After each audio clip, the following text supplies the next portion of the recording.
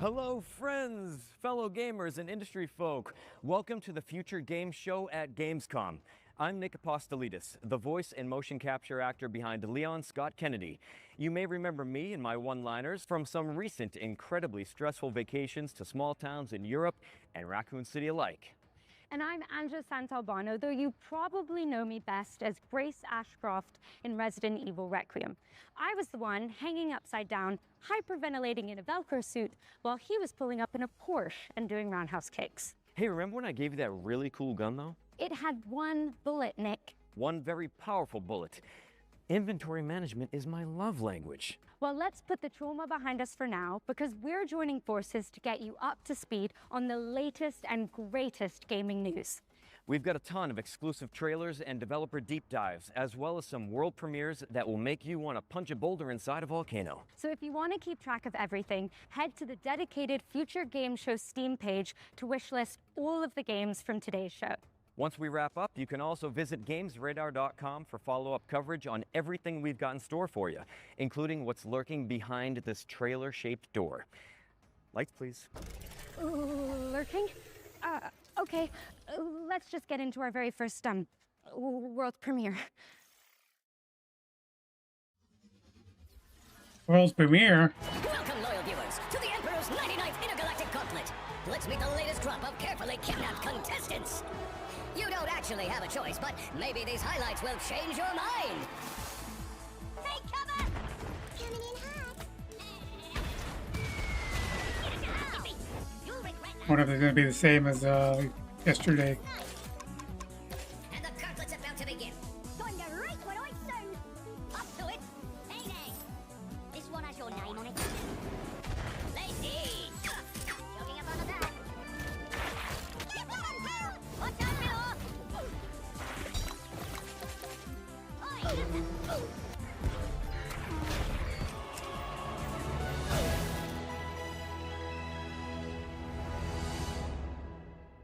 I saw this one. Worms. Worms. Worms. The worms are back, and not the kind that hijack your nervous system. No, these are the cute British ones with the holy hand grenades.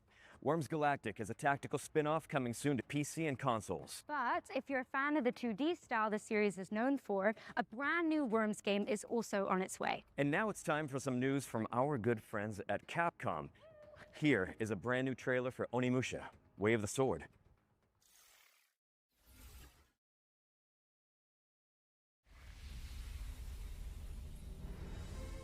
フューチャーゲームショーをご覧の皆さん、こんにちは。鬼武者ウェイオブザソードディレクターの二平です。本作はカプコンが誇る近撃アクションゲーム鬼武者の完全新作です。ダークファンタジーの世界観で描かれる江戸時代初期の京都を舞台に至高の剣撃アクションが楽しめます。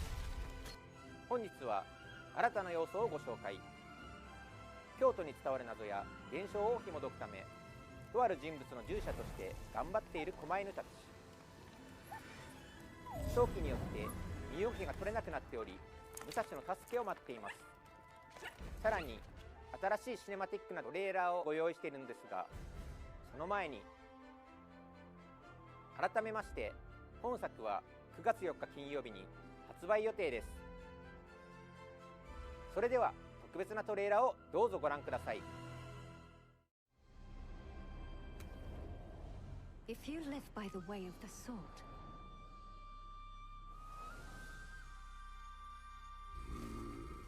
fighting is everything. It's warm blood on cold steel. Onimusha. The sound of your blade breaking armor. The thrill of striking down your foes with otherworldly precision. So fight smart. Fight hard. I think I'll go back and go through the Xbox showcase too. Fight like a demon.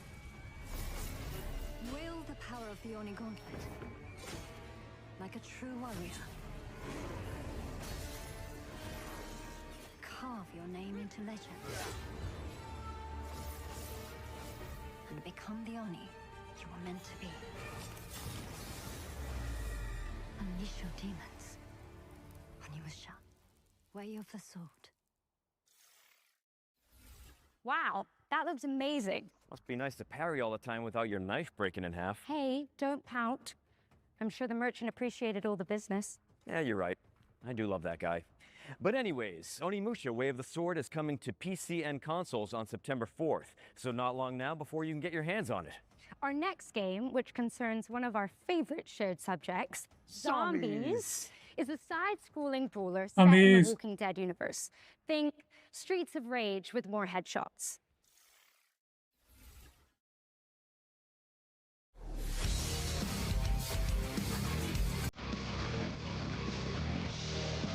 Oh, it's like Streets of Rage.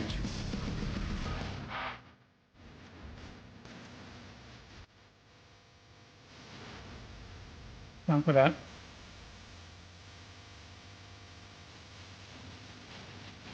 And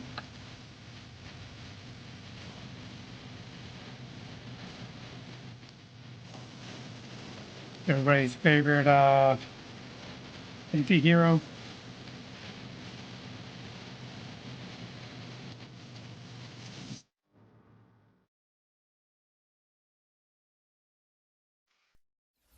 Hot diggity dog! I practiced that. That was good. Guys, you can actually play as Negan in The Walking Dead Streets of Survival when it lands on the 18th of September. Make sure it's on your wish list. Now, let's take a closer look at Dioxide, a cel-shaded shooter set in a world ravaged by corporations. Sounds a little too familiar. Peace be upon the obedient, and strength to the hands that keep the great wheels turning. Look not to the ruined heavens for salvation, for grace is no longer given, it is provided. Do not weep for what was lost to the burning sky, in a world that scorched away its mercy. Labor is our final desperate grace. Do not fear the deafening hymn of the factories. Listen to it. Listen. It is the only heartbeat this shattered world has left. We bleed. We sweat. We build. If only to forget the sky once knew a sun. Remember, the corporation provides. Brutal.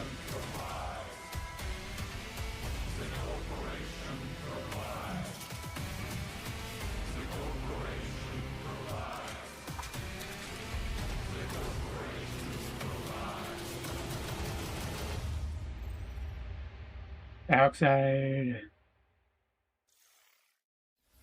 Paint the canvas red in Sounds Dioxide, like peanut butter. which is coming soon to PC.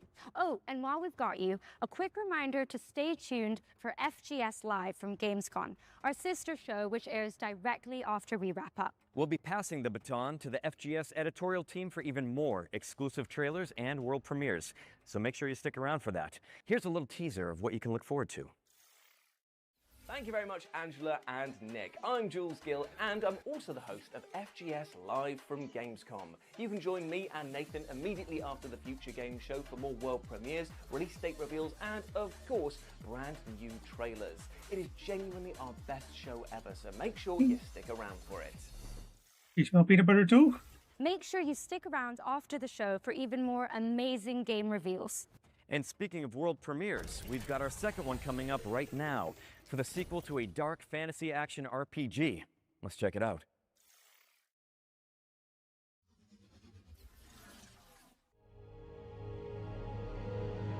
The goddess is dying. Reality crumbles in blood and flame.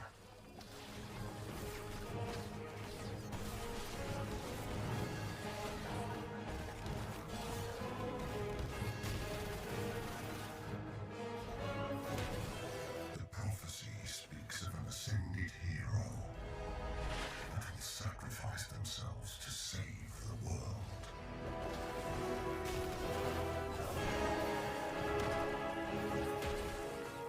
But prophecies are nothing but means of control.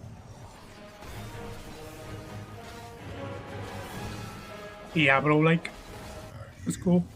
Are no ascended. Shadowborn. Wilson. Wilson! wish lists at the ready because Wolcen 2 is coming to early access in 2027. Okay, here's a closer We'll look at see. A Short Quest. It's a nostalgic dungeon crawler built with love by 2 developers. Let's take a look, shall we? Wolfen 1 and 2.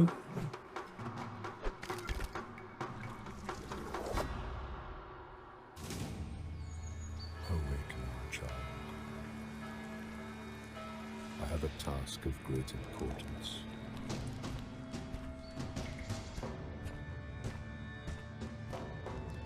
Did you stop banging on the bloody gate? Wrong place, fuckface.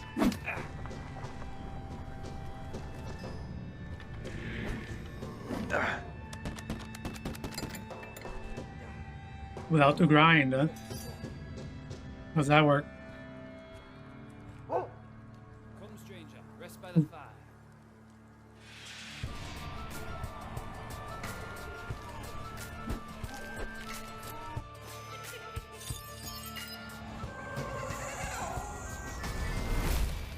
Take this note to the king. Short quest. It should be a short quest. A Short Quest is coming soon to PC, and there's a playtest available now if you want to check it out.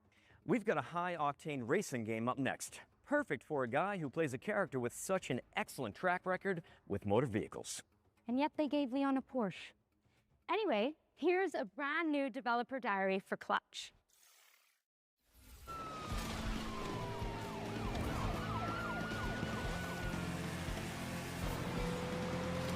Hello, Future Game Show. I'm Mike Brown, creative director here at Maverick Games. Clutch is a cinematic, open-world driving game where you will take on the roles of Theo and Cass, a pair of sibling racing prodigies who are leading a double life of pro racing driver by day, underground street racer by night. Set across the beautiful French Riviera. We wanted to take players to the French Riviera as well as Monaco because it's a beautiful, aspirational location that's also home to some of the world's best driving roads. And it's also a part of the world that's just steeped in car culture as well as motoring and motorsport history. Our story is a grand, action-packed adventure with really high stakes, but ultimately it's a story about our characters who are flawed, sometimes infuriating, but always lovable. And it's about how these characters find their place in the world and the importance of family. And the biggest impact of a story like this is the greater context, importance, and meaning it gives to the activities that you'll be taking part in throughout the game. So when you're finishing a race, that's not just ticking off a piece of content. Because of the story, it really matters. In terms of vehicle handling, it's my belief that we need an authentic handling model that has enough depth and edge to it that it will punish you if you drive too hard. You need that ability to mess up, otherwise it can't feel good when you nail it. And in a model like this, it has a really high skill ceiling, so the more you play, the more you're going to feel your skills getting better and better. And that's where the real satisfaction lies in this kind of game. In Clutch, every car feels weighty, authentically mechanical, and they each have a distinct feel and personality. Clutch has a rich and detailed open world where there are new things to see and discover around every bend in the road. In our recreation of Monaco, we have at least represented every road that exists in real-life Monaco. And as you're out exploring these streets, note that the buildings aren't cookie cutters. We haven't made a lot of presets and then repeated the buildings over and over. Every building in Monaco has been uniquely built by our artists. And as you're out driving through this beautiful open world, know that it's a world that's full of challenges and collectibles to reward you for all of that exploration. Clutch is coming to PlayStation 5, Xbox Series consoles and PC in spring of 2027. You can wishlist right now. And for more information, follow us on all of our social channels or check out the Maverick Games YouTube channel for our podcast. Thank you very much. Goodbye.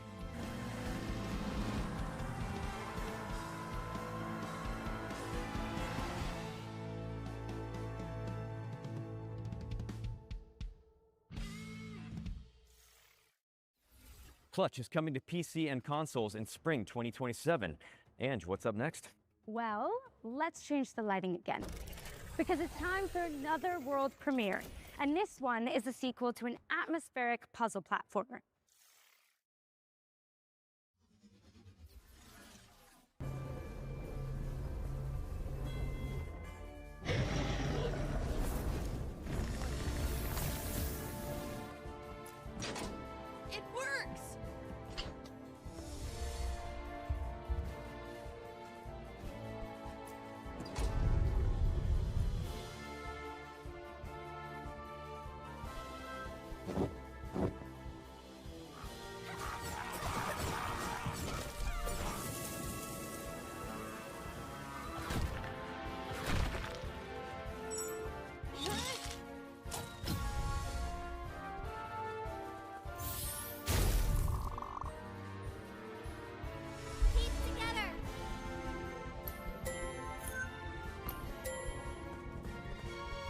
Those spiders.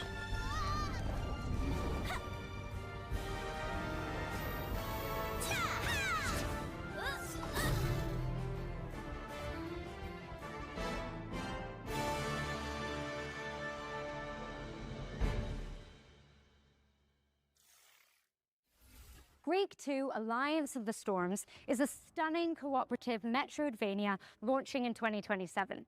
And now we're taking a look at the latest trailer for Serious Sam Shadowverse, a roguelike shooter set across a multiverse of mayhem. Ooh. I want to play this one. With our lives. Let's fight, you big ugly! Hell yeah!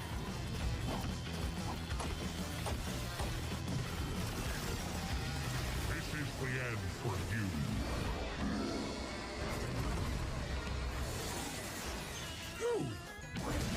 I need a vacation. Interesting choice. Serious Sam Shadowverse is coming to PC and consoles on August 31st, 2026. That's next week, Ange. So soon. But you know what else is coming soon? And to us all, eventually. Death. Graveyard Keeper 2 is a cozy cemetery simulator where you manage a medieval business, bury the locals, and occasionally harvest their organs for a tidy profit. Let's check it out. Graveyard Keeper. Welcome to your charming new town. Step 1. Plant your first seeds. Perfect. Step 2. Take care of your adorable animals. They'll pay you back 100-fold. Step 3. Harvest fresh resources from the garden. Organic and locally sourced. Step 4. Send your helpers on a lovely field trip. Look how much they've grown. Meet your charming neighbor. Does she even know I'm a skull? Oh. What a chatterbox. And your loyal companion will help you with every task. Restore your little town, automate your production, and watch your community bloom. A peaceful, relaxing life sim. Another marketing lie? No wonder they're all getting fired. Have fun. Prime your shovels, folks, because Graveyard Keeper 2 is coming to PC and consoles on September 22, 2026. And continuing with games that indulge your morbid desires, Join Us has you building a cult in co-op. Here's the latest trailer. Join us. One of us. Goobity gobble. Goobity gobble. Simply enough. Building, harvesting the communal garden, making just one sacrifice. But before you know it, your friends will have you stockpiling firearms, riding farm animals into battle, and praising the ancient ones. If your friends tell you, be cool, man, do not be cool. Be skeptical, be vigilant, be cult-free. Friends don't let friends join cults. Brought to you by Concerned Citizens Against Join Us.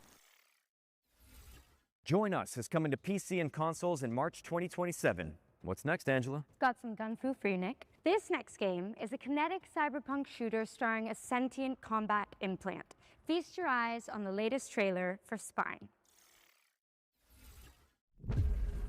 In this city, you're never really alone.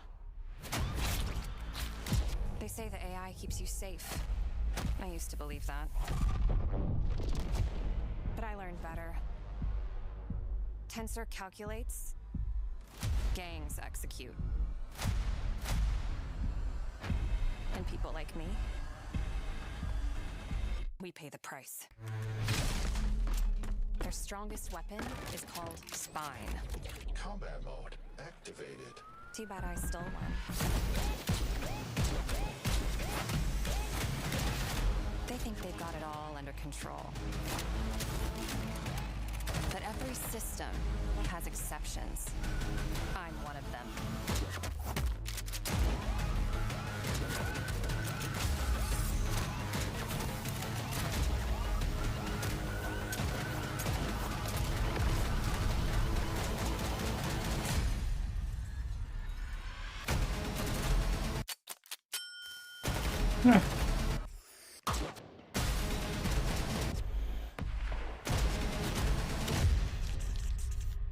That looked good.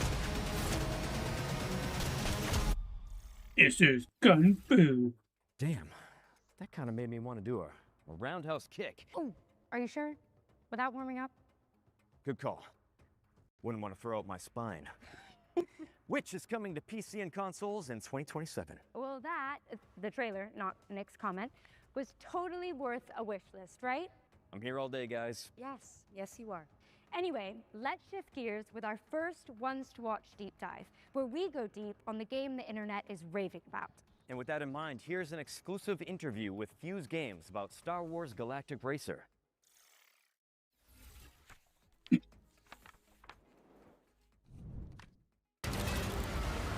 already knew about this one, right?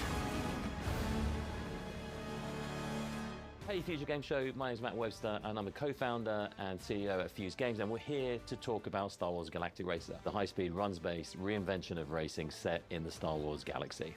We're combining our love of racing games and Star Wars, and we're doing this with a fresh take on the racing genre. We've got a uniquely innovative run-based campaign mode. It's a campaign mode with real consequence, depth and breadth. And we think that, combined with racing, is a match made in heaven, because racing games thrive on replayability. The more I play with a vehicle, the better I get, the more I can drive for mastery at a second-to-second level. You're racing with 3 speeders on the track at the same time, cutting each other up, taking different racing lines, using the different features of the vehicles. You're probably familiar with land speeders, which we have in there, and in our game they're all about drifting and boosting. It's all about keeping your foot on the gas, holding speed through corners by drifting around them. The speeder bike is at the opposite end of the spectrum. It's fast, it's ferocious, but it's fragile. Got a fantastic ability where it can slow down into corners and store that kinetic energy and then do a kinetic burst out of the corner. And it's all about kind of threading the needle in thin lines. And then our final vehicle is something that's brand new to Star Wars, and it's called the Skim Speeder. We've designed this in collaboration with Lucasfilm Games, and this vehicle is more akin to a lower level racing plane. Acrobatic airplanes that gracefully handle corners until they need to flip up onto a knife edge. The Skim Speeder is perhaps the most elegant of our vehicles, with its carving, banked turns, as well as its ability to roll up onto a knife edge and pull high G maneuvers around the tightest of turns. Strapping into a Skim Speeder is an absolute thrill ride. Being in your wide and proud profile, gracefully sweeping through the tracks, and then snapping up onto that knife edge and cutting into the apex. The sound design is fantastic, and then the visuals on top of it of how dramatic the change on the screen is. Our audio team have done a fantastic job on making the Skim Speeder feel like an authentic Star Wars vehicle. Making a new vehicle in the Star Wars galaxy is an amazing opportunity. So we collaborated deeply with Lucasfilm Games to make something that felt uniquely Star Wars. All 3 of those speeders have different racing lines, and it's where they intersect that things get interesting. This is where the drama happens. And then, of course, we've got the pinnacle racing vehicle in Star Wars Galaxy, the Pod Racer. We knew we couldn't make a Star Wars racing game without including the iconic pod races. Sense of speed is a hugely important aspect of the game, and it's something that we poured a lot of love and attention into. When you then step into a pod racer, the speeds are absolutely wild. The best thing about seeing people pick the controller up is that immediate smile on your face. Wow, this is fast, but this is controllable speed. And when I make a mistake, I have this wonderful audio-visual payoff inside the crashing that's expected, but fair. Star Wars Galactic Racer is coming October 6th on PlayStation 5, Xbox Series X and S, and PC. Thank you for watching, and enjoy the rest of the show.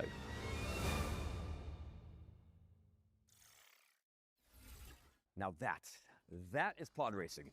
Thank you to Fuse Games for the inside scoop on Star Wars Galactic Racer, which is coming to PC and consoles on October 6th. And what do you know? It's time for another world's premiere. Here's your first look at an alchemical action-adventure game, and I'm told that what you're about to see is captured entirely in-engine and built from in-game assets. Let's check it out.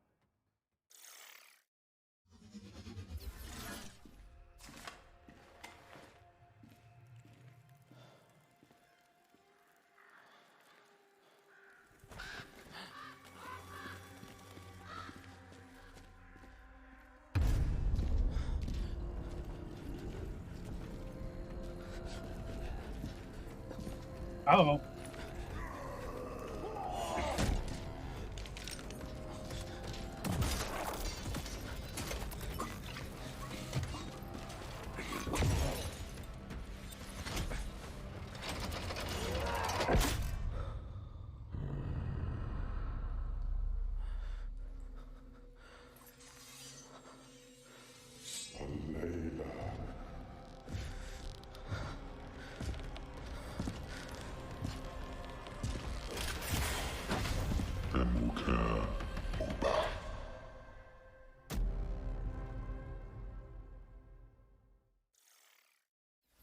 That was Alchemia, House of Wisdom, which you can wishlist now on Steam. It's coming soon to PC and consoles. Right. This next game sounds like our comeuppance for all the green herbs we've eaten. It's called Trees Hate You. They hate me. I don't hate trees. Whoa.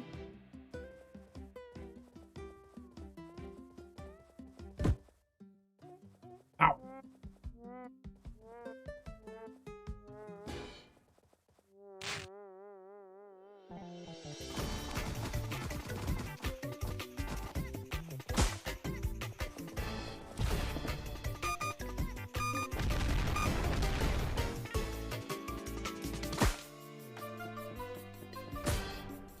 Me with a rocket launcher. Awesome.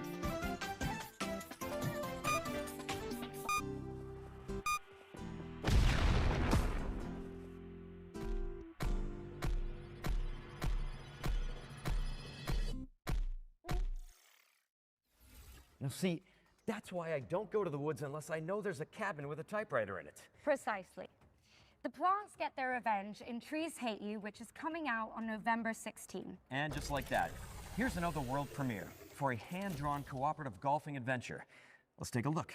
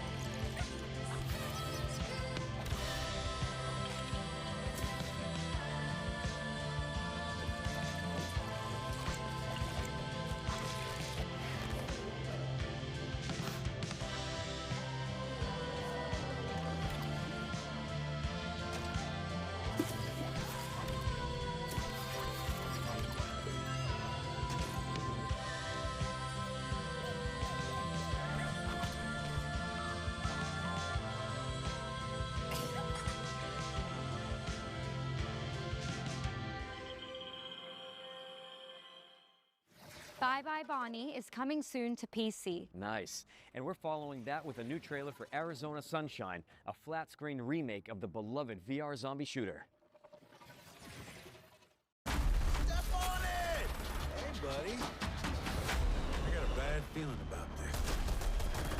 Go get him, buddy. Holy shit! This Arizona? is Arizona Sunshine.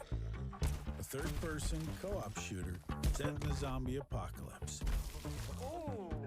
You play as Sonny, an unhinged, foul-mouthed survivor, just seeking connection. Hey, Fred. Shit. In the apocalypse, it's always more fun. An online co-op.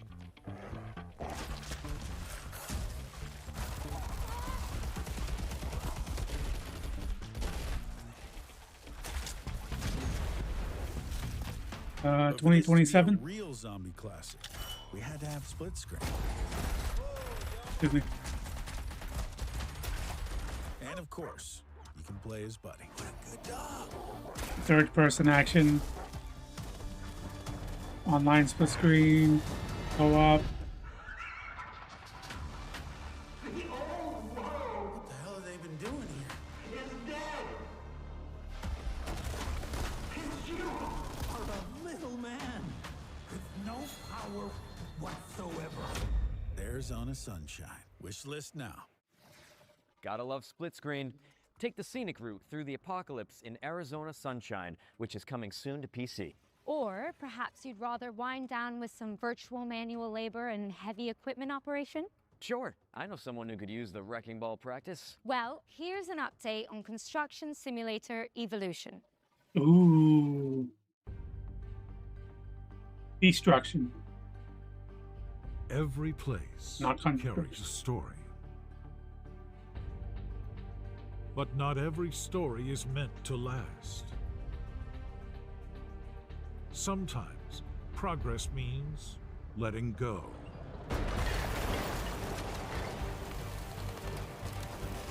Piece by piece, what once stood comes Tear it down. not out of destruction, but out of choice. Because every new beginning needs space. We tear down to reshape the future. Construction Simulator. Master the art of demolition in Construction Simulator Evolution, which is coming soon to PC and consoles. And now for something completely different. That's right. Our next game is a surreal medieval shooter inspired by the works of Hieronymus Bosch.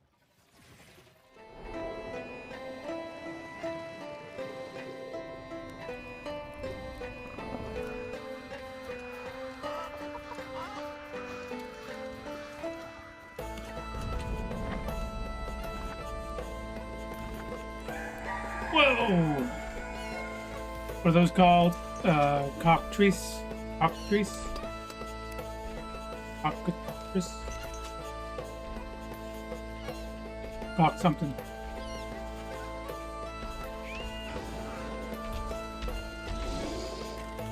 Whoa!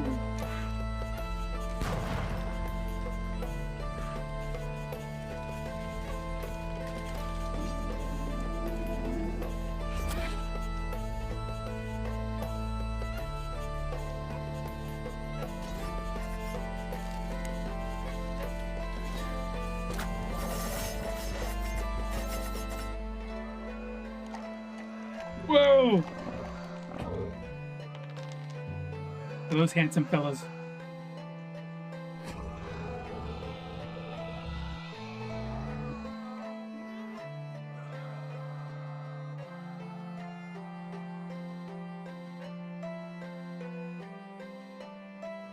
Oh, damn. Hieronymus. Survive the Garden of Earthly Delights in Hieronymus, which is coming soon to PC. Get it on your wish list ASAP, but don't close that tab because it's time for yet another world premiere.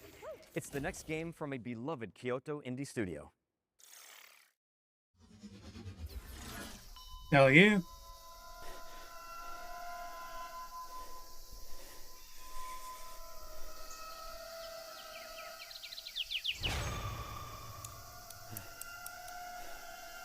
Don't be Truman.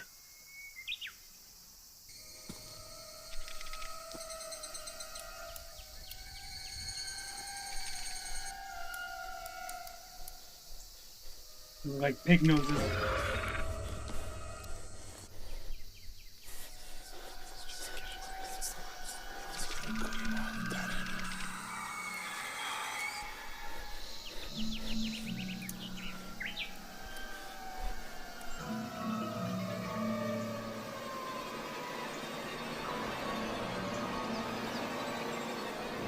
Uh-oh.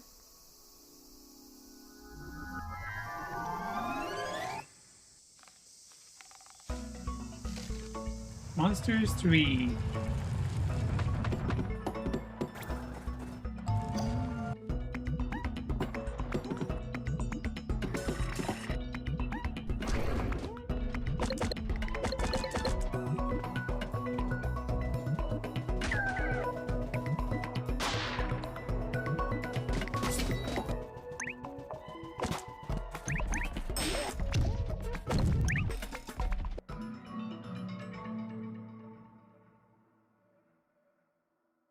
Pixel junk. repel the hand-drawn hordes in Pixel Junk Monsters 3, which is coming soon. Drop it on your wish list now and sign up for the private playtest, which kicks off on September 4th. Next up, we've got a developer diary for Ion 2, an Unreal Engine 5 MMO where the sky is your battlefield.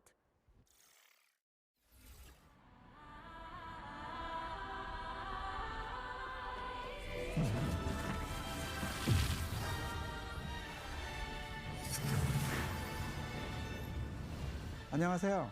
아이온2의 개발을 총괄하고 있는 백승욱 CBO입니다.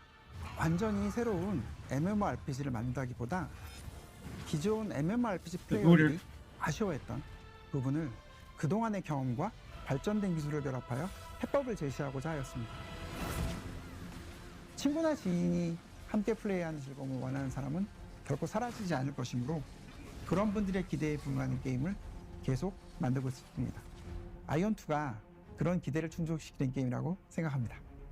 아이온2는 자유로운 비행뿐만 아니라 하늘과 땅, 물속까지 눈에 보이는 모든 곳을 직접 가볼 수 있다는 것이 핵심입니다. 단순히 넓기만 한 필드가 아니라 공간의 제약 없이 세계를 직접 탐험하면서 진정한 오픈 월드를 경험할 수 있도록 만들었습니다.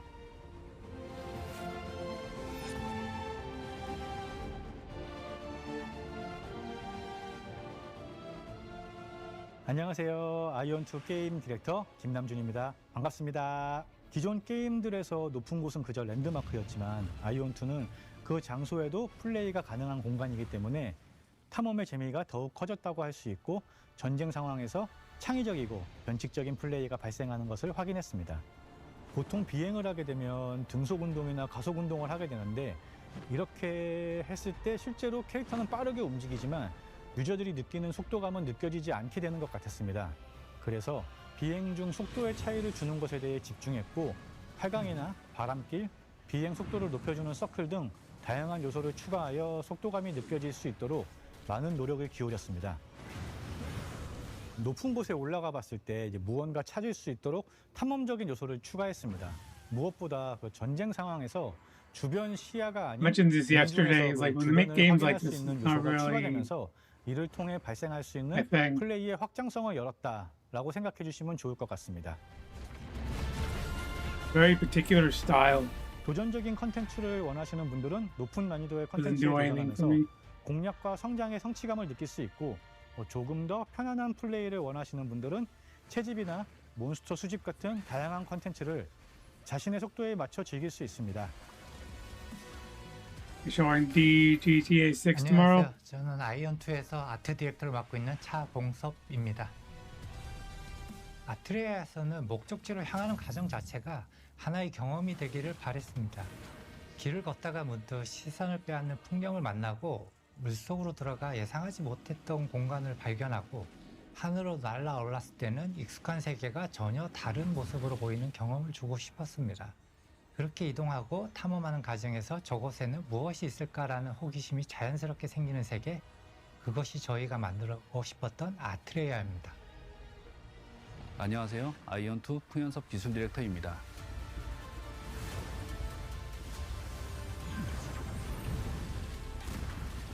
언리얼 엔진 5의 새로운 렌더링 기술을 활용해 더 많은 오브젝트를 효율적으로 렌더링했고 넓은 월드에서도 자연스러운 그림자를 표현했으며 시간과 환경 변화에 따른 조명도 사실적으로 구현할 수 있었습니다.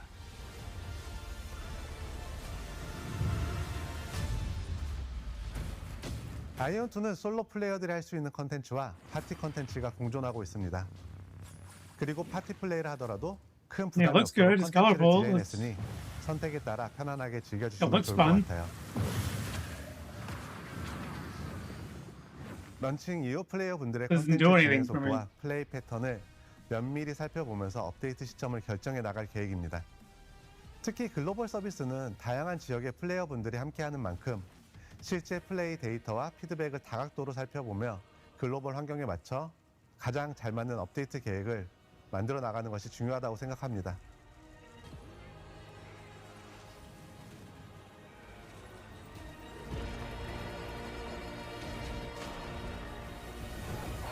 이걸 빨리 글로벌 유저들한테 어서 빨리 보여드리고 싶은 그런 마음, 너무 기쁜 마음으로 기대하고 있어 사실. 지금 바로 스팀 위시리스트에 추가해주세요. 9월 17일과 18일 이틀간 진행되는 런칭 스케일 테스트에도 꼭 함께 해주세요. 10월 5일에 플레이해보세요.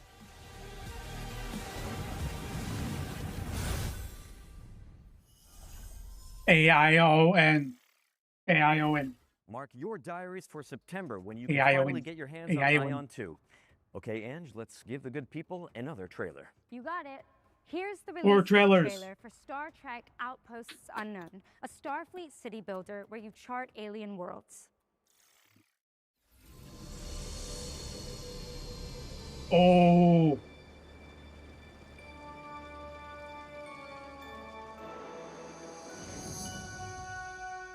To boldly go and build. We're building.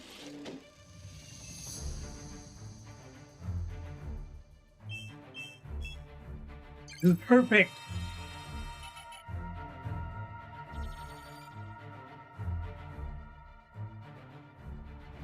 Oh. Damn.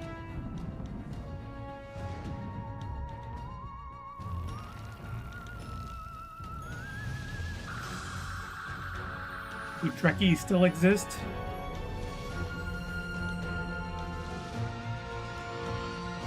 It'd be all over this game.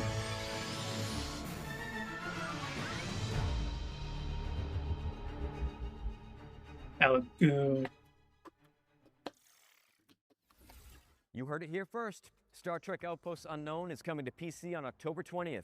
Next up, we've got a brand new trailer for the tactical shooter War Dogs, and I think it's about time we find out the release date for this game. Don't you? You know it.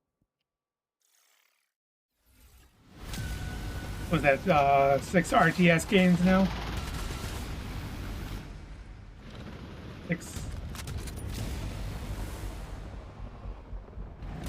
6 or 8.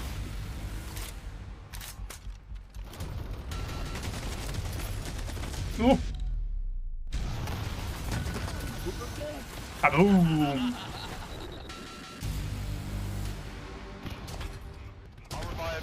Lay your way, Cassius King.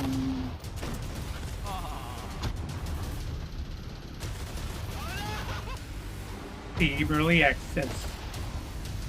Pre-order now. 10th September 2026. War Dogs. Tactical all out. Something. I missed it. Pre-order and wishlist it now because War Dogs is launching into early access on September 10th. And now it's time to check out The Journey Home, an atmospheric puzzle platformer written by the best-selling author Puzzles. Sophie Lee Robbins.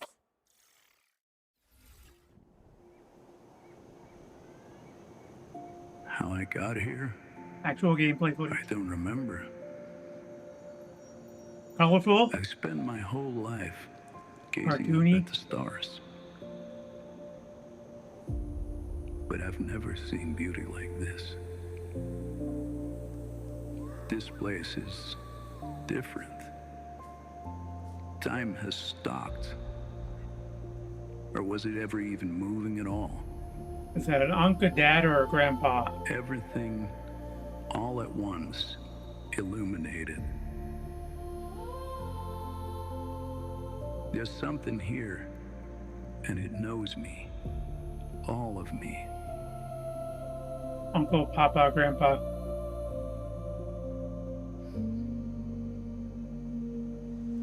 Just beyond my reach, there's a face, a voice I know better than my own, pulling at me. Feels like Little Nightmares. Whatever is waiting for me out there,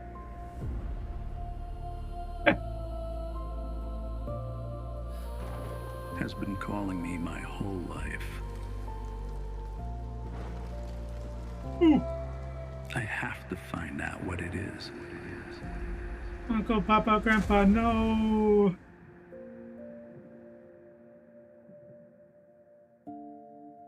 Journey Home.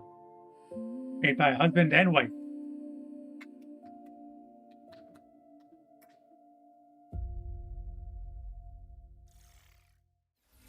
The Journey Home is coming soon to PC, but there's a demo out now on Steam if you want to check it out. What's next, Nick? Well, we've got some news about Moonlighter 2: The Endless Vault, the beloved shopkeeper RPG which is currently in early access, but for how much longer?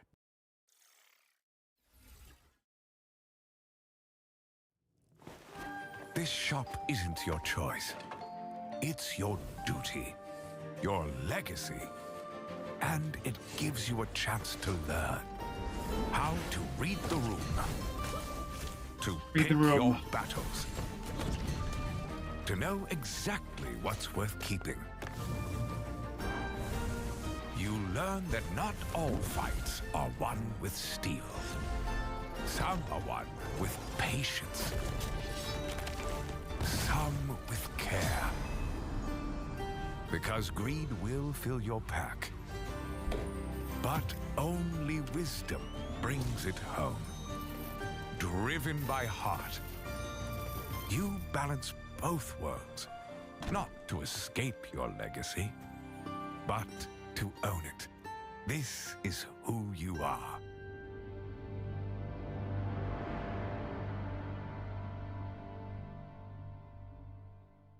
Ooh, a little collector's edition. Moonlighter 2: The Endless Vault 1.0 release lands on September 2nd for PC and consoles. Don't miss it. For this next trio of trailers, we're going to pass over presenting duties to some awesome HoloLive creators. So, while we go hit the safe room for some green herb smoothies, please welcome Shiori Novella and Vestia Zeta to the Future Game Show. How's it going? Thank you, Leon and Grace, or Nick and Angela. I'm Shiori, and this is...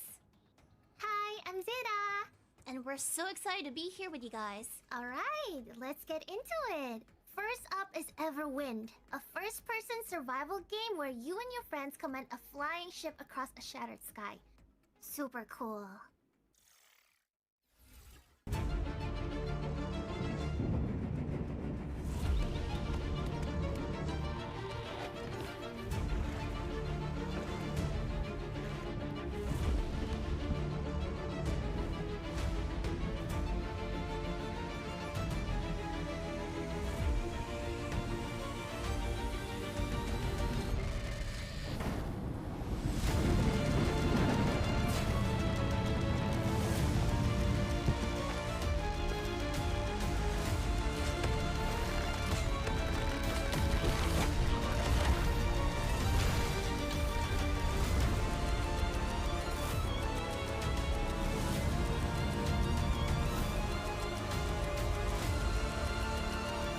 Minecraft. Minecraft fans. Everwind is coming to consoles in 2027 with a major update coming in September. But, what's next? Next is... Ooh, this one's a good one. Sword Sage Awakening, a third-person action RPG where you take down beasts from Chinese folklore. Even better, there's even a cute red panda friend.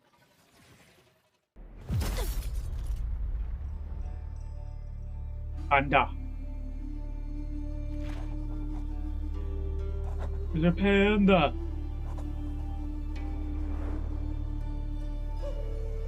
I have no idea what's DMCA or not. Yagawai. Yagawai.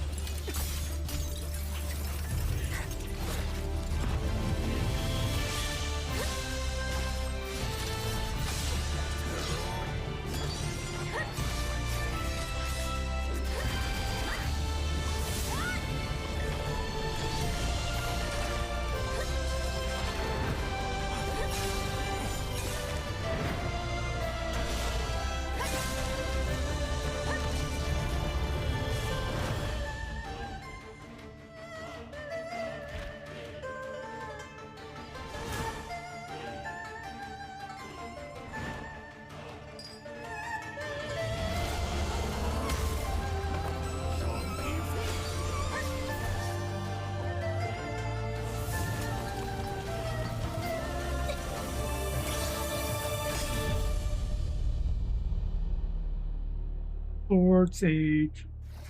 Sword Sage Awakening is coming soon to PC and consoles. But you can wishlist it now on Steam. And you could because it looks really cool. It does look really cool. We have one more game to show you before we hand it back to Nick and Angela. Here's a new trailer for The Sinking City 2, a survival horror game set in a creepy Lovecraftian world. What? Let's go!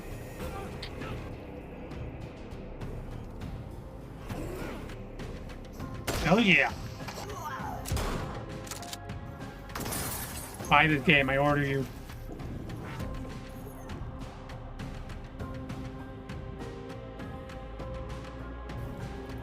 So good. Nintendo Switch 2. Oh, that looks so cool and spooky. The Sinking City 2 is out now. And it's coming to Switch 2 in 2027. Enjoy the monsters then. And with that, we're out of here. Thanks for having us, Future Game Show. Thank you for having us. Now back to Nick and Angela. I mean, Leon and Grace. I love you! Thanks for stopping by.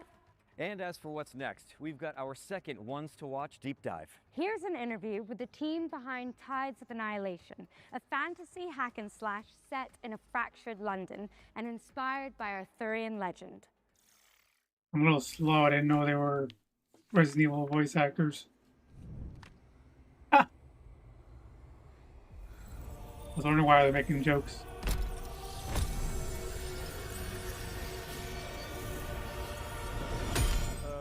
Hello, my name is Ari Chen. I am the co-CEO of Eclipse Glow Games and the game director of Tides of Annihilation. Tides of Annihilation tells a story inspired by Arthurian legend. However, we did not want simply to reproduce the existing mythology of King Arthur in its entirety. We wanted to approach it from the perspective of Chinese developers and transform it into a fantasy game. Although the game is based on Arthurian legend, the entire story has been reinterpreted from our perspective as developers.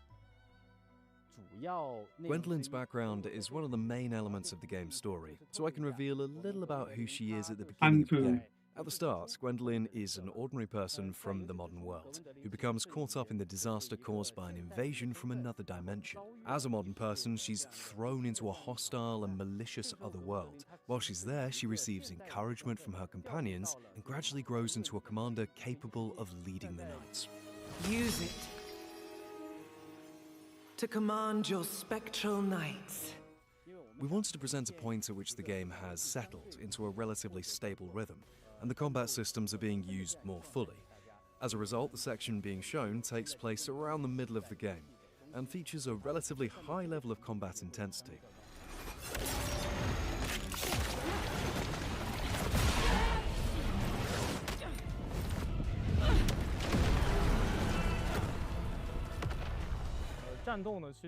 Combat is at the heart of the experience, because this is ultimately an action game.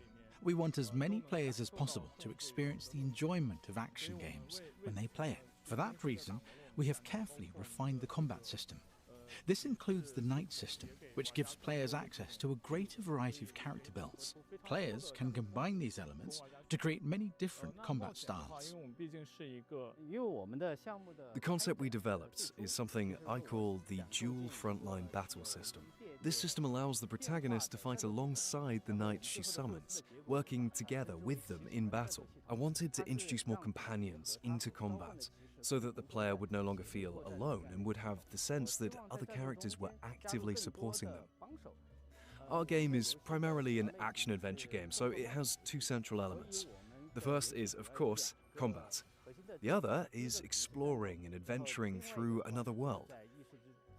The adventure side of the game also builds on the important feature of the combat system, the knights.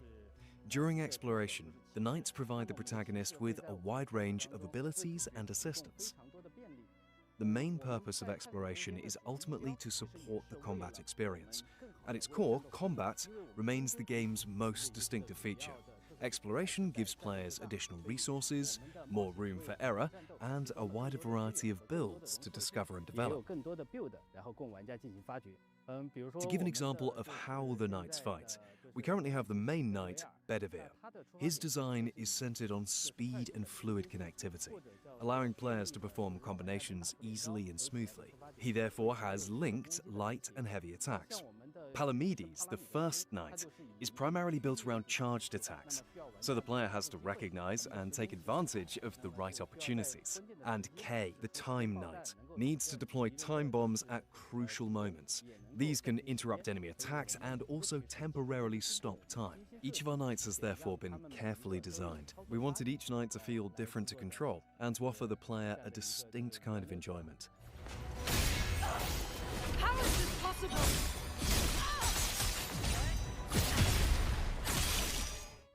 This is the first time we're formally introducing the knight Lancelot. He's a very important character within the game's story, and he also has a highly distinctive presence during combat. He can closely follow Gwendolyn's movements and perform coordinated attacks with her, creating the feeling of a sword dance between the two.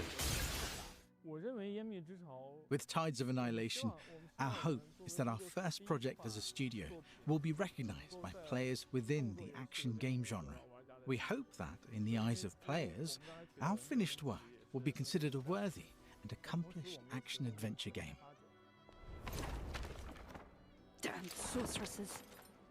As for when the game will be completed, I think we simply need to continue working harder so that we can finish it and bring it to players as soon as possible. Thank you all for your interest in Tides of Annihilation. We sincerely hope that players will enjoy the game when it comes to PlayStation, PC, and Xbox. Thank you. You're welcome.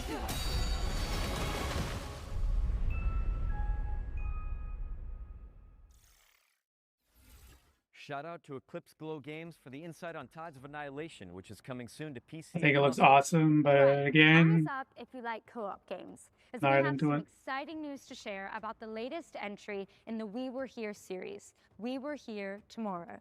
Now, if you're not in the loop, this is an Giving asymmetrical brain. co-op game where you use walkie-talkies to solve puzzles, and we're about to find out when you can start playing it. Ready up, Captain. The walkie-talkies are back. Testing, testing. Eagle 1 to Eagle 2. Eagle out. Do you see that canister behind you? Does that fit in there? Call me big brain. Call me big brain. So all my Big brain. drawings, they're all black and Come on. white, so I could probably only go based off shapes. Okay, well, it looks like a button and it's spiky. Sorry, come again? I like this one. I'll take this one. Oh. Let's see what this does. Whoa! Get it off of me. Get it off. Oh, yeah. That was cool. Oh, yeah. Oh, no. Hey! Whoa. We sent the lasers through these lasers, which sent all the way to the other lasers, down back to these lasers, and boom, we're out of here. Let's go! We did it!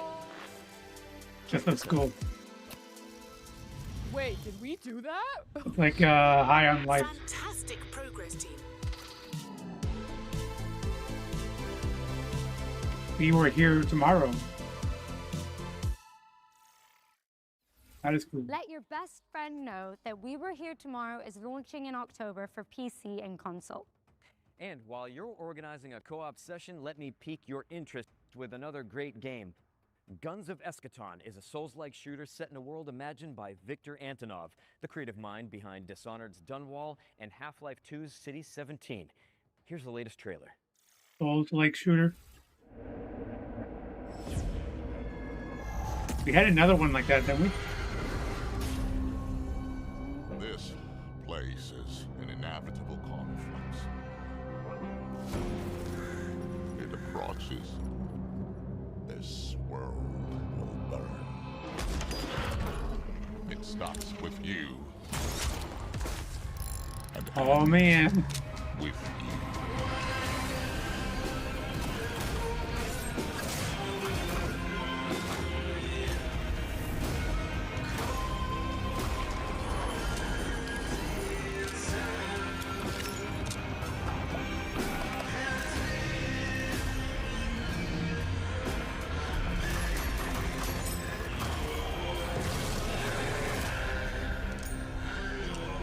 You must die for you to Hitting all my buttons.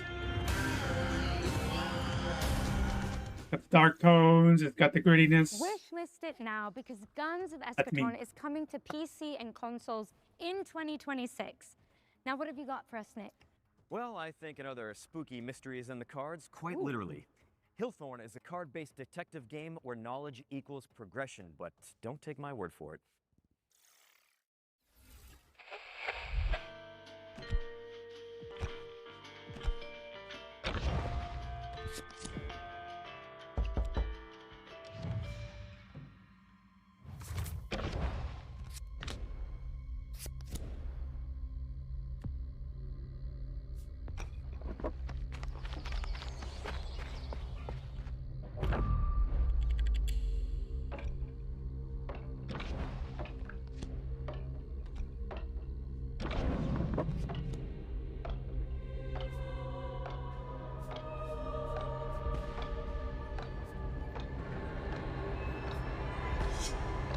I think it's only one card-related video game I've ever played.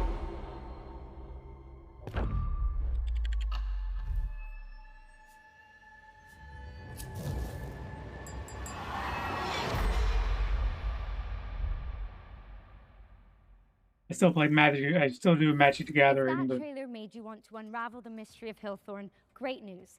It's launching in November, and a demo is out now on Steam. So you can Is go Resident check it Evil out going to be after the here? show. Now, Because you're probably wondering why we're suddenly in a broadcasting studio. Kinda, but I'm really just digging the jerseys. And if I had to guess, though, I'd say it had I would something like to one. do with our next world premiere. You're always one step ahead of me. Here's the next game from the team that brought you Journey to the Savage Planet. another game involving raccoons.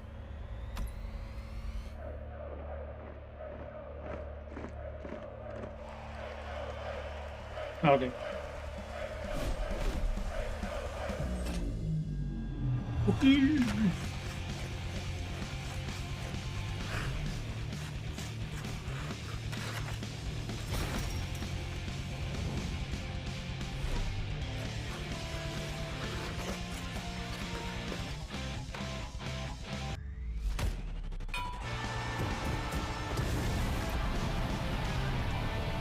So I guess nobody cares about football anymore.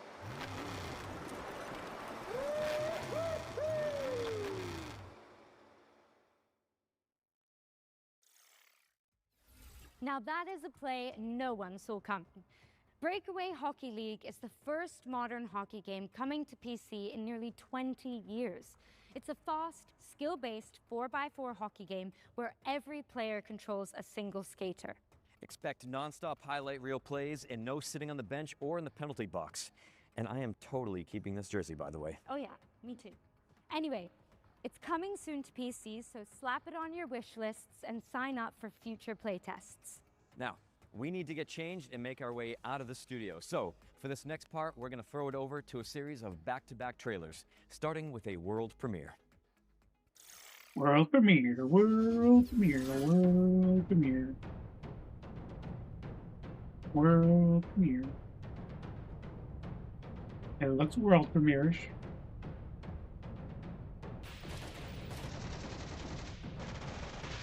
PUBG.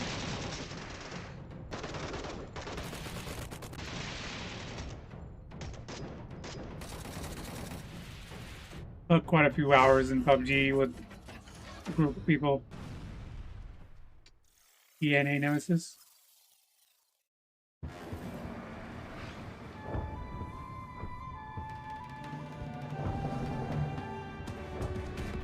A lot. A lot.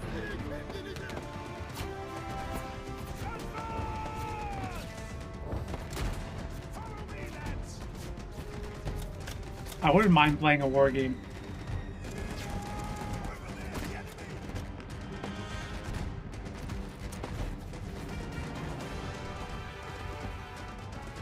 Brave the World War I expedition.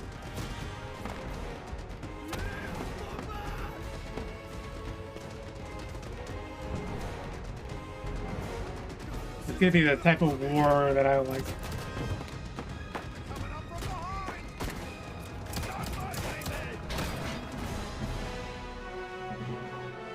Gallipoli. Gallipoli. Gallipoli.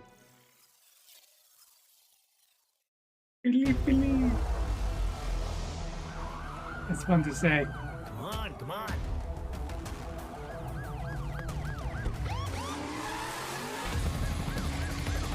Get him! Get him!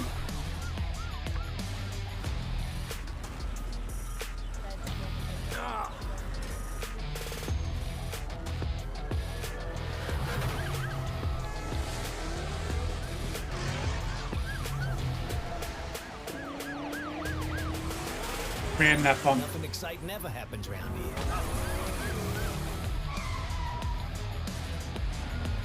He's getting away. Get him, doggo. Get him.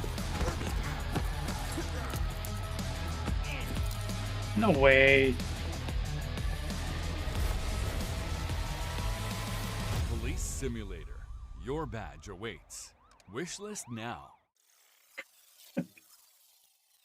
Interesting. I summoned you, my brother. There are things to be done. Wonder what they're blurring out there.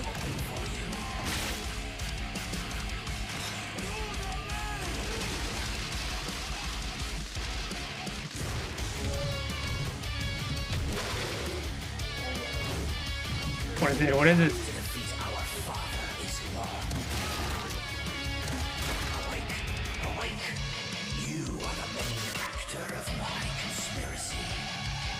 To the portal. My father has to be removed. Join us or die. Someone has to kill the NAILCROWN. Nick, I just saw this in that green room. What do you got? Ran out of coffee, morale is gone, everyone is exhausted, itchy, tasty. We should probably be worried about that. Ooh, that was Let's just good. play it by ear. Camera's still rolling. Oh.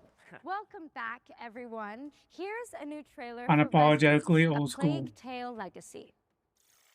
Hell yeah.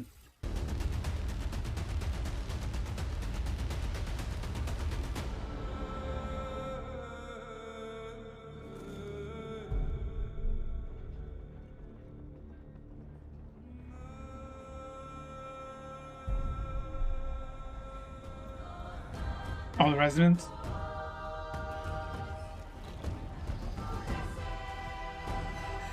I thought about playing the Plague series. I don't know if Resident it's any Plague good or Tale not. Legacy is out tomorrow, August 27th for PC and consoles. Don't miss it. And speaking of plagues, we're following that trailer with a closer look at Exterminauts, a cooperative shooter where you play as a pest control crew. Exterminauts was revealed yesterday, but Plague we Tale got the inside scoop Requiem. direct from the developers.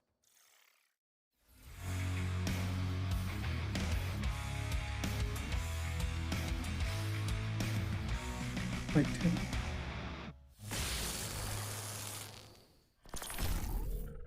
Hey, Future Game Show. I'm Vincent from Behavior Interactive in Montreal, Quebec, and I'm creative director on Exterminauts, which is a co-op PvE shooter where you're part of a blue-collar crew whose job is to repair and exterminate. It's fast, relentless There's action 3 that Plague rewards games. teamwork, creativity, and skill to get the job done. Thankfully, you have all the weaponized power tools at your disposal on your work shift. This includes not only guns, but a variety of special weapons to deliver crazy elemental damage, and a special power clamp that activates your overdrive system to use in all sorts of utility and combat situations. Exterminauts takes place on planet Tien, where a new miracle energy source was discovered called polymorphic plasma. So it's just one problem: alien pests.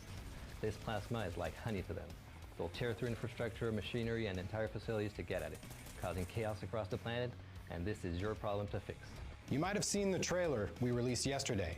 We wanted to kick things off by showing the tough, blue-collar style the Exterminauts have and focusing on the gear and the tools they use.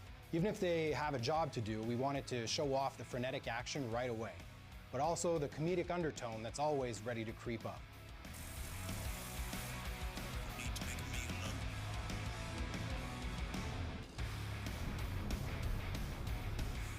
The game's core loop is a 20 to 40 minute run that begins with players selecting a work order from the job board, gearing up, and punching in. Once deployed to the work site, the mission is simple: fix, fight, and collect. Players repair damaged infrastructure, exterminate pests, and gather valuable resources while completing contract objectives. Every job culminates in a hectic final stand, holding the line against waves of pests while waiting for extraction.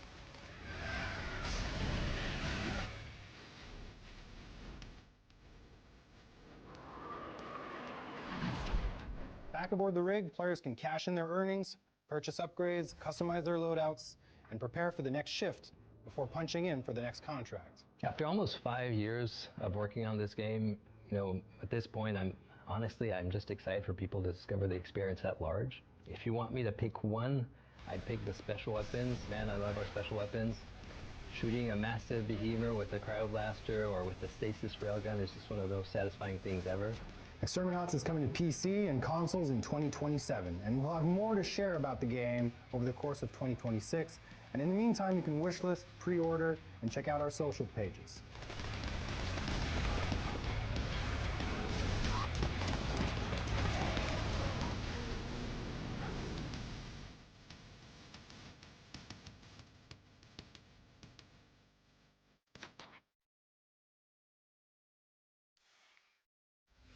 Exterminators is headed to PC and consoles in 2027, so get it on your wish list now and keep an eye out on socials for more info. Now, let's take a hard pivot into the world of Mr. Records, a vinyl shop owner with a rhythmic imagination.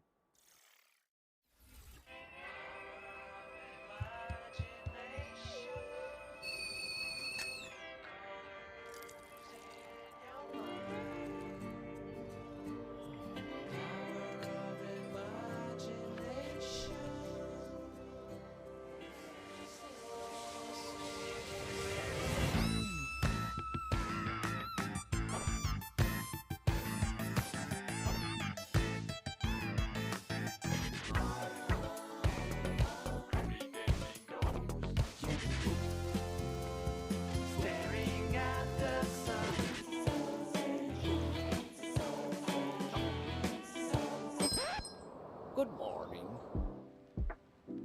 Saya. The MCA for days.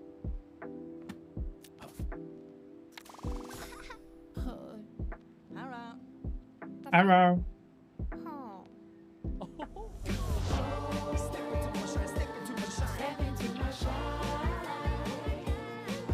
Brains.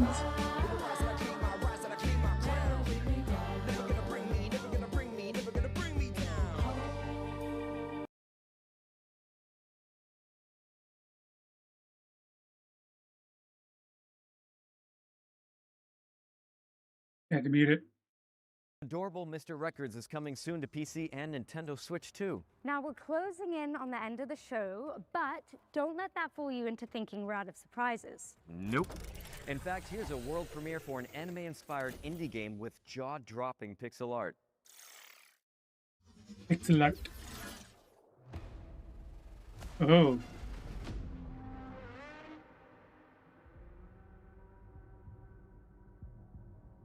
Game to fight until the end of time. We'll finish it all today. Whoosh. Vampire dagger bind my will, granting immeasurable power. A heavy price. Soul of my brethren and my own. What last? Wait. Huge blast incoming, my near mortal mentor. The one who spilled the blood of his own. Robbing us of victory. Robbing me of my life. I will drag him to hell. No matter the cost. Death upon death. For all eternity. Until it is done. Nikolai, free us. Free us, Nikolai. That was your first look at Last Ditch Effort, which is coming in 2027, but you can wish Got the list reds, it now the blacks, on and the Steam. whites. And now we've got a gameplay presentation for Into the Wind, a dreamy delivery Into the Wind. simulator where you pilot a sentient motorcycle. I'm kidding. Hi, I'm Robin from Bloom and Gloom Games, and this is a gameplay sneak peek at Into the Wind. A cozy adventure where you take over your missing uncle's delivery firm and drive, fly and run deliveries together with your trusty sentient motorcycle plane, Hermes. Let's get started. Cozy.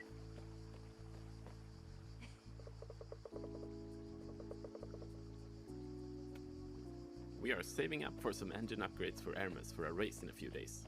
So let's go down to town and see if we can find some packages to deliver.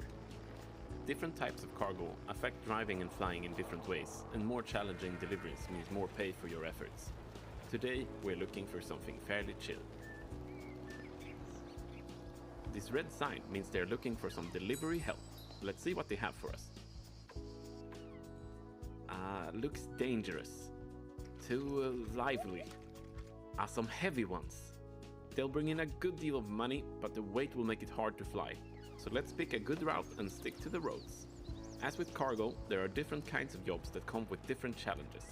The job we picked up is a standard delivery to Falco Homestead, meaning we can... I don't want to be cozy, I want to be scared. Stop in the villages we pass through to pick up new jobs or browse the shops for new parts or customizables. Currently, we're fully loaded, so we'll just refuel before we continue. Pirates ahead. With our current load, we would have a hard time fighting back or flee without damaging our cargo. Better to pick a way around instead. And here we are. Let's just pick up the right thing and head inside. After delivering our heaviest package, we're now light enough to fly. Launch pads are not necessary to take off, but they sure help. Let's go back to those pirates and chase them off for an extra reward. Flying offers a great deal of freedom and potential for aerial acrobatics, and we will use what we can to get behind the pirate airplanes for a better shot. Our weapon today is the machine gun, so we have to get up close in tight dogfights to get in a fast burst. Pirates come in packs, and we need to take them down one at a time, while the rest are bombarding us from several directions. If we take down the leader, the whole bunch will flee, presumably back to the hotel bar, where we could visit them later if we wanted to. Phew, finally got rid of them. But pirates are not all you have to watch out for in Santa Rosa. Occasional landslides, the weather, and not least of all, local traffic.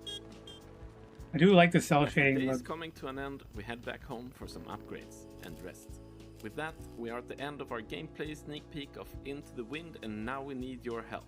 The game is still very much in development, and we are preparing for playtests in the near future. Head over to our Steam page to wishlist and sign up for the playtest now, and come join our Discord to follow Into the Wind's development up close. Cheers! Cheers! Into the Wind is coming soon to PC, but you can sign up for the playtest now and join the official Discord to chart its development. Okay, what's next? You guessed it. World premiere. World premiere! Here's a brand new entry in a beloved series of strategy games. Strategy game, alright. Legends speak of a Anime. world once whole, before the shattering plunged it into darkness, and of a crown of creation guarding the memory of all things.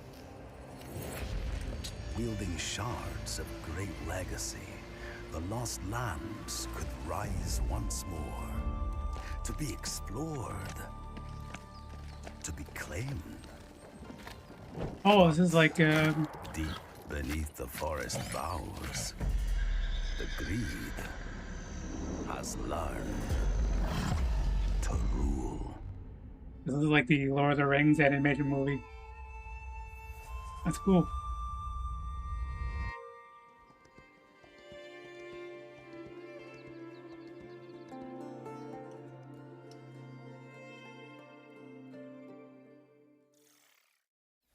Reclaim the land in Kingdom 3 Rising Realms, which is coming soon to PC and consoles. And continuing the fantasy theme, this next game has you catering for weary heroes in a cozy tavern. Oh, I've got a great recipe actually. You take a red herb, mix it with a green herb, add a little seltzer water, and it fixes everything. Hangovers, chainsaw wounds, trust me, it's awesome. Let's hope this place can do better than Raccoon City hospitality.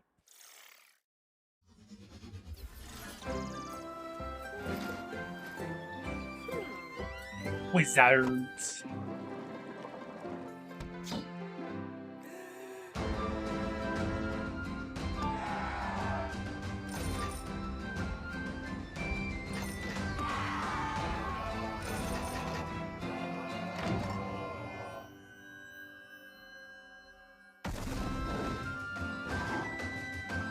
Aye. All are welcome. Oh.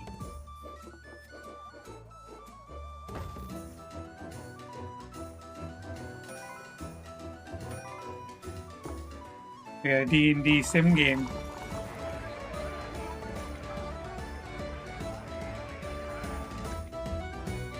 Long Rest Tavern. Puppy chest. That was your first look at Dungeons & Dragons Long Rest Tavern, which is coming to PC in early 2027. All right, time Two for our Dungeons final & Dragons Ones to Watch games. deep dive of the Gamescom showcase. Now this time we're focusing on No Law, a cyber grunge revenge thriller from the team that brought you The Descent. In fact, here's Neon Giant themselves to tell you all about it. I think I like Warlock better. You hear about this Gardner guy going after the mayors? I'm Tor Frick, and I'm creative director here at No Law. No Law. No Law is No a Law. cyberpunk immersive sim. By that, we mean it's a game I am the where law. agency is at the game's core. The player is free to play and explore the city of Port Desire however he pleases. We provide you a toolbox. We provide you with abilities and actual tools to use.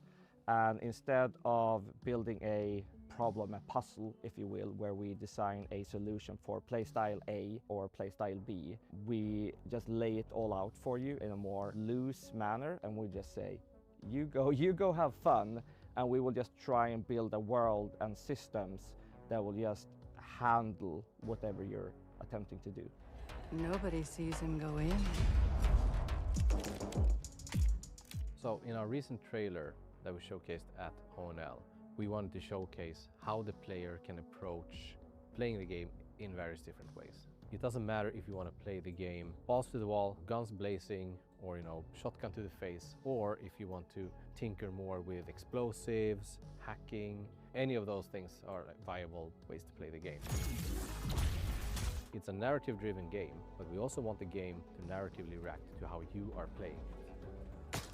So Port Desire is perfect for our kind of game humor, attitude, spectacle, in the sense that there literally is no governing set of laws. There are rules, there are consequences, which fit right into our gameplay of whatever you do, there will be follow-ups, there will be consequences, which is very exciting for us. Not only did we want to create a city that felt grounded, it also needed to be the kind of place where an adventure and a game like this can take place.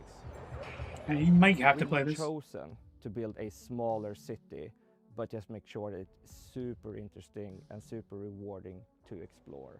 This is the kind of game where you go into an apartment and you try to find the clues. You go like, what happened here? We don't want the world to feel overwhelming. We want it to feel big, but we are much more interested in making something that feels layered and dense, where the player on the way to that apartment is like, I'm gonna go here, I'm gonna investigate this missing person. And you go like, ooh, wait, there is something around the corner. I can see that there's a door. I'm getting the vibe from like a building, and there's like a dead body in there, but I can't. Jean-Claude Van Damme movie.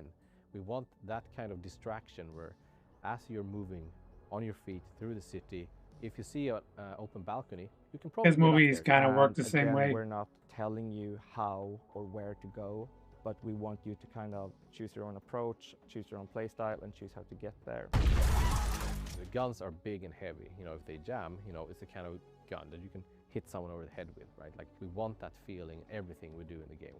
No matter if it's, the chunky computers to the, the weapons to the mechs, all throughout the game, we wanted to have that grounded physical feeling. And a mantra we had from day one was, What if 100 punch? people play this game, there should be 100 different user stories. We really want this to be your story. We don't want to force you into telling you, and this is how Gardner solved all the problems.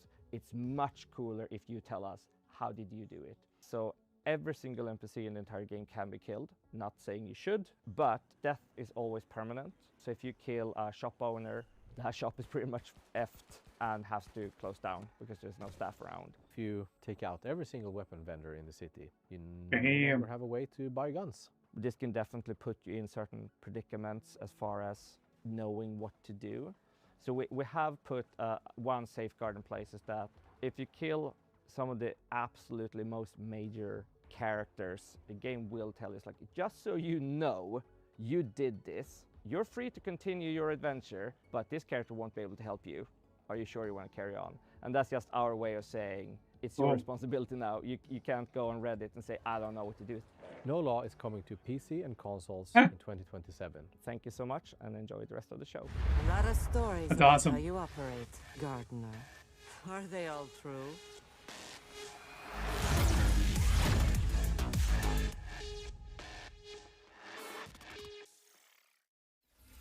Thank you to the folks at Neon Giant for that window into the world of No Law. Wishlist it now No because it's Law. coming to PC and consoles in 2027. And let's keep things moving with an action game set in the Warhammer universe. Here's the latest trailer for Age of Sigmar Deathmaster, a Metroidvania where you play as a sneaky little Skaven. Thank you, little what? Cage. You play as a rat?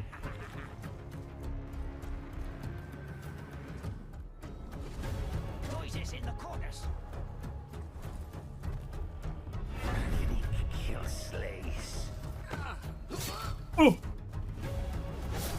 It's evolving.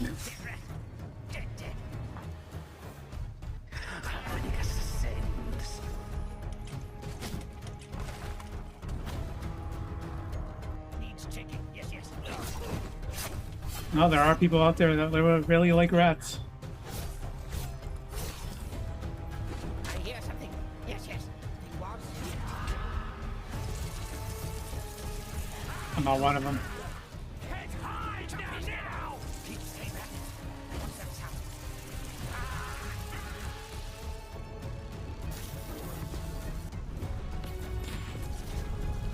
Bazooka.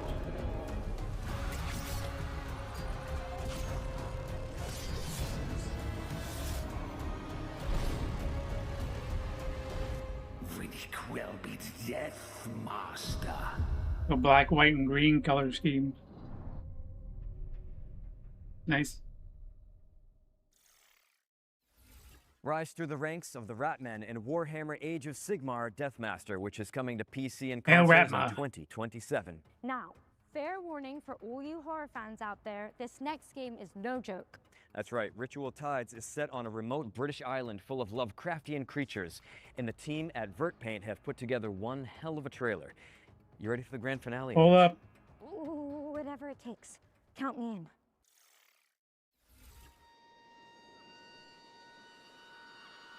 I heard Lovecraft.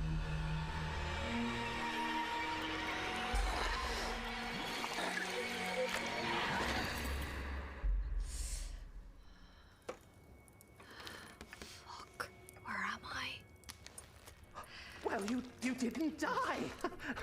How very interesting. Please, come, join us. Oh. Thanks, Walter. We have a lot to discuss.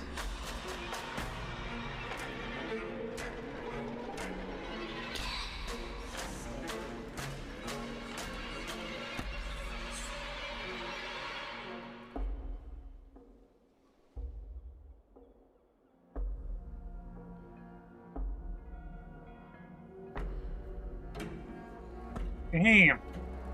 Atmosphere everywhere. Oh!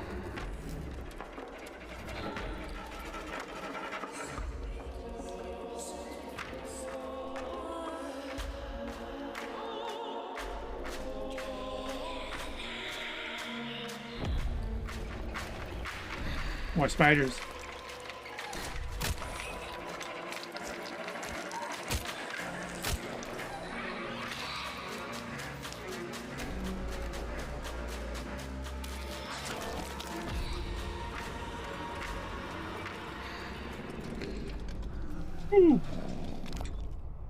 It's the thing from Sinking City 2.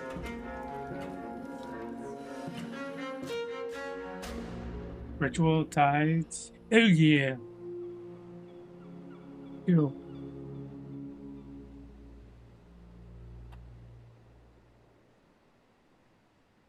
Eagle. As well as your nightmares, Ritual Tides is coming to PC and consoles, and you can wishlist it now. The great work continues with new hands. Andrew, what's going on? I thought this was the end of our show. What is this place? Looks like an abandoned toy factory. Oh, they're building something big out there. Oh, whatever it is, I think we're trapped. Poppy playtime. Listen, so while you guys watch our final trailer, let's me and you look for some animal medallions, chest plugs, precinct keys, I don't know. Oh, a crank. There's always a crank. Always thinking. What's Enjoy. busy?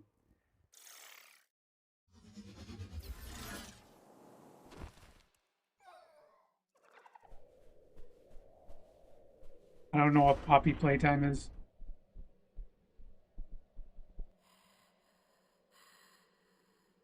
Creepy.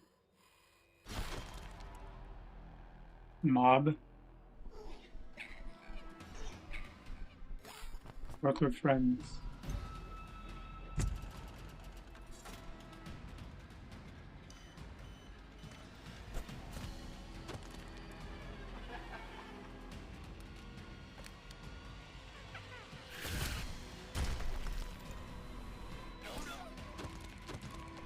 I got the Weeping Angel mechanics.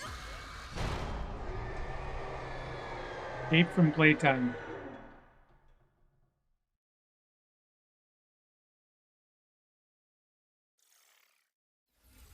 Experience the Poppy Playtime universe from a new perspective in Escape from Playtime, a co-op survival horror game where you play as a crew of misfit toys. Hit that wishlist button and tell your friends, because Escape from Playtime is coming soon. But with that, we've officially reached the end of the Gamescom showcase. Mission accomplished. But guys, really, don't go anywhere. FGS Live from Gamescom is airing right after this, with even more exclusive trailers and premieres that you don't want to miss. And the fun continues on August 30th for the FGS Best of Gamescom, where our editorial team is taking you onto the show floor for a debrief of the biggest news from the event. And in the meantime, remember to head over to the official Future Game Show Steam page to wishlist everything you saw from today's show. And you can also check out GamesRadar.com for all the follow-up intel. I'm Nick Apostolidis. And I'm Angela Santalbano. And this has been the Future Game Show at Gamescom 2026. Look at that. Yeah.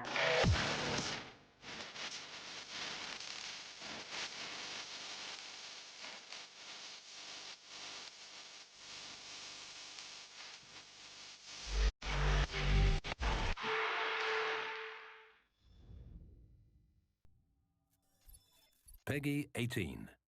Peggy 18.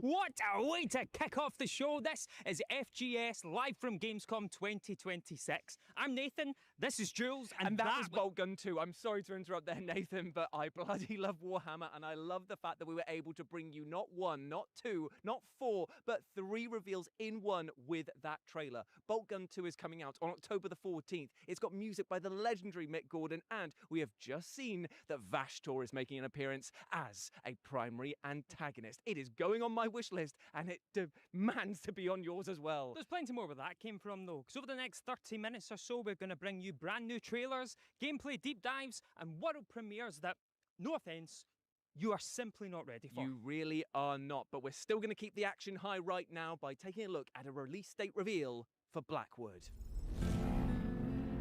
This is a big city. The perfect set. Blackwood. Crowded, chaotic, concealed. Learn very early where to stand. When the light forgives, what it exposes. Don't touch me. They call action, and I move. Because I know how scenes fall apart when no one takes control.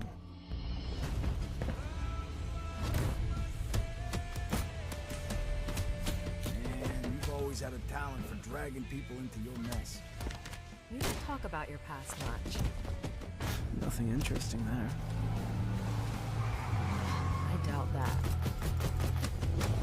We need to get out! Now!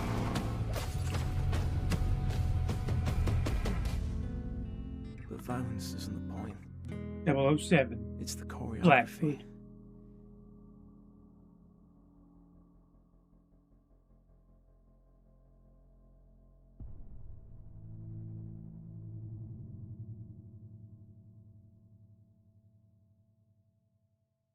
Blackwood Act 1 is coming to PC on September 16th, so wishlist it now. Tell you something, I'm always getting in fights at Subway. You mean on the Subway, right? Like in the game? No, at Subway, the sandwich shop. It's something about all the bread. Right, okay. Up next, it's time to go to the truly chaotic world of Crimson Moon, a game whose tagline sounds like trying to wake up an angry teenager. It's time to rise, violent ones! Oh, that was lovely. That was really nice. Well done, mate. Well done.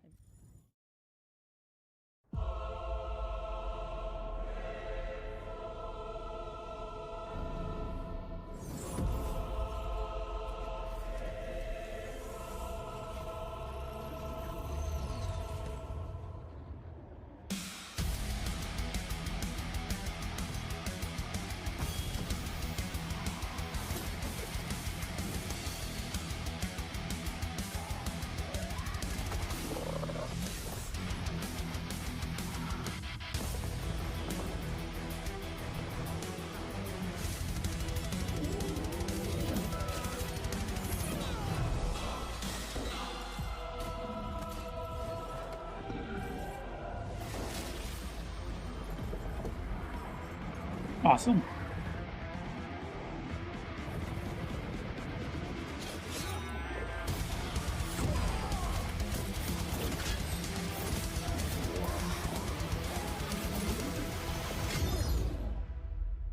Crimson Moon. A game so violent that peace itself had to take out a restraining order against it. That was Crimson Moon. And you and a friend can crush, stab, and obliterate everything in your path when the game comes to PS5, Xbox, and PC on September the 1st. Now, from piles of bodies to a complete lack of them entirely, it's time to talk about Ravage, a new immersive sci-fi puzzler which asks you to find out what exactly happened to your missing crew members. Where did they go? Where are they? Up there? Are they down here? Nope. Perfect. Time to reloop. Vesta. An exoplanet capable of harboring humanity was our new hope. My team and I were sent here to the Ares station to study it. But everything went wrong. We only have a few hours of power left, and we have to expect another wave of phenomena. We need to find a way for everyone to live. I only did this for the good of the mission. What's gotten into you? You don't understand anything. Tick tock. I'm finishing what I started. Good luck. And you can trap yourself in the time loop that is Ravage when it releases on PC, PS5, Xbox Series S and X on September 22nd. Now, Nathan, you know that thing that you wish for as you drift off to sleep every night? I have the original Ties trailer play. From Titanfall 2 and turn it into a full game. I really like it. Has it happened? This is Tempest Vitae. He's quite excited.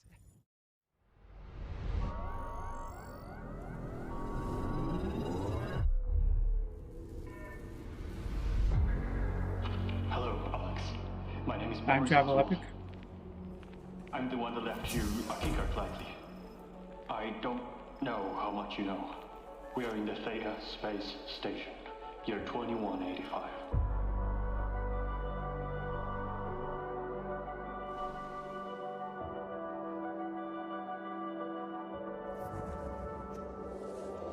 Thea is no sanctuary. You've seen it. It's alive. And now the lawkeepers, they want what we made. They must not have it.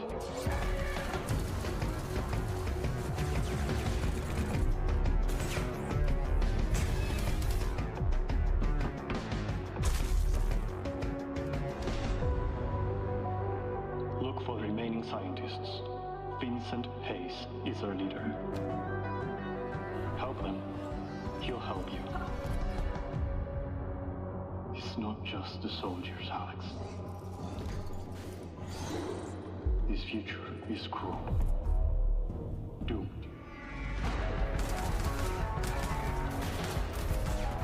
You could be a trap yourself yet. What else is left?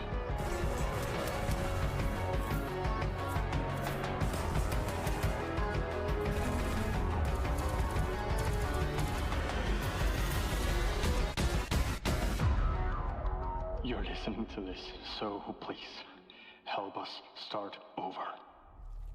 Nah, I'm good.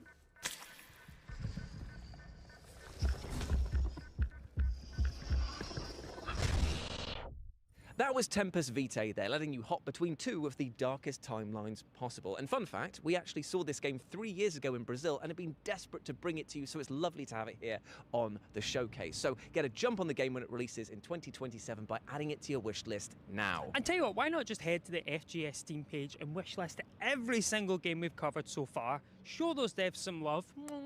But next up, keeping with the sci-fi theme, we have Neon Abyss 2, which has quite an exciting announcement.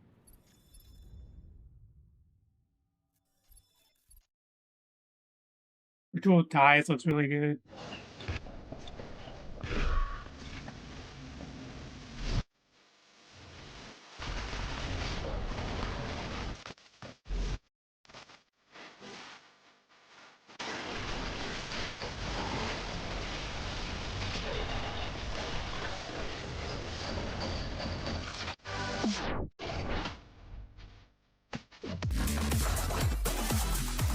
I get worn out very quickly.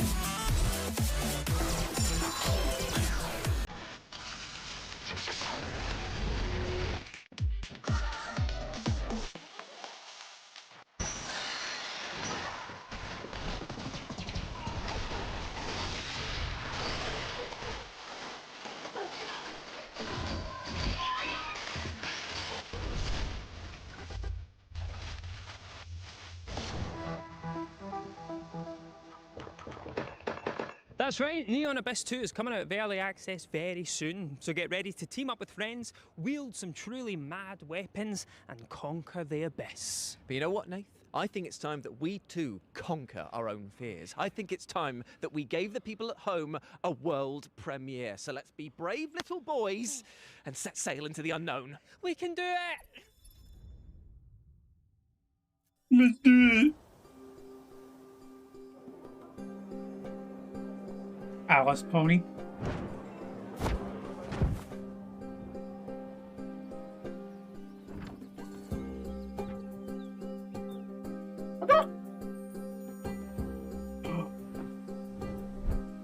Money, knighthood, and sailing. Ooh. Doop doop.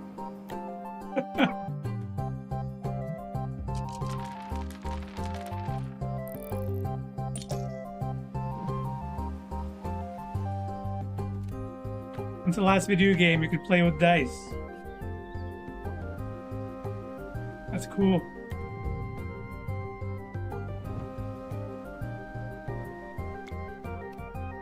I think there should be more dice rolling games.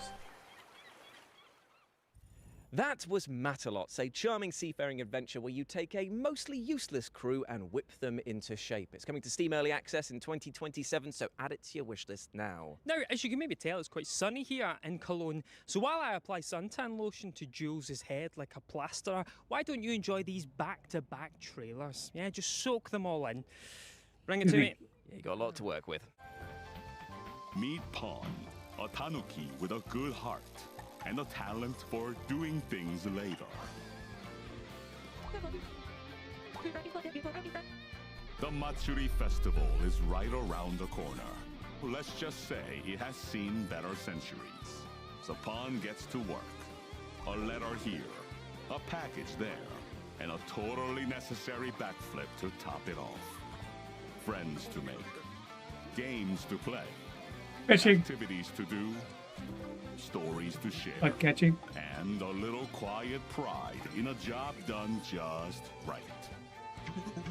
And our Pawn, he's ready to make a difference. All it takes, one long summer to fix what matters most.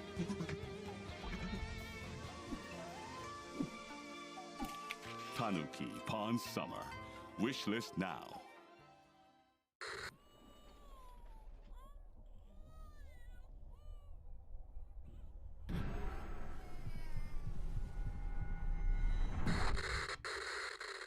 Welcome to Plane Airlines, rookie. Your new dream job consists of boarding passengers and attending to all their needs during the flight. Just make sure they're human, you know? Weird things can happen on the job, but the company insists you remain professional about it. Check for any abnormal features, behaviour, or conversation. If you do Can't spot tell. something, deal with it. Because whatever goes down, whatever choice you make, you can't go back. You have to live with it. Because the company believes in ownership culture. Night plane. Oh, that's what's his face?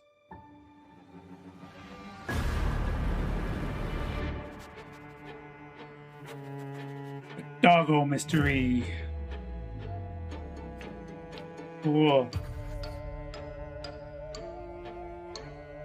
Nice.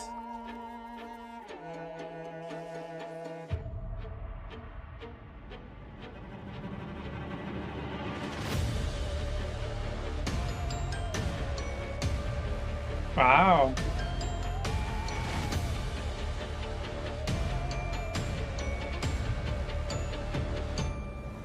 That's cool.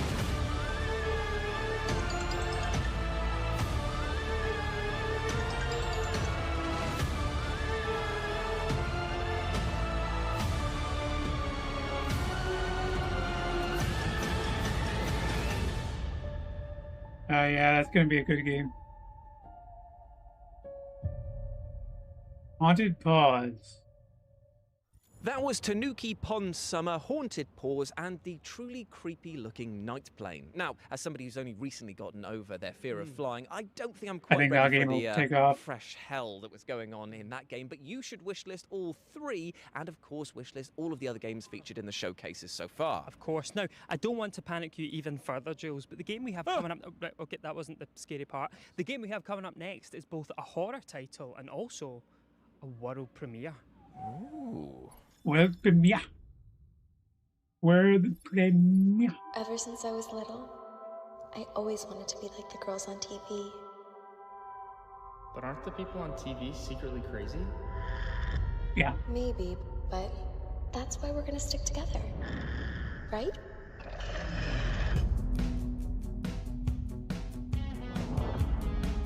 The Barbie horror game.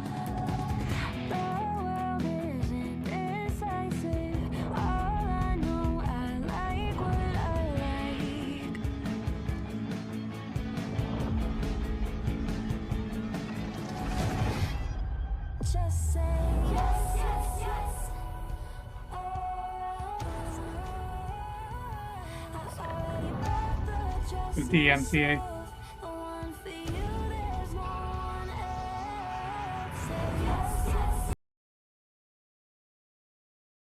muting. Whoa! Nice.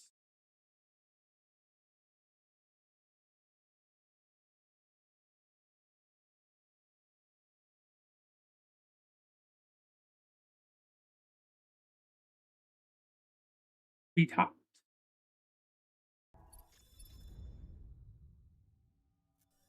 If the Disney Channel made a Hannah Montana and Silent Hill crossover, it would look a little bit something like Sweetheart, a new rom-com survival horror game set to come to Steam next year.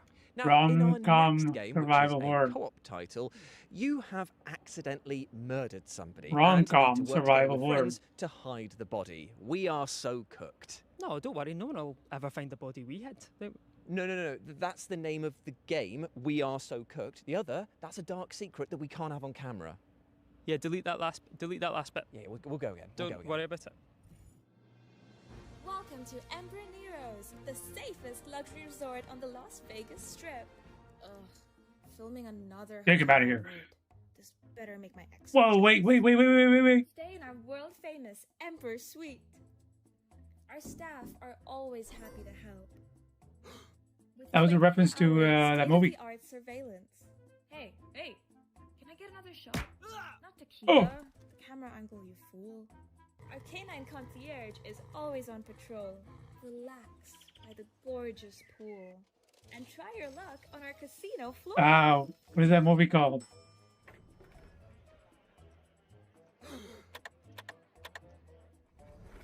Anybody know what the movie's called? We are so cooked. It's based on a movie. I've actually stayed at this hotel once. Legally, I'm not allowed to say more. Nobody knows what the Put movie your is. friendships to the ultimate test when We Are So Cooked launches on Steam October 15th, but you can wishlist it right now. And you know what I'm going to do right now? What? I'm going to leak our next world premiere. No. We discussed this off camera. You can't do that. You cannot leak it. They'll find you. They don't know nothing about me, man. I use a VPN. Be that as it may, you can't leak our next world premiere because it's up right now. Oh. Ribbit. The frogs have it.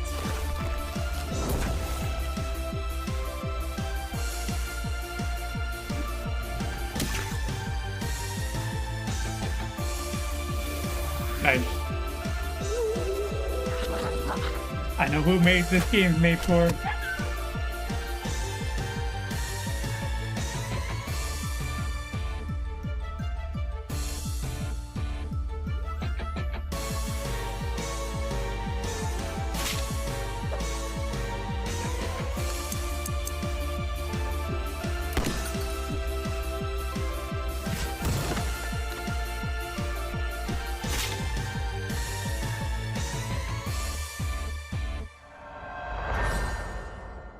I like turn-based combat. Amphibian. Amphibian is coming soon to PlayStation 5, Switch, PC and Xbox, so get it on your wish list now so that you know exactly when it hatches. Do tadpoles hatch into frogs? Does that make sense? Oh, you put me on the spot. I don't actually know. I'll tell you what, we'll Google that, and while we do that, why don't you take a look at this next world premiere? Double trouble, mate. Do Okay. tadpoles... No, don't look at that. put the VPN on. Put the VPN on.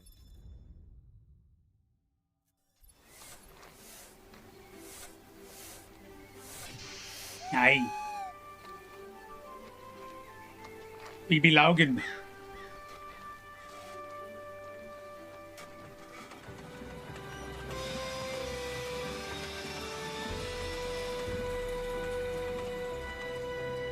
Whoa!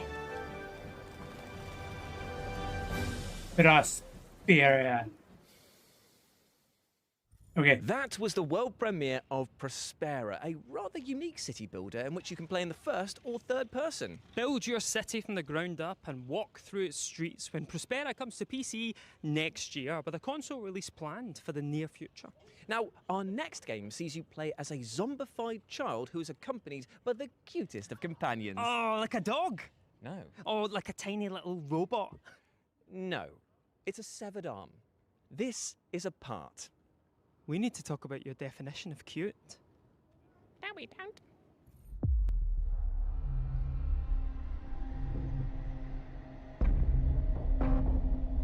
Clear hand. I'm already sold. Into the wood chipper.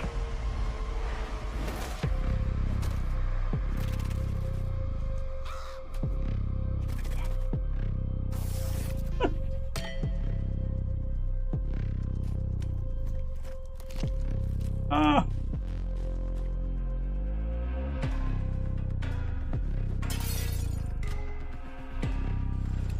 Damn right I'm playing this.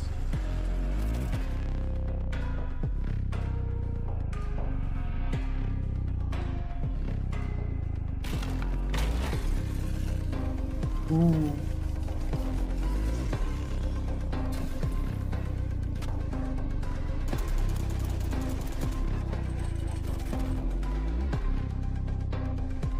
Day one purchase for me. Parts.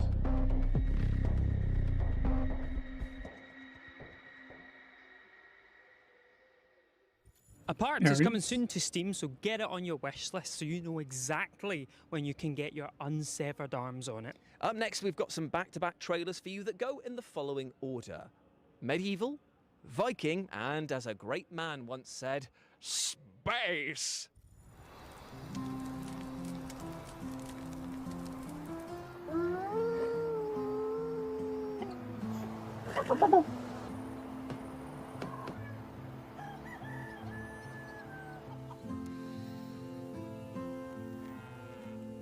It needs secret pointing. Pointing is scary.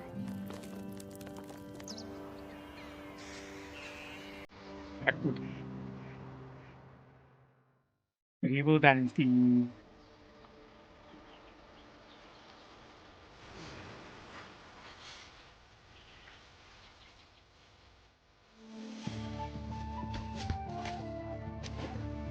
My favorite clients.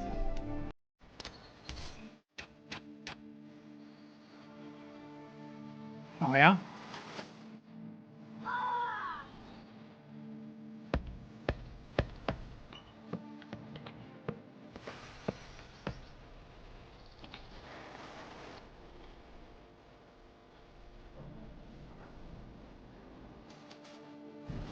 Did we already see this game?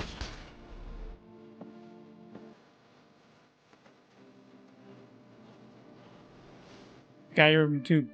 Oh, Viking Dynasty.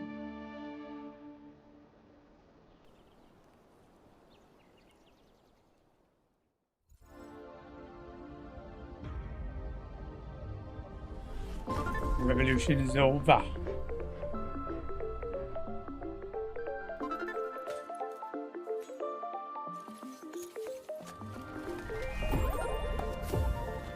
But we can do it together. Superheroic.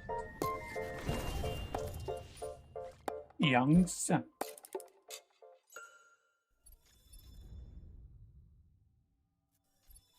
That was Medieval Dynasty, Viking Dynasty, and Young Sons, all of which you can wishlist now by heading to the FGS Steam page. Now, I'm going to introduce our next game using just 4 words. Ooh, go on then.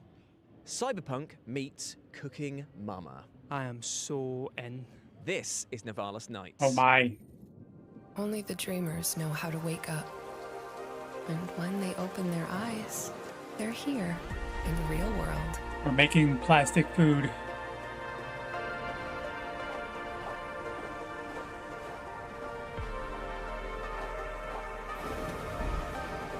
Did you ever have deja vu before? Yes, That you have lived this exact moment? I have. I'm going away, kid. See ya. But don't worry. You're taking over my old noodle bar. Ramen Noir. It's not much, but it's a start. Ava will look after you. Ramen Noir. She knows which docks have the best Fishing. fish, and which streets have the best stories. Yikes. They say you die twice. Once when your heart stops, and once when you're forgotten. So, tell me, how will Nivalis remember you? It won't. and you can cook up a cyberpunk storm when Nivalis Nights comes to Steam on the 29th of September. Now, you might remember earlier this year that we saw the release of Aloft, which was a co-op sandbox survival title in which you explore tons of floating islands. And we might have a reason why you will want to revisit those islands ASAP.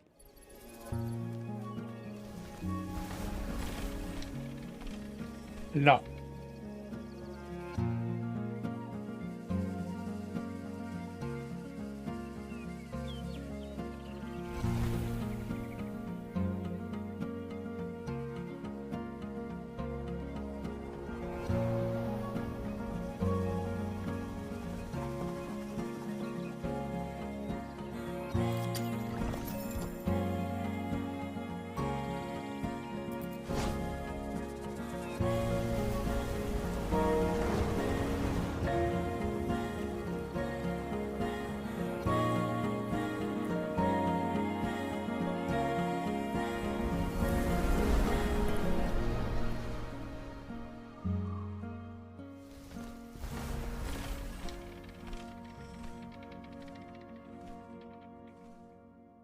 That was the next major early access update for Aloft. It brings a brand new open world for you to explore, as well as tons of additional updates. And guess what? You can play it right now because it comes out today. Oh, what am I still doing here then? You're working, Jules. Oh, yeah, fair. Our next game starts out as a good old cleaning simulator until you find a submarine in the basement. And while you at home try to figure out what that sentence means, take an exclusive look at Hoarder. Are you satisfied with your work? I don't like orders. Clean. No. No. Stop. Network. Stop it.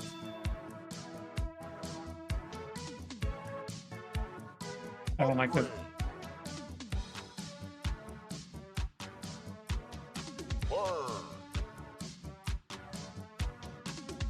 Learn not to be a hoarder. Oh my god.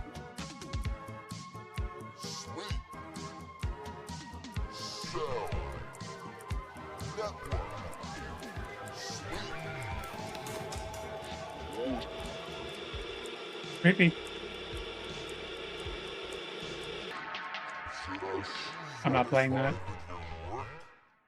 Hoarder comes next year to Steam, My eyes PlayStation twitching. 5, Xbox Series S and X, and Switch 2. And let me tell you, it's an experience not to be missed. Stressing me Now out. up next, we have an exclusive developer interview with the minds behind Afterworld, a new strategy game that sees you build your Mad Max empire in the ruins of a post-apocalyptic North America. You'd be my slave. What was Nothing, that? sorry. Roll VT. What? What? That's crazy. Gonna enslave him? You have no idea how beautiful America was. I believed in her promise, dreamt her dream, watched her fall. Out on the old roads, Apocalypse. I saw her shatter into warring tribes. Survivors like your people. I know your kind. You have to be tough to survive the apocalypse. And adapt. Reclaim the land. Rediscover the lost technology of the old world. Reunite her people through alliances, through faith. But when words fail, we fight. Might becomes the law. Metal Gear Solid. Ancient powers divide this land. And their might is far beyond the likes of you. So, will you kneel as my servant? No. Help me restore America, or burn as my foe. At the end of America's long gone, bruh. only one dream survives. Move on. So, Afterworld. What are we building? Afterworld is a grand strategy game. It's set in a semi-procedural post-apocalyptic North America, and it's a world that wants you dead. The game starts simple. You just need to figure out how to survive, but then the world opens up. So you're going to be discovering new things. You're going to be going from a small set of survivors to a full tribe. You're going to be discovering technologies and factions and things like this. You're gonna have to do some moral choices around that. You're gonna have to place laws. You're gonna have to develop a society that reflects what these choices are. So throughout the game, you're going to sort of define what kind of empire you are. You're going to be doing conquests. You're gonna be painting the map, growing, at least until you start running into our biggest foes, which we call the ancient tyrants, which are these immortal. Resident Evil, Resident Evil, Resident Evil. Poppy's playtime, Resident Evil, Resident Evil, Resident Evil. Poppy playtime. Before the apocalypse, so hundreds of years. Very powerful. Okay, but hundreds of years have given them calm, rational outlooks on the world, I'm sure. Maybe not so much. There are ways for you to deal with them, though. You can both grow strong enough, of course, to challenge them, but also there are ways to deal with them internally. You can work under them and work your way up. So you can expect all the standard stuff from a Paradox GSG, which means multiplayer, both competitive and cooperative with your friends. And we also have some of the most newest modding tools available for Afterworld as well. So you're going to be able to kind of turn the game into what you want to do as a modder as well. When can we all play it? So hopefully before the actual apocalypse happens. But for now, you can wishlist the game, and you can go and check out our dev diaries, where we're going to get into the nitty-gritty of both the world and the game mechanics of the game. Sick. All right. Well, Don, thank you so much for your time today, and thank you for not having me cannibalized by a ravenous horde of mutants. Just a little bit. Like, how much was a little? Just a leg. Afterworld is coming soon to PC, and you can wishlist it now, and I recommend that you do, because the post-apocalypse doesn't look too friendly. Now, Jules, have you ever taken your shoes off and thrown them at a person's head? What do you mean? No. Like this? Oh, sorry, ma'am. That was the most fun I've had in years. That was amazing. How about a video game that lets you do that again and again? Oh, Game of the Year, my friend. Game of the Year. This is Shoot It All with an exclusive release date reveal. Jules, not the camera, not the camera. No.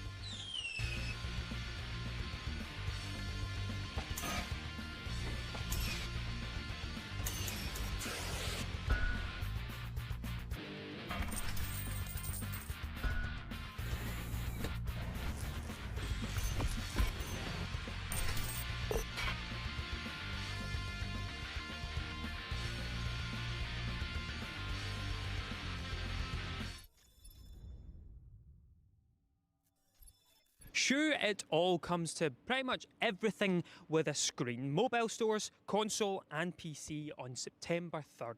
Now next up, we've got another release date reveal for you, this time for Wonderberg, a game that we absolutely adore here at FGS, as well as you too at home, seeing as it was one of the most downloaded and played games across Steam's Next Fest. Jules, why don't you tell me about this game in a short sentence? Oh, okay. Wonderberg is a game in which you play as a castle on wheels driving around into battle. I love video games. I know, it's the best.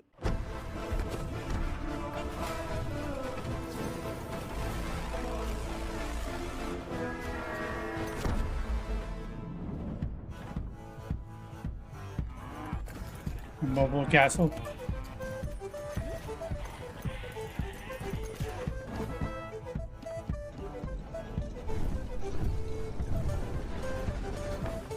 Wow.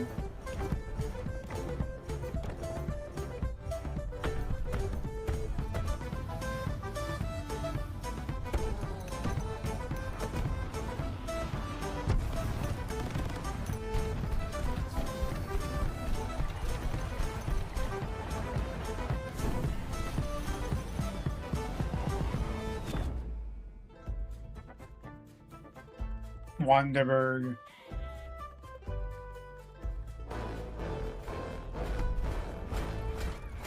Wonderberg comes to early access on September the 8th, so add it to your wish list right now, Squire. What kind of license do you need to drive a castle? I don't know, actually. A regular one, I think. Sweet. But unfortunately, that means that we're coming to the close of FGS Live from Gamescom 2026. Don't get excited about getting rid of us just yet, though, because we'll be back on Sunday, August 30th for FGS Best of Gamescom. It's a show which takes you right to the Gamescom show floor and allows us to show off all of the announcements that have been made across the week and also throw in some sneaky surprises as well. But that's like literal days away. We've still got to finish this showcase. And according to the Geneva Convention, every video game showcase must legally end with one last thing. Yes, and our legally mandated OLT takes the form of a psychological horror game that kind of feels like a sci-fi version of the Backrooms. Oh, this is Black Walls. You enjoy that, and we shall see you on Sunday. Goodbye. Bye.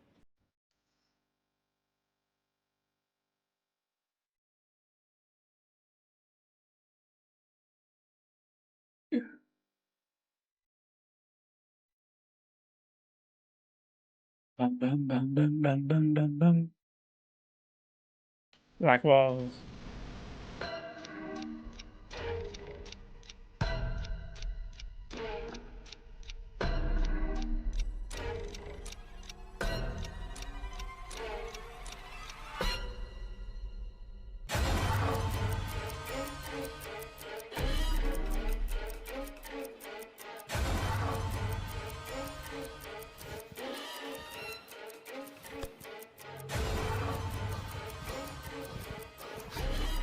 Weeping Angels!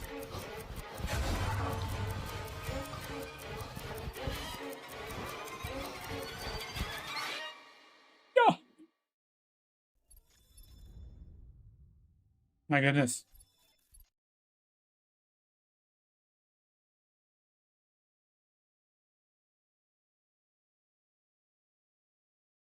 Thank you for watching.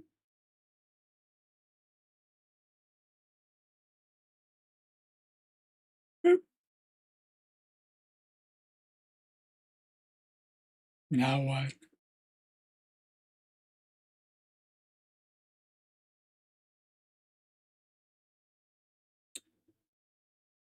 So, see what the video game showcase outlines are like.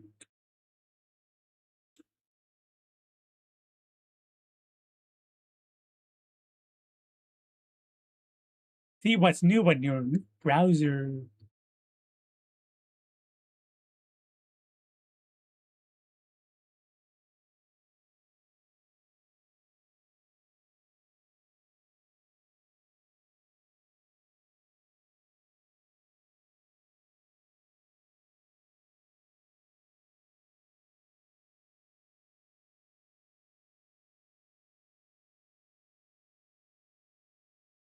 Gamescom was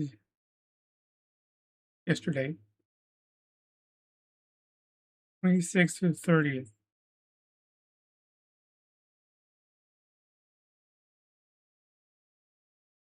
Video game show. Game Awards, December 10th.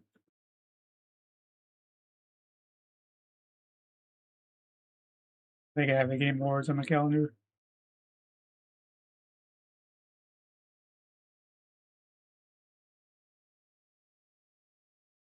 December 10th. Is there something on at 4 o'clock? June, August.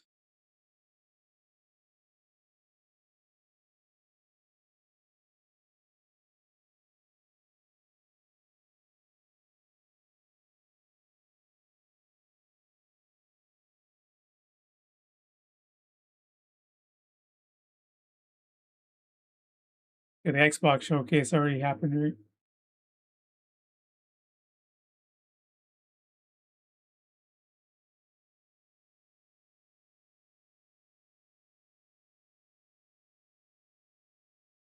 How long was that? Xbox. 2 months ago, 1 hour ago.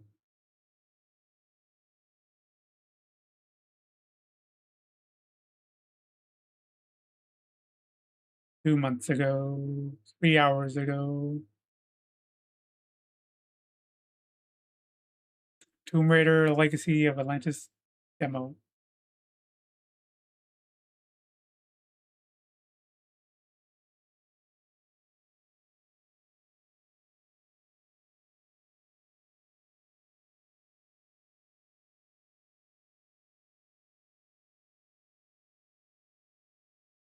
I'm gonna watch the Xbox one.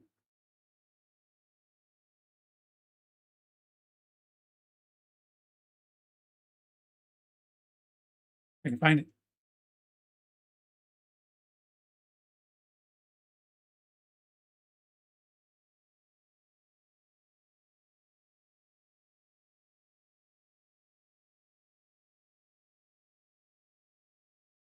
Ugh.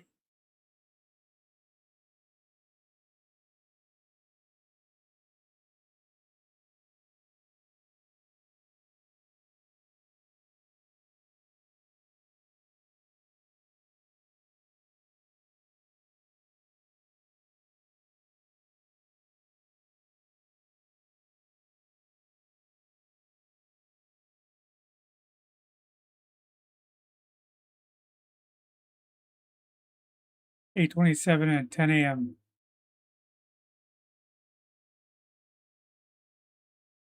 Wasn't there one this morning?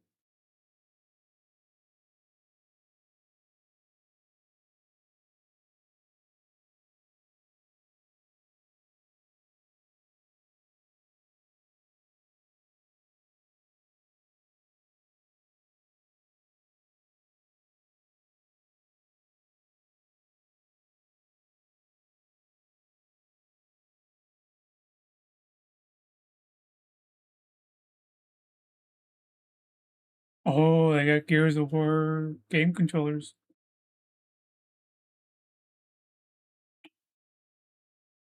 Cool. Where'd it go?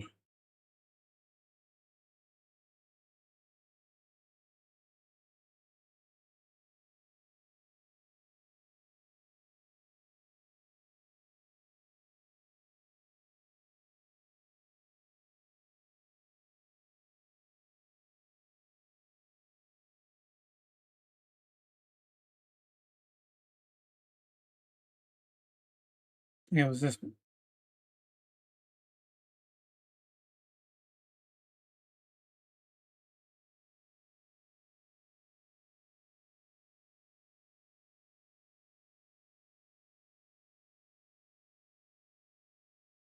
Xbox at Gamescom broadcast 2 hours ago.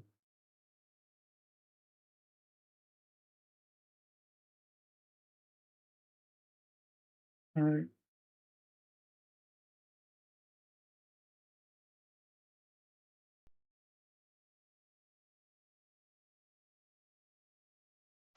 I'll be right back.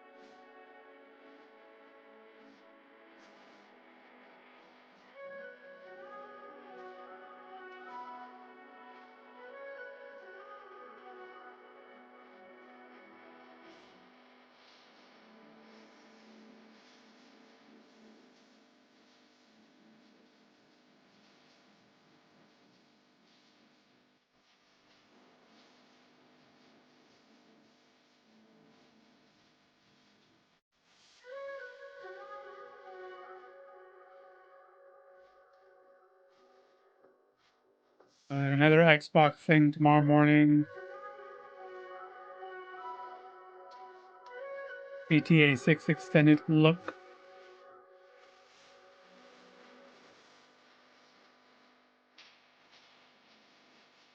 That looks like it's all Gamescom on-site and daily coverage.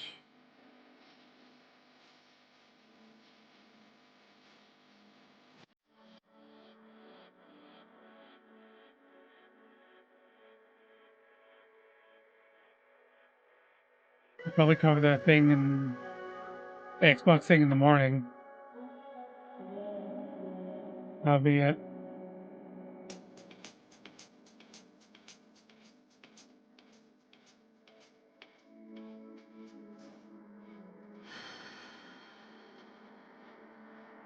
Alright.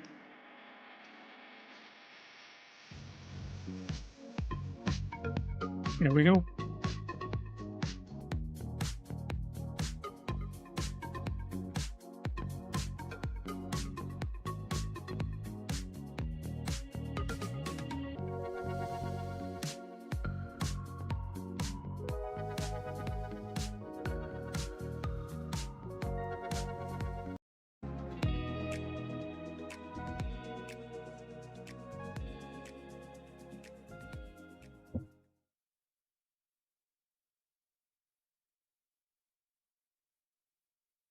Is this any good? Guess I'll find out. Peggy 18? It's known as Cathedral City, the metropolis on the Rhine, or simply Köln.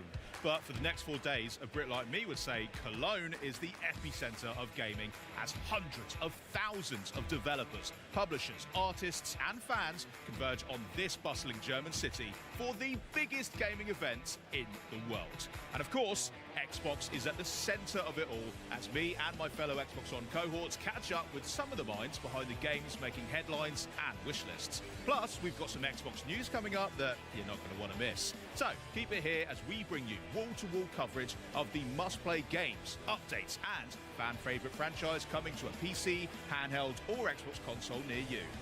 Speaking of Xbox consoles,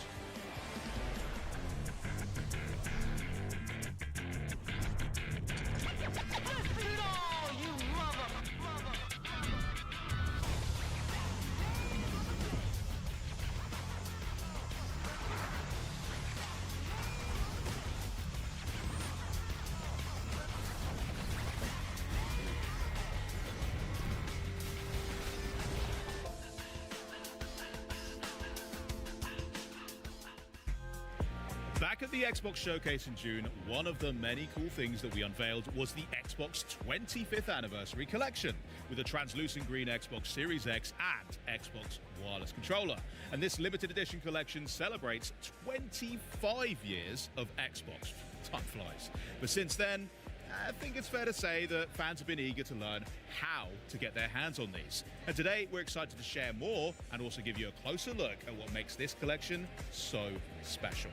And joining me now are Scott Van Vliet, our Xbox Chief Technology Officer, and Carl Ledbetter, Head of Design for Xbox Devices. Welcome, guys. Welcome to Gamescom.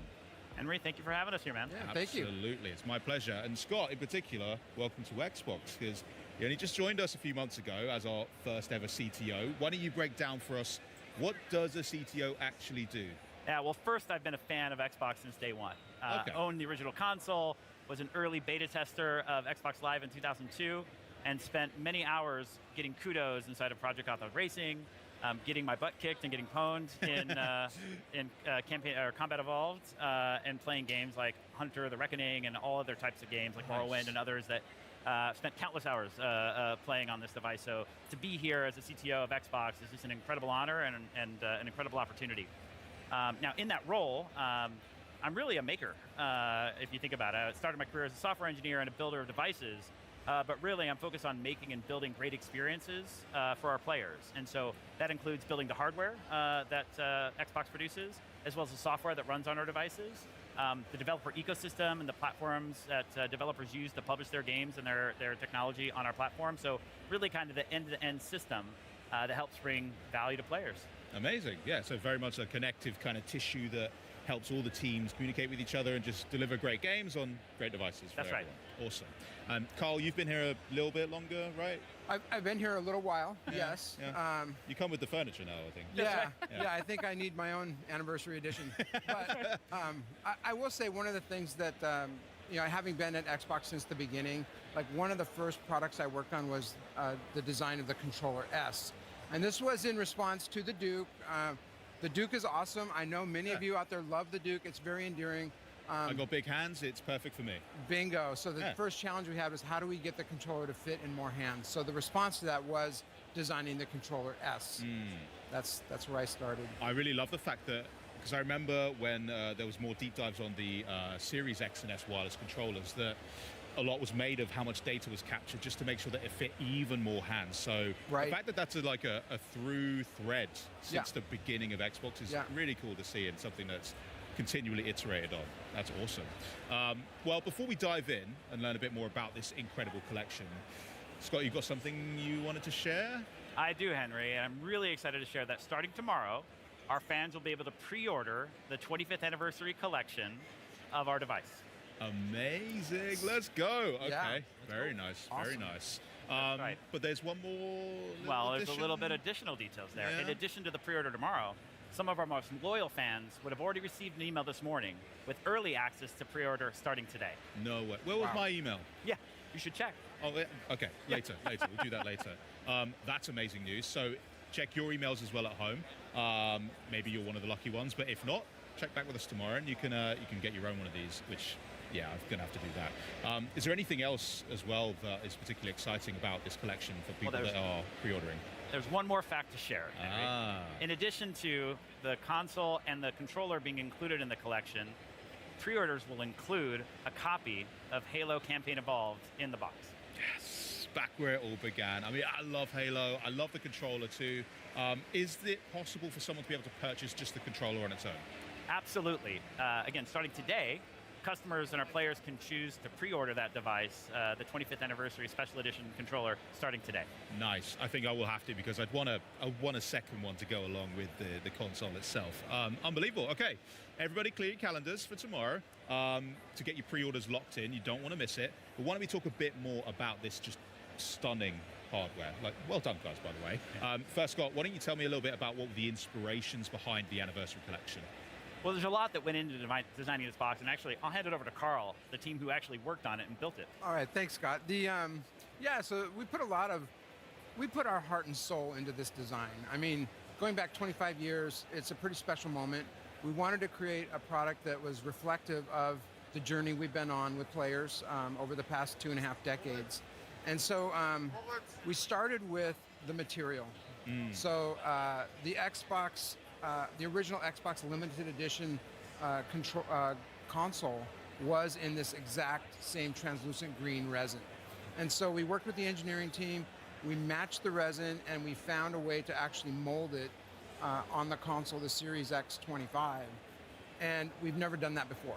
So we're kind of, building new product muscle with this one. So it's an exact color match. It's an exact match. Wow. And so we're really proud of being able to do that. There's also a number of Easter eggs on this product. I'm not going to give any of them away. Come on. Fine. That's up for you at home to, once you get this, just explore. You'll find some really special things. But I will say, for the people who are at Gamescom here, we have a special exploded view display of the Xbox Series X 25.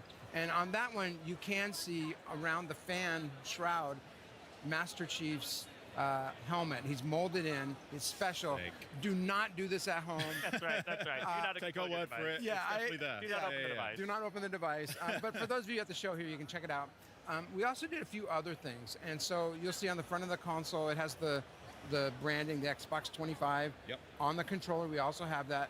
We also did something that we've never done before. So I'm going to turn this on. And you'll see that the Xbox button, we lit up the X shape in green. Nice. So this is a true homage to the original branding for the Xbox. And that's just something that every time you turn on the console is going to remind you of where we've come from and the journey we've been on together.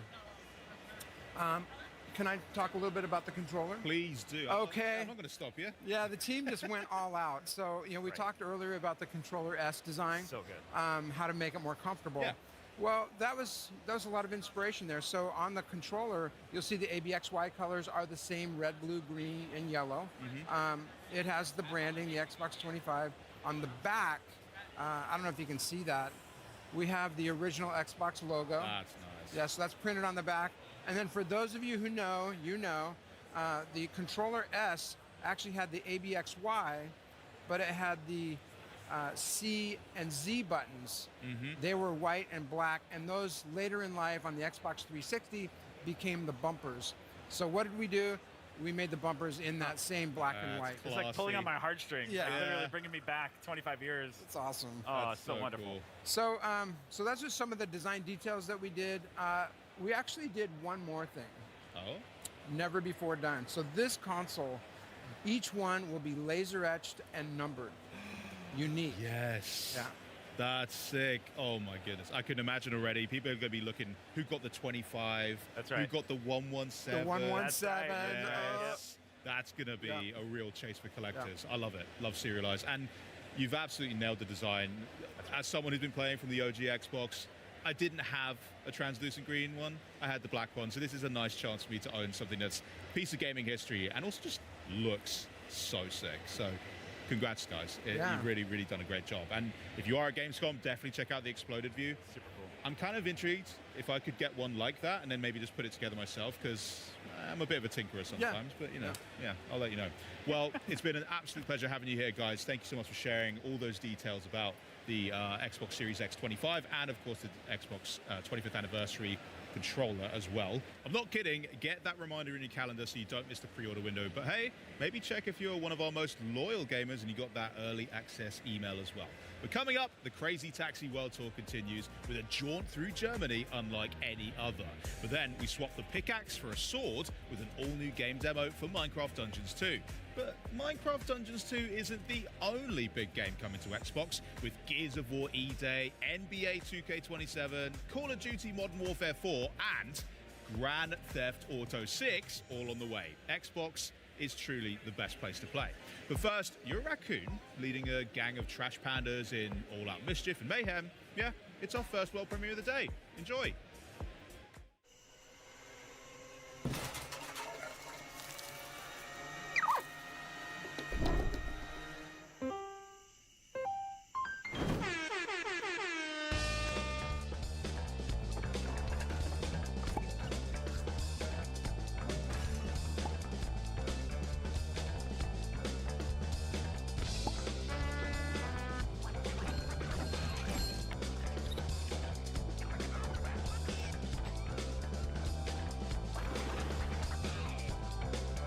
Rat pandas.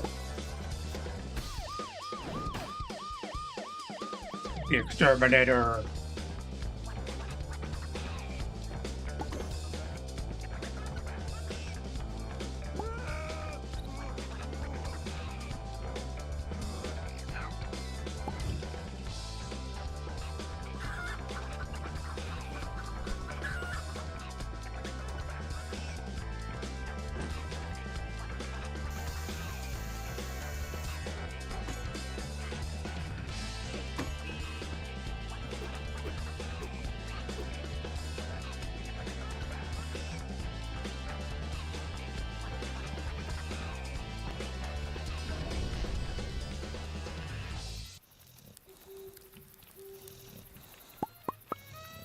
Dumpster gang.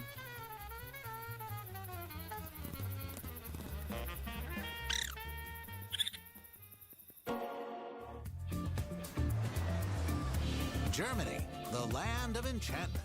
From the moment you land, you'll be met with breathtaking views, fairy tale vistas, modern amenities, and cities full of historical charm. And there's no better way to explore this vibrant land than by car. Experience historic villages, modern art, delicious sausages, fantasy castles, magical holiday markets, and pointier castles.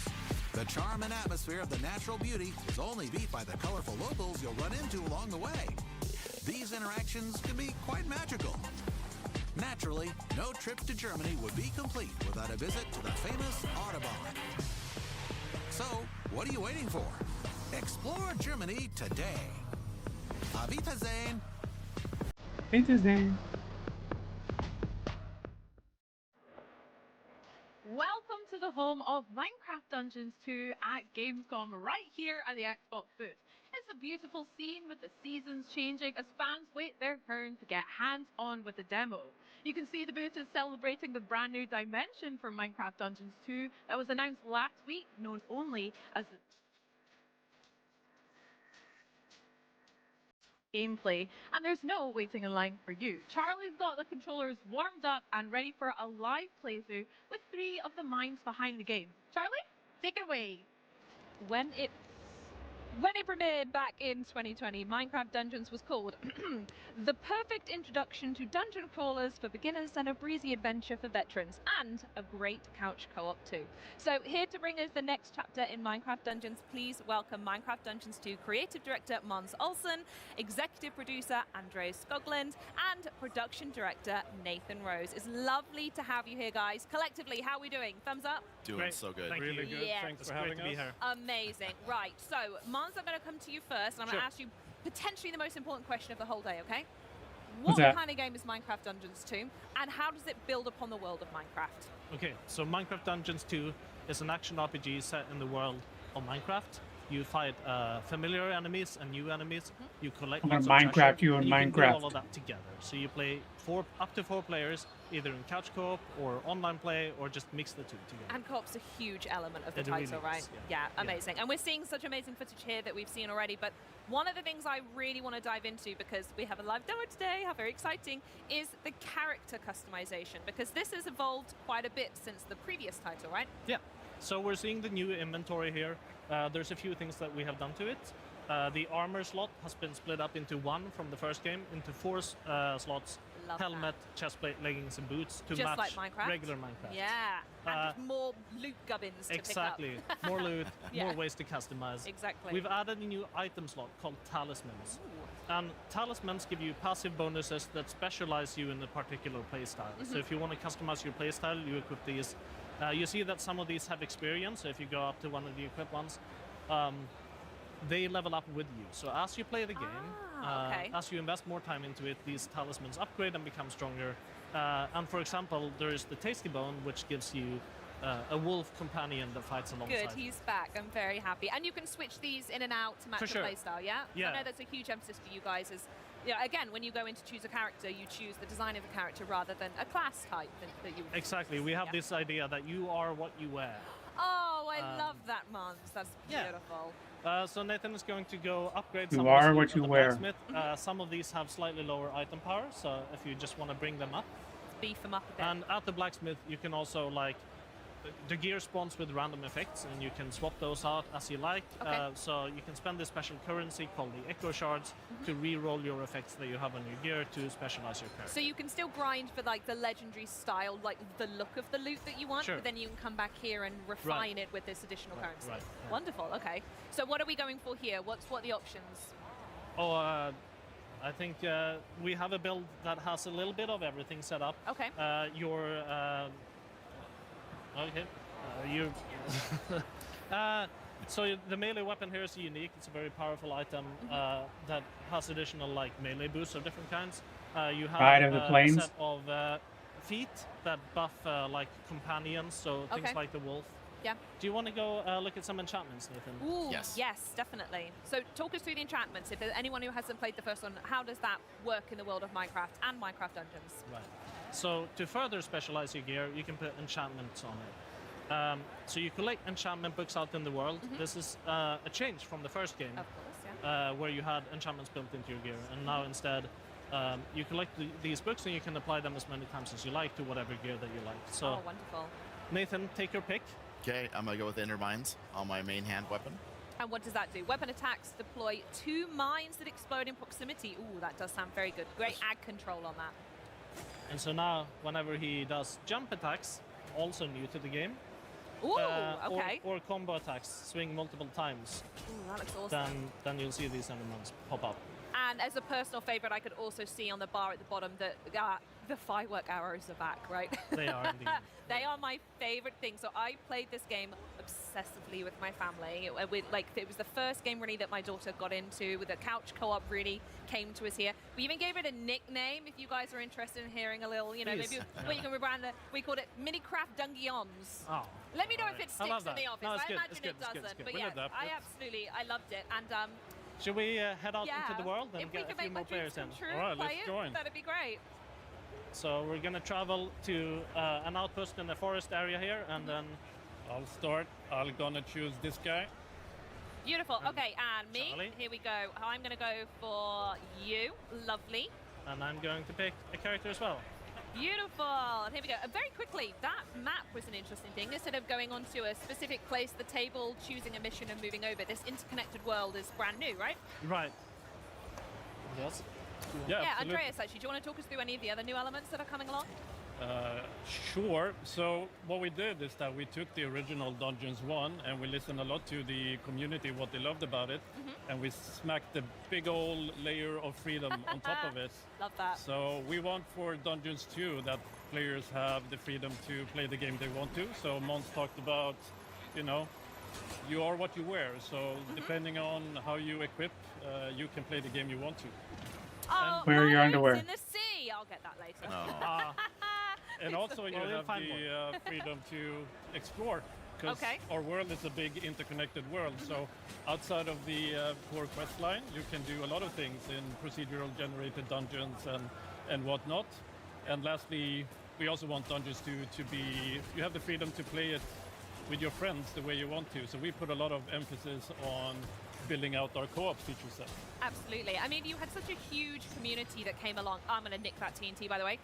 From the first game, millions and multi-millions of people played. So Many, what was many it like millions. to build upon that foundation when it came to the sequel? Well, the beautiful thing about working on a sequel is that you can listen into what the players loved about the original and use that as a guiding star when you build a game. So really, we wanted to tap into all of those things. Is there one feature in particular that fans were really, really I mean, wanted the Mons most? mentioned it. We Oh, jumping dear. is a big one. I've got ya.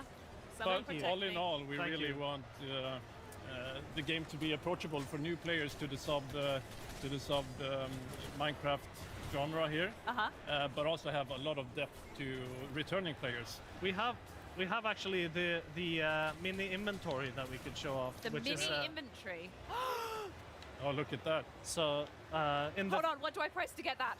the D-pad up button. The D-pad up. Yeah, so in the first game, you had to inventory management. You had to like take it one in at a time. turns. Yeah. And D-pad up. that was some feedback from the community that we really took to heart. Absolutely. Now we have this mini inventory so everyone can manage their gear at the same time. Oh, yeah, we would rock, paper, scissors in our house as to who got to go first to look through the loot after a fight. That's Right. incredible. I love that. That's really good. We also have this guiding line. If you're ever lost in the world, you can just press Love that. the button here. and Really you know where to accessible. go. Yeah.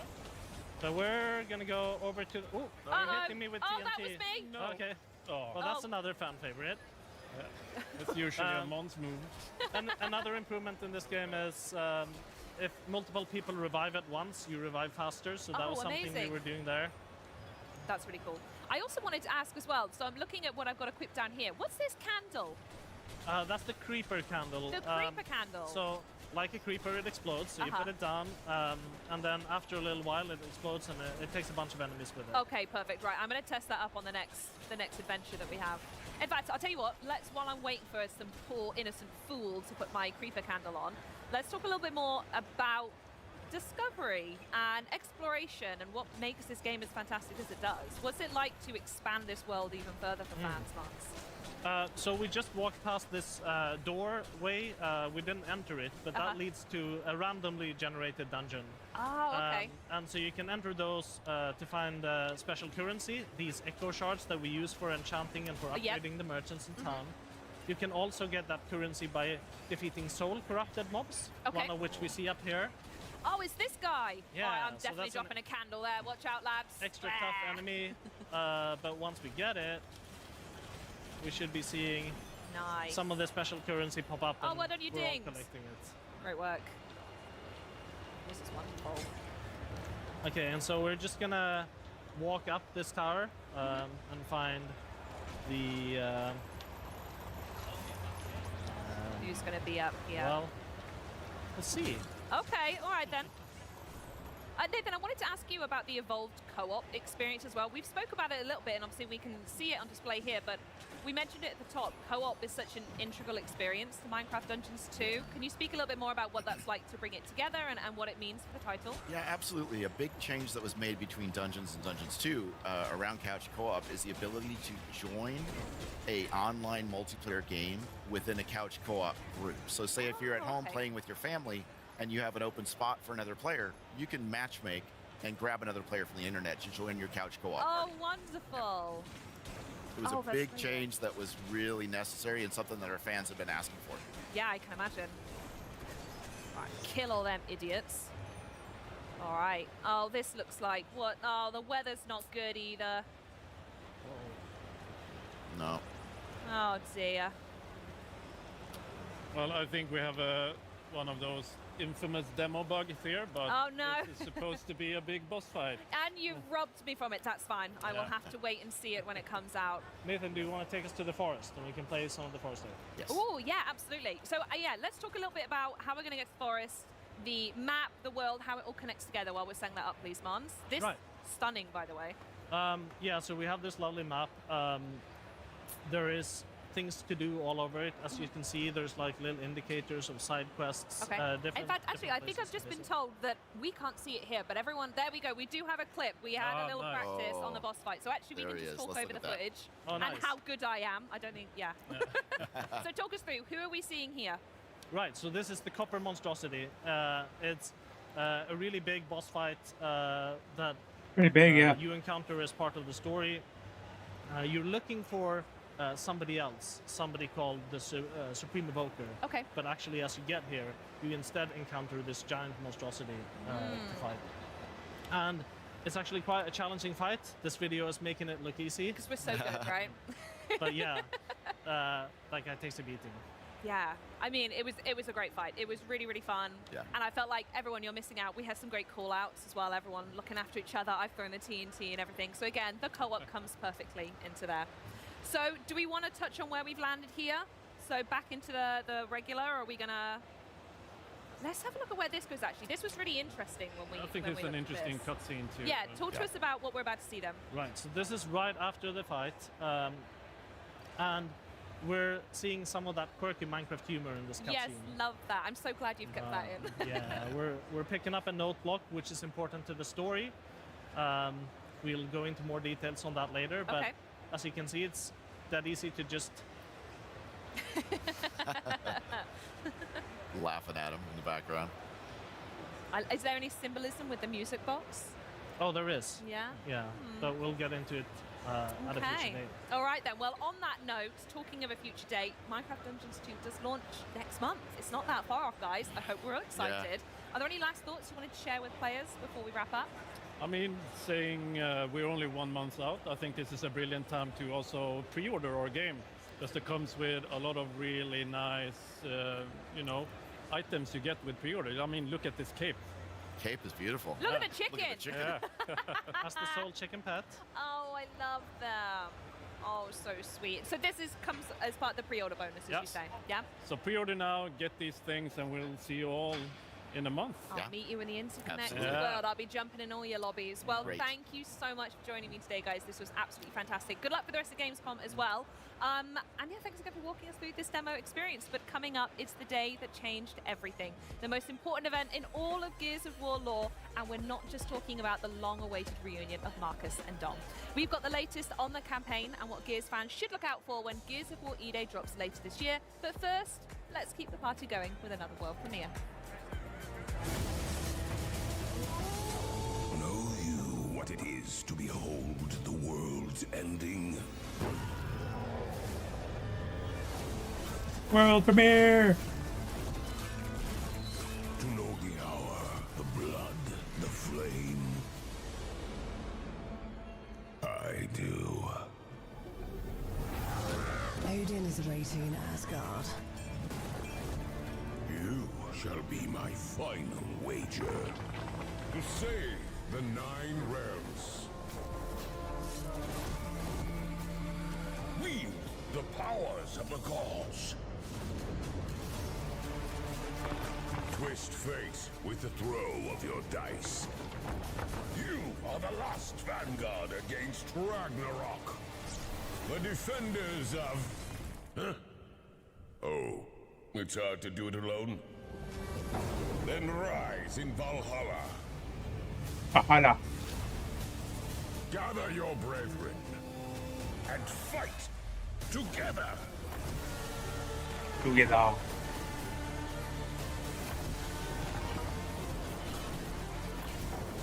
Show the spawn of Loki why. You never bet against the gods. Never.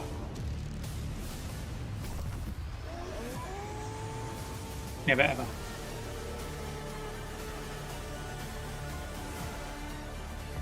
Well, it's a big year for Xbox, and we've got a lot going on here at Gamescom. We're celebrating 25 years of gaming, which is apt as we've got 25 games on the show floor here and more than 40 games in this show for all of you at home to enjoy. We've got hands-on gameplay and looks at some of the most iconic franchises in entertainment. And here with me today is Xbox's expert on the next generation of new tech. Now, I think I prefer him by his other title, Master of Beards, none other than Jason Ronald himself. Welcome, Jason. Master How of are Beards. you? I'm great, and I'm so excited to be here at Gamescom. Thank you so much for having me. No, of course. You've been to quite a few now. Is this number 10, right, for you? Yeah, you know, I love coming to Europe, and, you know, not only is it Europe, but Germany is so important to everything that we do. And so, it's, as you said, it's a really exciting year here for Gamescom, and we have so much going on. You know, last night at Opening Night Live, we showed a new set of footage for Gears of War, which I'm super excited to play in October. You know, we announced our partnership with CD Projekt Red to bring The Witcher 3 to Battle.net. But ultimately, for me, the thing that makes Gamescom so special is just the fans and the community. You know, this is what has made Xbox special, and just to be here in Germany to celebrate with the community and all of these great creators, it's just such a great time to be at Xbox. You're so right. We've got a lot to celebrate tonight at FanFest as well. Looking forward to that. Exactly. You know, FanFest is one of my favorite things to do. It started here in Cologne, and it's just going to be great to spend time with the fans tonight. 100%. Can't wait. Now, speaking of the fans and also the community, there's a lot of players that take obviously great pride in their gaming collection, especially here in Europe. We know that Xbox players have stacks of physical games. I like to organize mine alphabetically and have a couple of collector's edition, Doom Slayer and Master Chief looking down, guarding all my precious loot. Yep. But there has been a lot of conversation lately around ownership and also rights to the games that you buy. So Jason, what do you make of it all?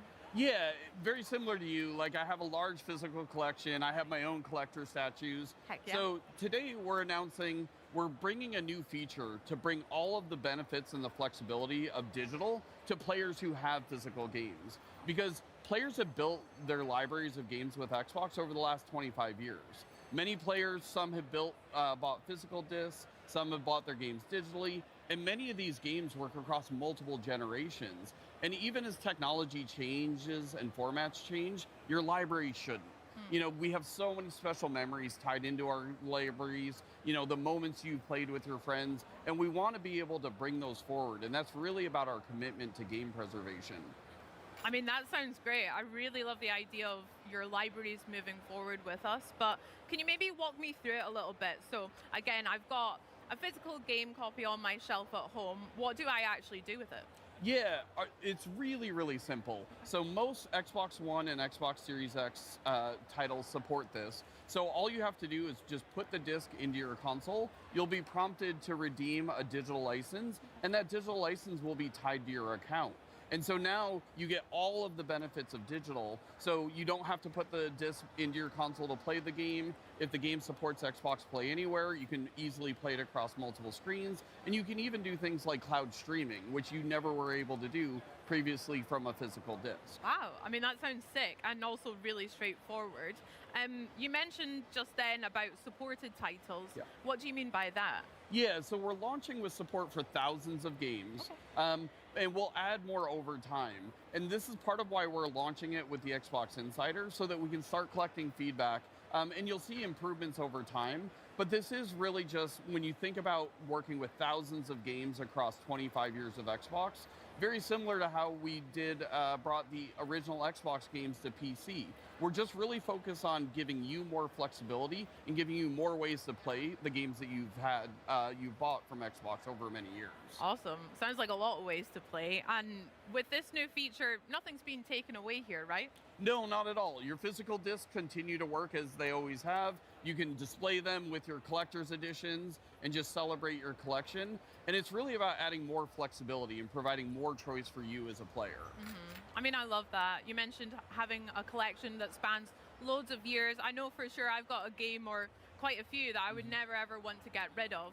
And as we approach Xbox's 25th anniversary, what are you hoping that players take away from this? Yeah, for 25 years, players have invested in Xbox, and the players have really been what have made Xbox special. And so we're really focused on how do we honor that as we think about the next 25 years of Xbox. And so we just really view this as another step in making sure that your library is protected. It can move forward with you as technologies and formats change. And we're going to continue to invest in game preservation and adding new capabilities just to make sure that your library continues to get better as technology evolves. Oh my gosh, sounds awesome, and also very exciting as well. Well, Jason, thank you so much for joining us and sharing that with us today. And for Xbox Insiders, this feature begins rolling out next week on August 31st, with more details available on Xbox Wire. Coming up, it's the first emergence of the Horde as we catch up on the latest from Gears of War E-Day with the team from the Coalition. But first, it's time to sharpen your swords and brush up on your knowledge of ancient China. Where Wins Me, an open-world action RPG, is sporting a new expansion, sure to delight fans everywhere, so take a look. The black gold is in there. Let's go.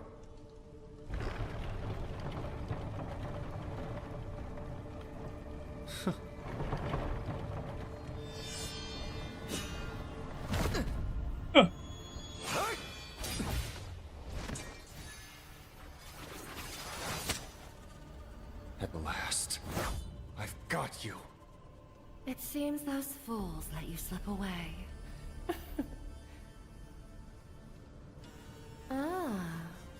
Last time you had a drunk. This time, a cripple. Last time, you ambushed us. We were outnumbered. Today, we set the trap.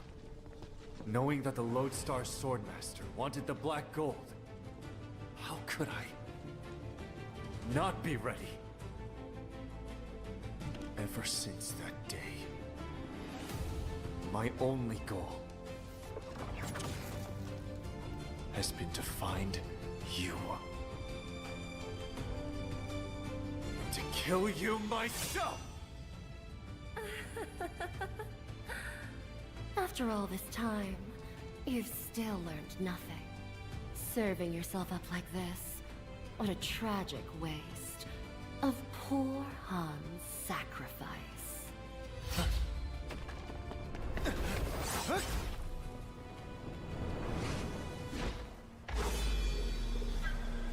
Yeah. I like it side.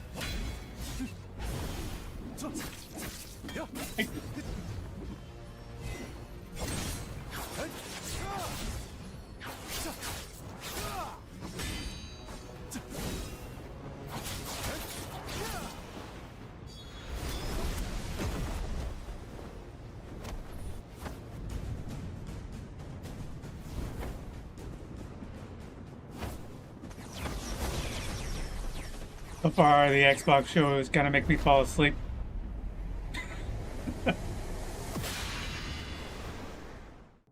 We will prevail.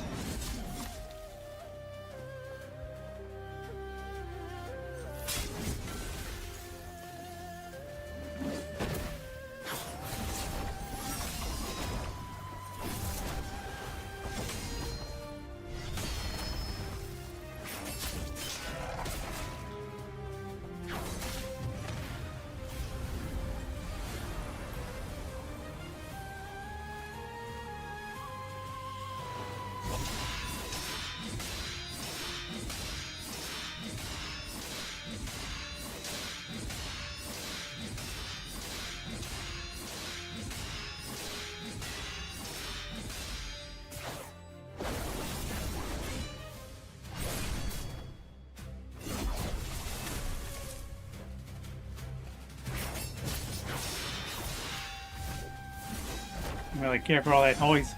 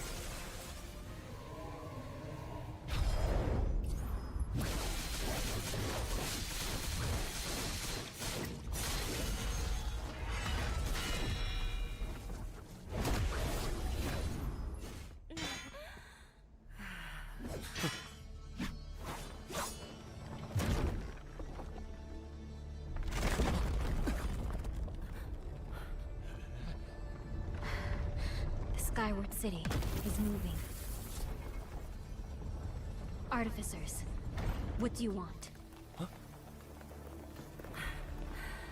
I see now.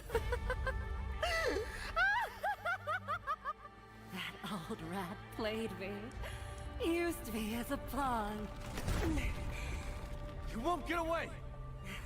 Huh?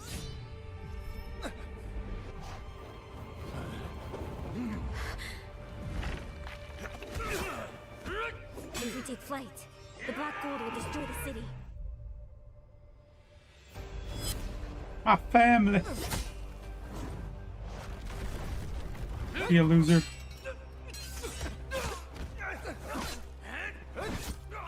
Need a wheelchair?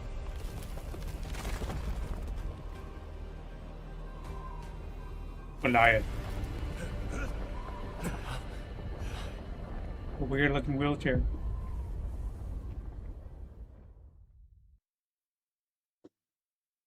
Over 100 million.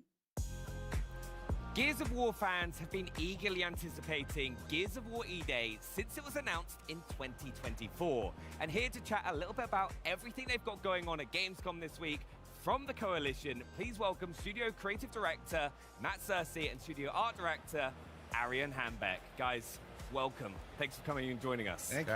Our pleasure. Now, you obviously had Opening Night Live last night, had an incredible story trailer. Can you tell us a little bit about that? Yeah, that story trailer, obviously, when we craft trailers, it's a bit of a love letter to the game, to the fans.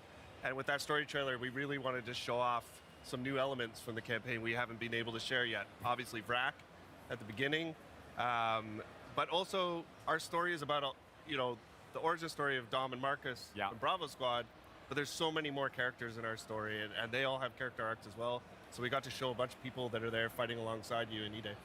Yeah. Now, you mentioned Vrak, right? Can you tell us a little bit about him? Because he looks mean. Yeah, he definitely is. Yeah. So Vrak is a Locust commander, you know, in the Locust army. If you look closely, you can see that he's got a lot of shit going on his face. You know, he's missing an eye. He's got burns on his arm. So all that happened during the Lambent Wars. So he's seasoned. He has kind of a private army that follows him around called the Scorched Legion. Yep. So they're, you know, into self-mutilation. There's lots of really dark, kind of nasty stuff that they do to themselves and to the citizens of Sarah. And I think overall, Vrak just represents, he's like the personification of the brutality and the actions that they do. They just want to kill everything they see, including the squad. Yeah, honestly, when he was just pouring that emulsion over people, I'm just there like, that's horrible. Yeah. But also, some of the weaponry and stuff that comes from that squad looks so fun to use. Absolutely, yeah. Now, campaign is a huge focus here at Gamescom. We've got it on the booth over here. Can you tell us a little bit about what people are going to be able to play when they come and play on the booth? Yeah, for sure. So we have a little bit of our beginning of Act 2. So it kind of starts the morning after E-Day. The squad has just come together, armored up, and they get sent on their first mission. So we get to play a bit of that. It's got this classical kind of gears. You're supporting another squad, going toe-to-toe with the Locust. And it's actually a subsection of the campaign preview that we just got to see get released online. A bunch of video and press coverage of that came out, which is a little bit larger. That goes a little bit past what we've got on the show floor, but everybody here gets to get their hands on it. They get to hang out with the squad and some fun new characters as well. I actually had a lot of fun this morning watching people like Shadows and Hollow who were playing early, and I was like, it looks so good. But all through the background of this mission, we can see a lot of the kind of details of the city of Kelowna. Can you tell us a bit about what people are going to be able to see around the world to kind of really help build that environment? Yeah, absolutely. So for the first time ever, you're playing a Gears game in a city that is alive. Yeah. You know, every other game has been destroyed. Everything's been destroyed. So that provides some really interesting opportunities and challenges. You know, we really need to think about what was happening in the place when this event happened and life just got suspended, you know, in one shot. So I think fans, when they play the game, they're going to be able to, there's lots of storytelling from something simple as a piece of paper on the ground, what's written on it, to what's, you know, there's a meal that someone was eating when the locust came out of the ground, to more complex set pieces where there's a bunch of dead bodies and maybe they got dragged somewhere. So I think, you know, it does pay to slow down just a little bit while you're playing the game and look around and just really take in all the detail that we've really loved putting into the game. You can also see in shots like that where you get glimpses of this whole city, which we built. We built the whole city, which is really cool. And there's this battle going on everywhere, right? So you see helicopters go by, you crisscross with other squads, which is what's happening in this mission. Just this kind of vibe that there's always a battle sort of raging across the city and you're just weaving your way through it. Yeah. I think also one of the things we do have to touch on, and you'll see this throughout the gameplay you're watching, it's like the destructible environment. It looks incredible. Yeah, for sure. I mean, Gears has always had destructible cover in it. We've taken it to a few different steps here. You know, you see some larger buildings come down at different moments in the game, just to make you constantly realize that not only is the immediate area around you, you know, having a battle in it, but the entire city. Whether it's a block away, you can hear gunfire, you see a building come down, you see a little block of a street go down. It's all happening live as you play the game. Now, everything we're watching right now is single player, but Gears fans always want to know about co-op. Yeah. Can you tell us about that? Yeah, of course. So co-op is near and dear to our hearts. I think it's one of the unique things that Gears has sort of woven into every part of it. You know, our story is about squads overcoming overcoming the odds together. We've got modes like Horde Siege that are about multiple squads of 4 coming together. Of course, we've got PvP, which is 4v4. So campaign's got 4-player online co-op, amazing. 2-player split screen on console. All 4 players in the squad are playable, all 4 characters. And I think it's one of those games that it plays great on its own, but it just sort of comes to life when you're there with a friend, you know, your ride or die buddy, like Marcus and Dom. A lot of our mechanics sort of come to life a little bit more in terms of our enemies, obviously DB&O and a bunch of other stuff. it's a great experience. Yeah, you see it a few times, like if you get downs, like Dom coming to save you and stuff like that. Yeah, different kinds of it, right? We have the rusher enemy that'll pin you, and he'll be on top of you, so your buddy can come and stab him in the neck, or if you're playing with someone real, they can shoot him from far away. There's all sorts of examples like that. Yeah, I'm so excited like to hop on with the rest of the Xbox One team. There's all four of us like kind of flying our way through. It's going to be a lot of fun.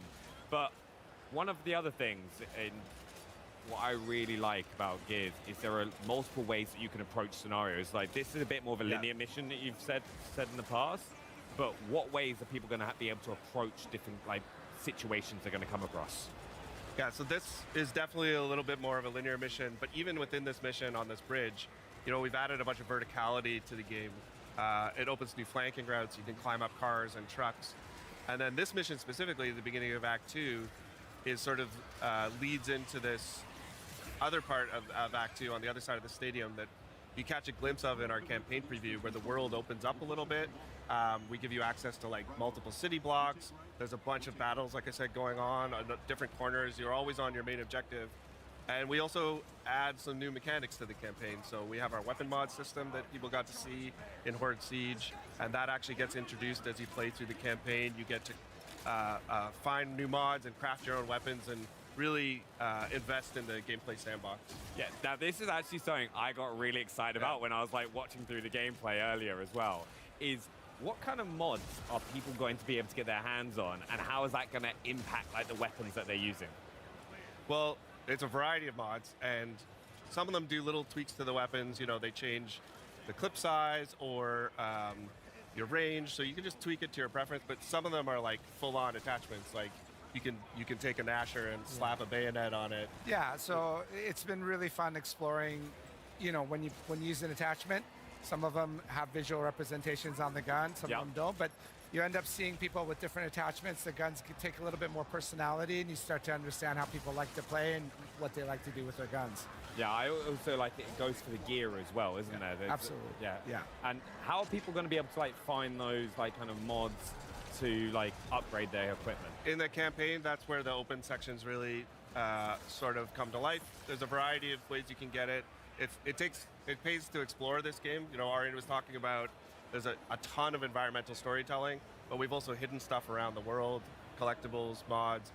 We also have side objectives in some of our campaign missions where you can stop to help somebody optionally, another set of gears, some people that are trapped, and you get rewards for those as well. So it's really up to you. If you want to mainline it and do the main objectives, that's cool. You'll find some mods. If you want to fully explore the game, you'll find even more narrative tidbits. I'm really excited for that, because you can just spend that extra time discovering the world if you want to. There's good surprises out there. I'm looking forward to finding them. Now, we've just had our first look at the Boomer, and he is way bigger than people maybe used to. Yeah, he's massive. He's There's a big actually guy. a Boomer on the show floor He's here right that over there. people are taking pictures with, and you stand next to him. So in the game, the Boomer's 9 feet tall. This is quite a bit bigger than the Boomer's traditionally been in Gears. This goes back to this idea where we wanted to take the things people remember and amplify them a little bit. Yeah. And then it also introduces fun ways for him to enter the battlefield. There you can see he breaks through this big truck, this tanker trailer that causes a bunch of fire and explosion, but he also doesn't fit through doorways. So if he's coming through a traditional door, he has to bust his way through. Oh my! So that just makes it a little more exciting when he makes an entrance. Yeah, you're like, oh, I'm fine. He's 9 foot. He can't get through here, and he just smashes it through. Kool-Aid hands. Yeah. No, I've got to say his weapon as well, because we all know the boom shot. Yeah. Right. This is like even bigger. It's a bigger boom shot. Yeah. Like the Locust, when we were going back and looking at revisiting old weapons, we always wanted to see if there was something else we could do. So, you know, we've got like the prototype Lancer, we've got the heavy boom shot, means you're really committing to carrying a rocket launcher around instead of just something in your back. It's also opened up opportunities for us to add new weapons like the gut puncher, the cog grenade launcher. Yep. It's like a little more skill use than the boom shot. You can time where your grenades go. So everything kind of found a new place. And we got to make some cool variations of weapons people have seen before. I love the breach shot as well. I think that's like fan favorite. Some of my favorite guns. It's such a super fun- satisfying. And the active reloads is popping up on screen there. I just wanted to go through a couple things, because there's two features, right? One, it's in a different place than some fans may know, but also bullets are appearing a little bit earlier. Yeah, we put the active reload down in the center screen. We found through our testing that, you know, for a lot of people, some returning fans, especially new fans, they just use it way more. If you're an old fan and you like it up and where it was, and that's your muscle memory, 100%, there's a setting for that. But for some guns, we also have this per shell reload mechanic, like on the Breach Shot and Asher. It's really cool because you can still get your active if you go all the way and you wait for it. But if you need that extra shot to get out of a clutch situation, there's a wretch in your face or in PvP a person right up on you, you can pop a load right into them as they come at you. Yeah, so it's just like a nice way you can kind of change based on the scenario you find yourself in. Yeah.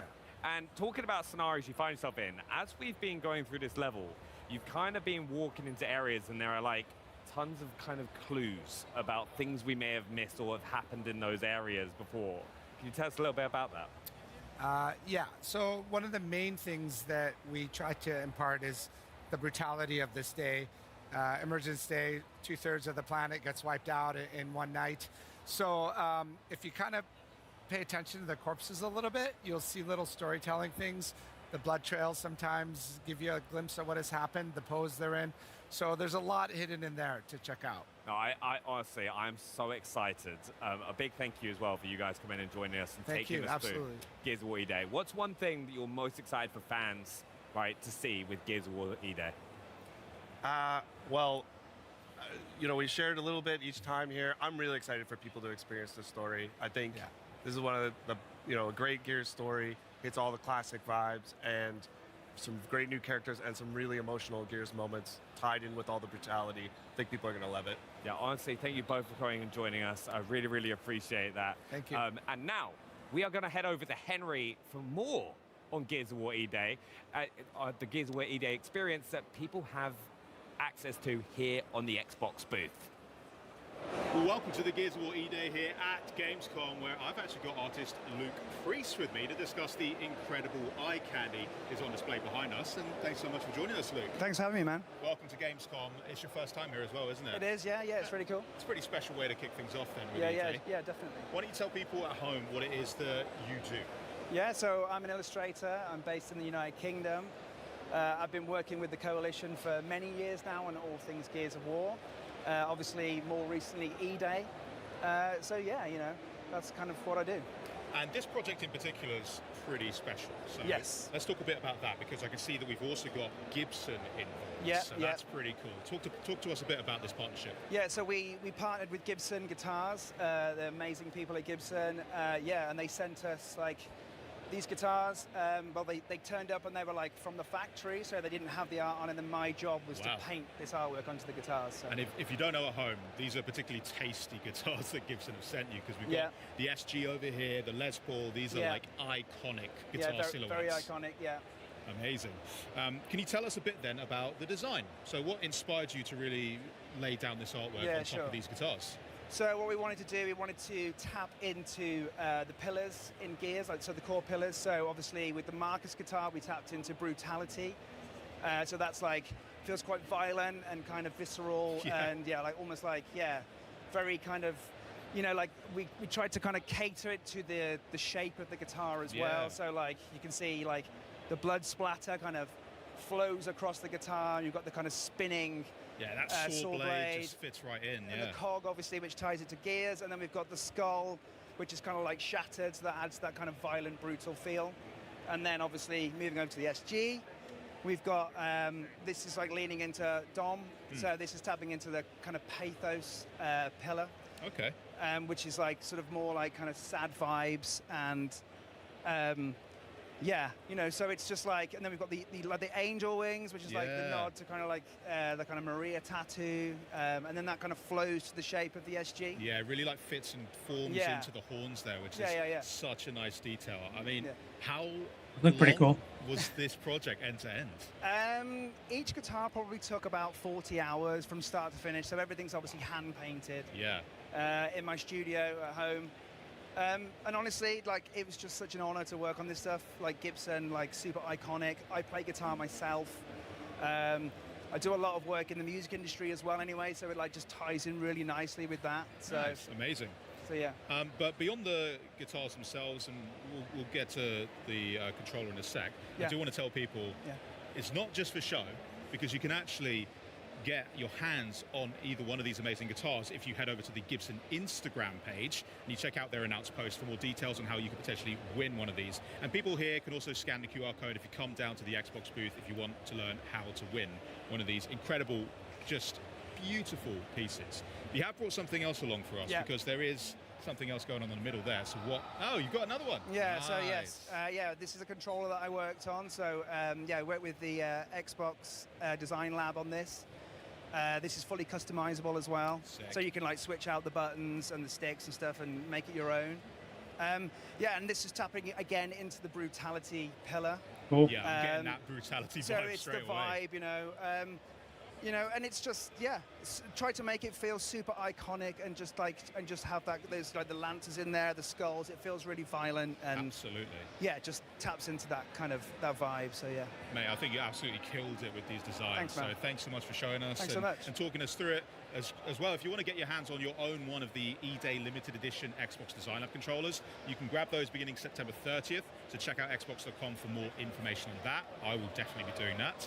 But thank you, Luke. I hope you have a great Gamescom. But there's there's quite a lot going on here, so we're going to have to pop off and see what else we've got going. So thank you. Come along with me, because the rest of the booth over here that we've got, this entire segment, you can see loads of people queuing up right now to go and actually play Gears of War E-Day. So E-Day has officially landed here in Cologne.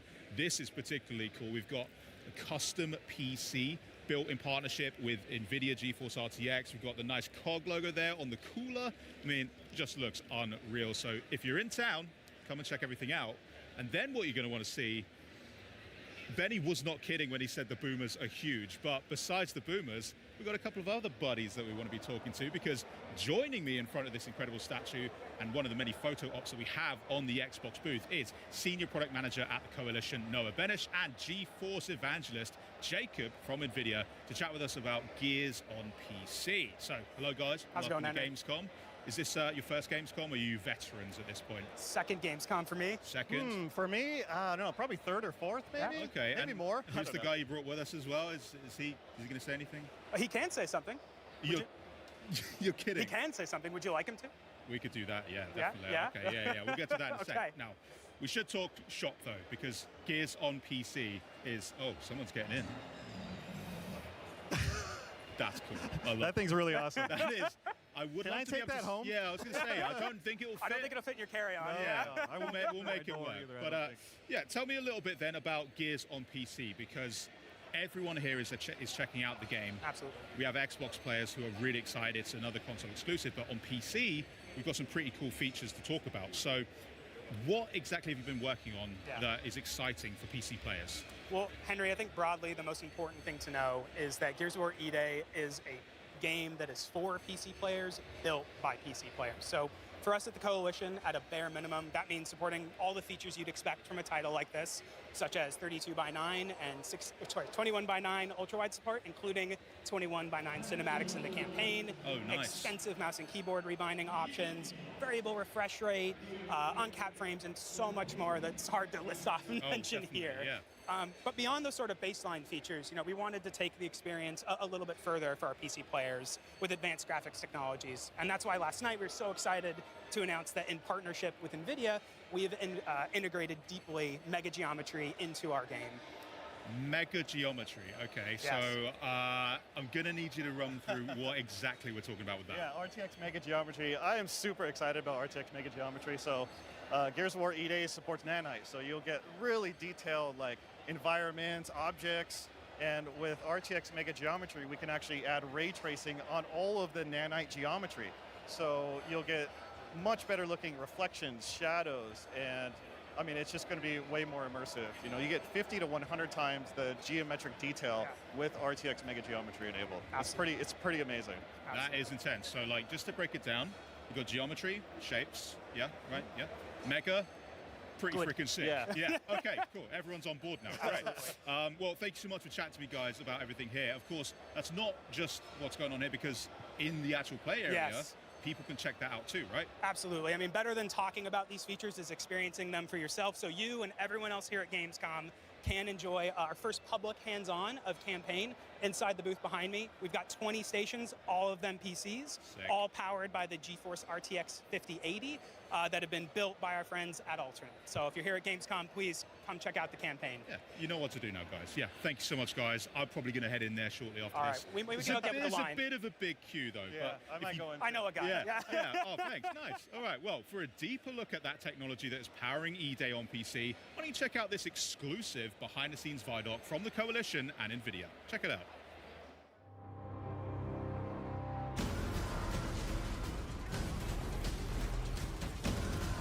Gears of War E-Day is the next game in the Gears of War franchise. It's the story of Emergence Day. It's going back to the beginning, when the Locusts first come out of the ground and start attacking. It is also a game that has been built from the ground up on Unreal Engine 5 with all new art and all new systems to push visual fidelity to a level we've never achieved before. Gears of War is probably best known as an Xbox franchise, but the PC has always been a very important platform that we're using to bring the most we possibly can to the game. The PC community is incredibly important to us. I, myself, am a PC gamer. I've been making PC games for my entire career, and we've built this game with a PC mindset. We're trying to push a lot of technology, high detail geometry, heavily using nanite and lumen. We're going to be one of the first titles to use mega lights. Gears of War supports hardware, ray trace, lighting, shadows, and reflections. This shows up in so many different ways. A great example is our pay and save.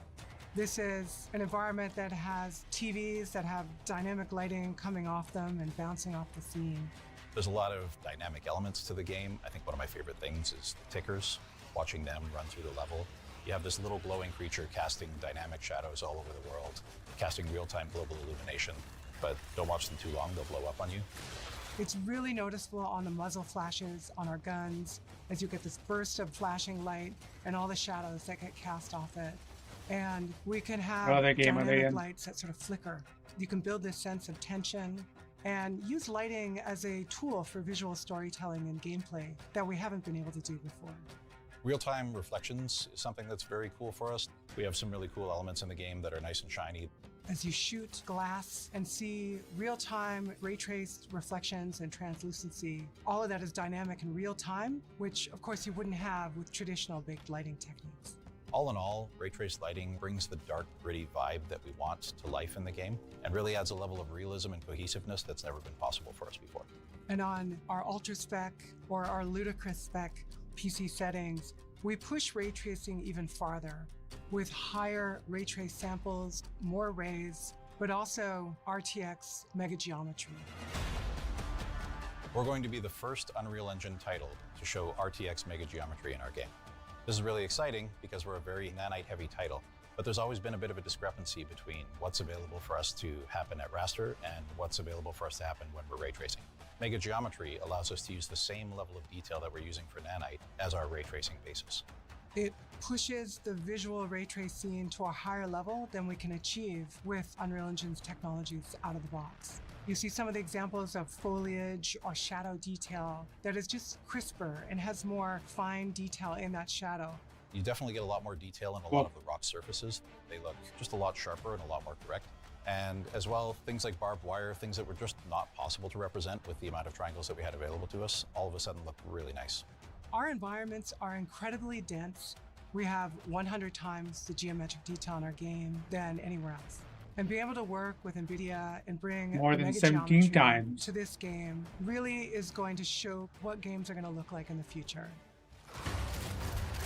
DLSS and other super sampling techniques really allow us as a developer to perform more advanced graphics techniques that just wouldn't be possible to do if we were working at full resolution. It's something that allows you to take a lower res image and then using machine learning is able to upsample that to a larger image without really sacrificing the quality. We also support dynamic multi-frame generation, allowing you to push to the highest frame rates possible. And it's so important that we 60 tie this FPS. with Reflex. Reflex lowers latency and improves the responsiveness of our game. It's something we think is very important, especially in a multiplayer environment. We're a very competitive game. You want to make sure that you have your enemy in focus and your reticle over them at all times. We want a nice, smooth frame rate, and we want that ultra-responsive input latency. Customization is a huge part of why I play games on PC, and it's part of what we wanted to make sure we're delivering for E-Day players. if they care about HDR, if they care about frame rate versus resolution. We want all of that choice available for players. Not part of I'm an that ultra-wide customer player. base. I have really pushed the team to make sure that we are showing up strongly there. We have full support for native 21:9, gameplay up to 32:9, and all of our cinematics are also real-time and are rendered in ultra-wide. Our benchmark is something that's very important to us. It was something that has always been used by reviewers for years after we ship, and it's something we hope will be that way again. This is a very technically ambitious title, and I think we're going to push hardware for years to come. We've always built our games to showcase the latest technology and push what is possible in gaming. And working with NVIDIA, who share the same philosophy with us, we've been able to bring features like ray traced lighting, RTX mega geometry, DLSS, reflex. For players, this means delivering an experience that feels like they're playing a movie with the real-time performance that you expect in a high-end game.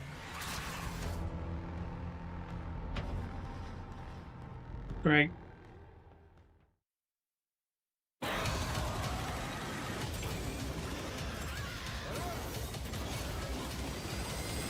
Welcome back. All suit systems are nominal. Atmospheric interference is causing data transmission issues. Proceed with mission.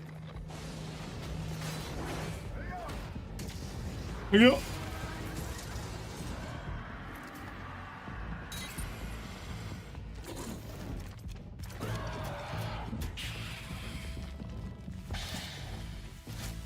Alert. Power output unstable.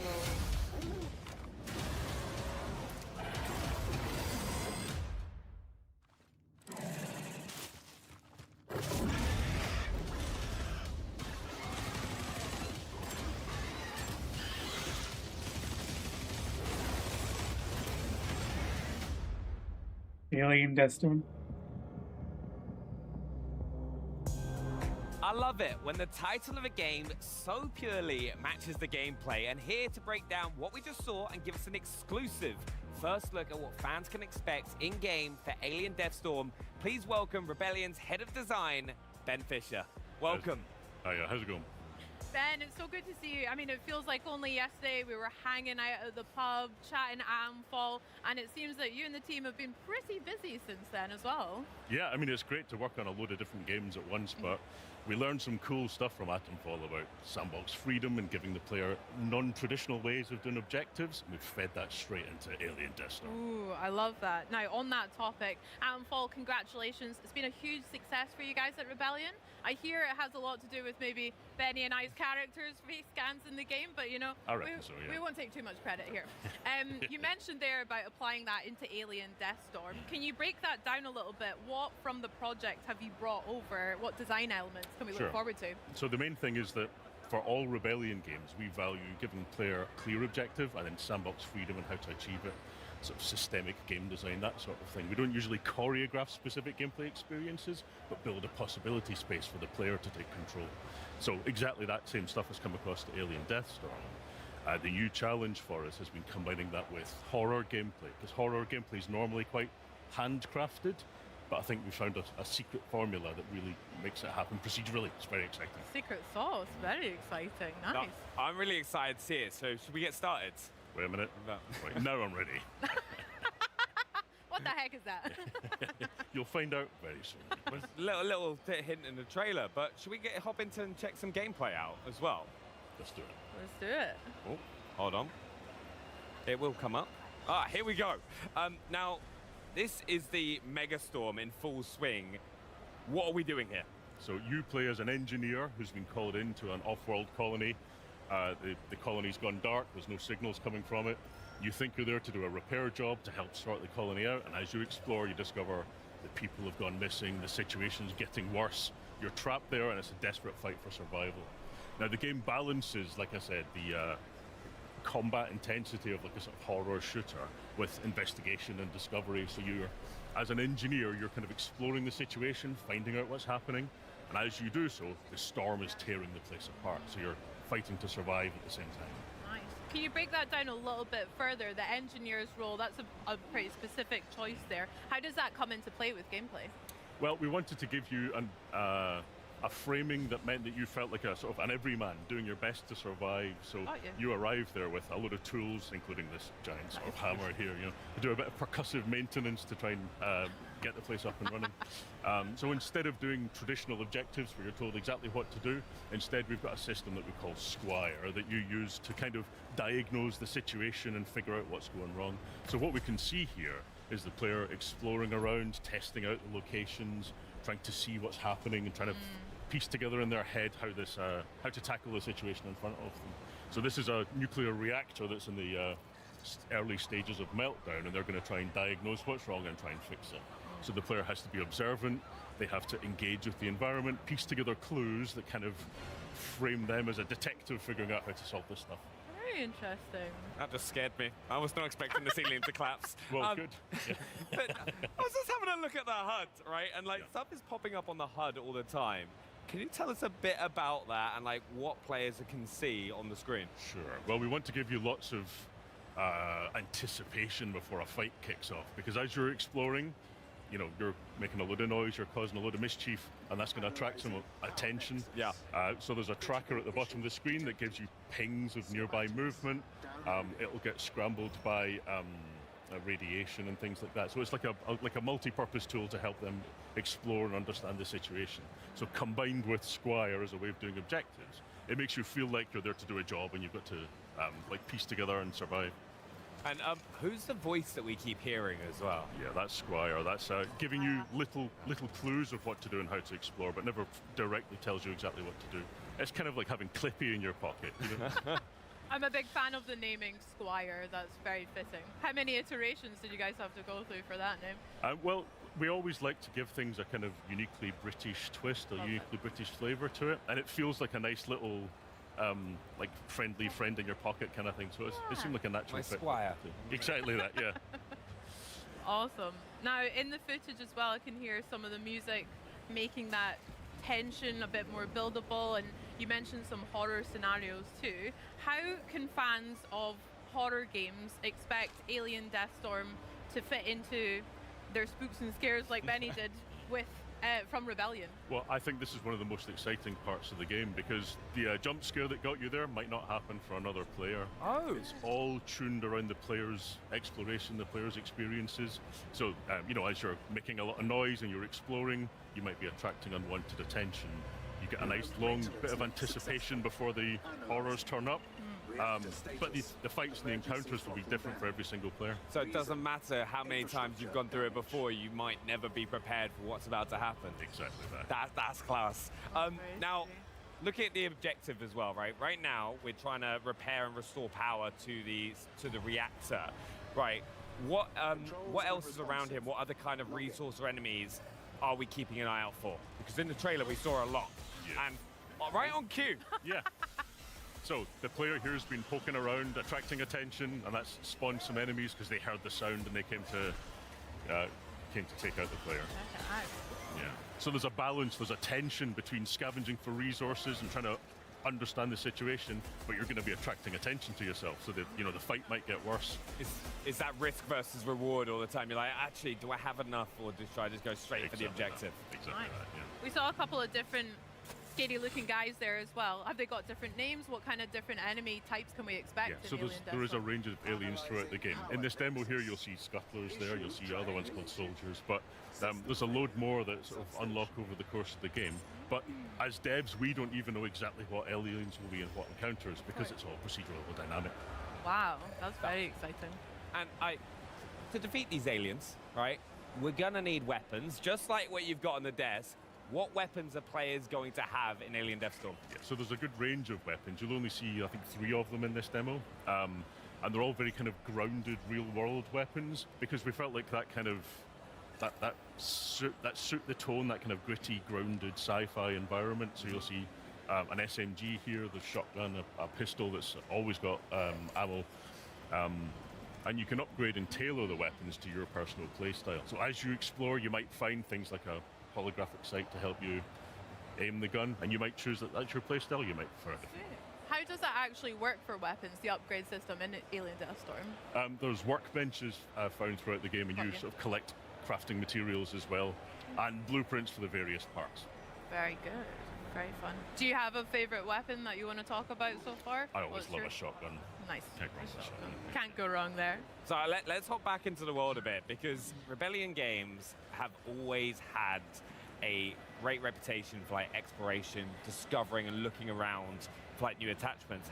How does Alien Deathstorm encourage players to venture off the beaten path, especially if you're going to be like potentially running into more aliens for doing so? Yeah, well, we strongly believe in player freedom, and like part of the fun of it is finding your route through the environment and choosing how to engage with it. So there is that risk reward, that balance of trying to find those resources and survive, but watching out for threats.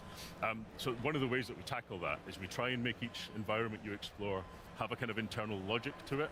So this is like a space reactor, and I don't know about you, but I've never been to a space reactor myself. But we try and make sure it's got a kind of, you know, clear signposting, clear exploration, so that you can either explore everywhere for resources, or you can sort of get a quick understanding of how you're supposed to explore. No, but we leave it completely up to the player. No, I always love like going on exploring, because it's like when Atom Force spent so long trying to search for Morris's hairline, which is just, my character was made bald as bald can be. I don't know, it's pretty accurate. Sorry, that was harsh. I mean, we've got aliens, we've got nice alien guts to look forward to as well, but what other challenges, like that one, can our players look forward to? That was class. Yeah, all the best games have got a white visor, but right. So you saw that there, but also if you're out in the storm getting pelted by the elements, you might have to wipe to be able to see what you're doing as well, which can lead to some really tense, exciting gunfights where you're trying to juggle visibility while shooting the aliens and trying to survive. So it's all about that kind of immersive, gritty, make you feel like you're really in the suit. Yeah. That was something about Atomfall that we really enjoyed, is collecting just everyday items that really grounds maybe the players, or especially for me, it feels like that. So having to deal with a lot of nuisance you wouldn't normally in real life or in video games is nice touch. Very good, Ben. It's also very helpful for putting together a cool trailer as well. Like, it's the perfect transition. Yeah, nice swipe transitions. Now, we've said this a few times as well, like, as we're getting into these fights and the weapons that we're using, what else helps make each encounter unique that you're running into? Because you've said a few times that you never know what's going to happen.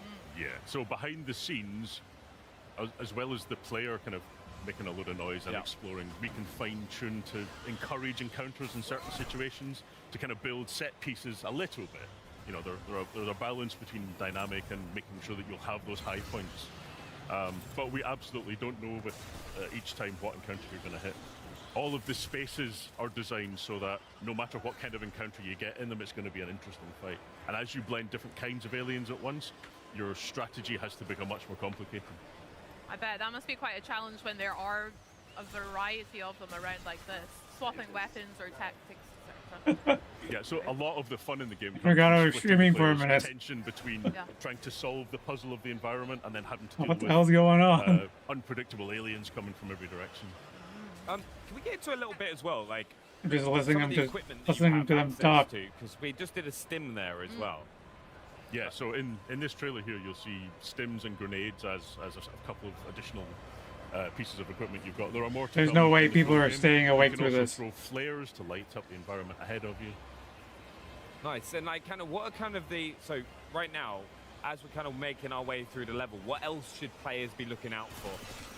Well, at this exact point in time, looking out for the alien that's jumping at their head.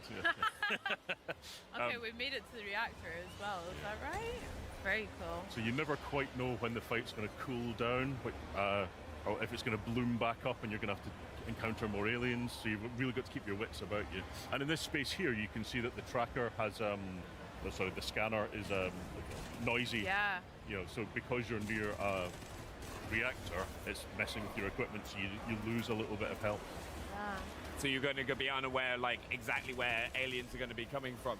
Also, with these big fights kicking off, what are some of the most effective tactics that players could kind of use to get those situations? Because you obviously want to kind of thin the horde down at times, so you can then go back to exploring the area. Yeah. So a lot of the time, like this encounter here, you can see that there's a fight has kicked off in this space, but the player can still do a runner if they choose to. So you've always got the opportunity to reposition and choose a best place to defend yourself.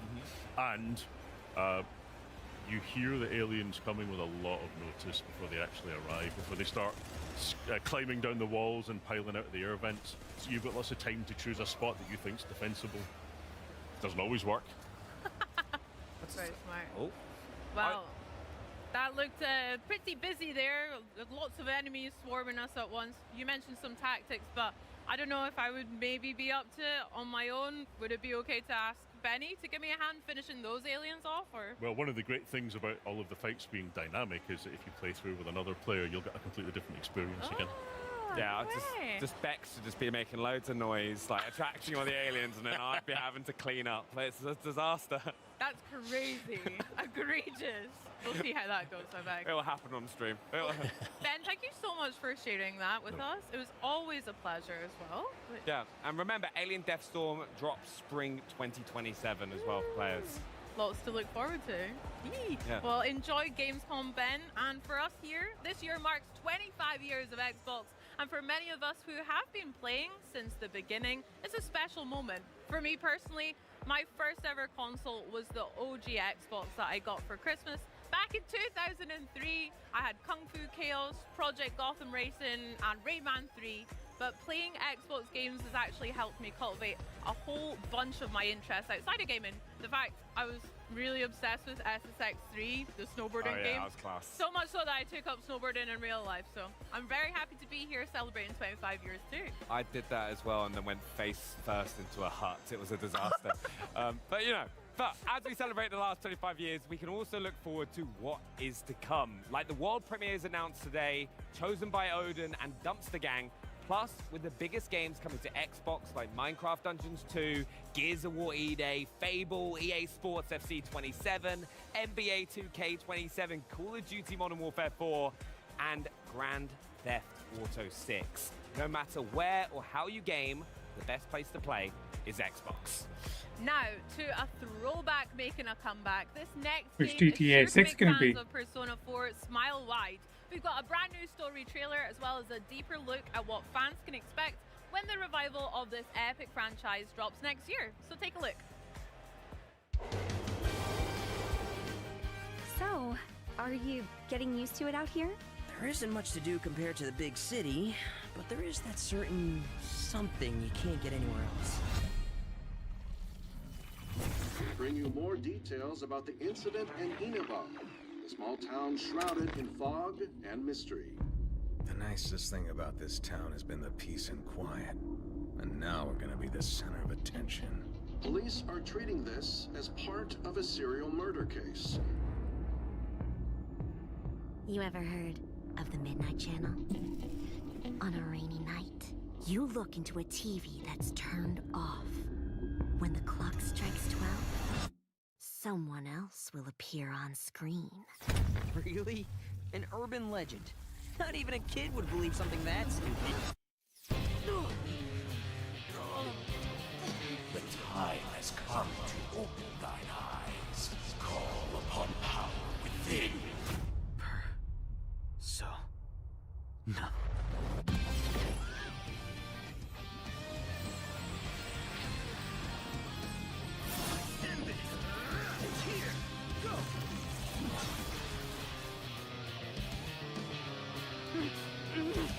No!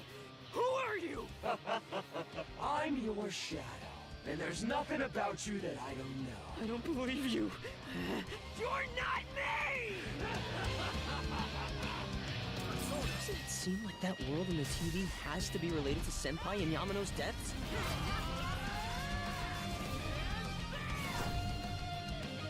Are you saying people who appear on the TV die? Whatever's going on here, we're getting to the bottom of it.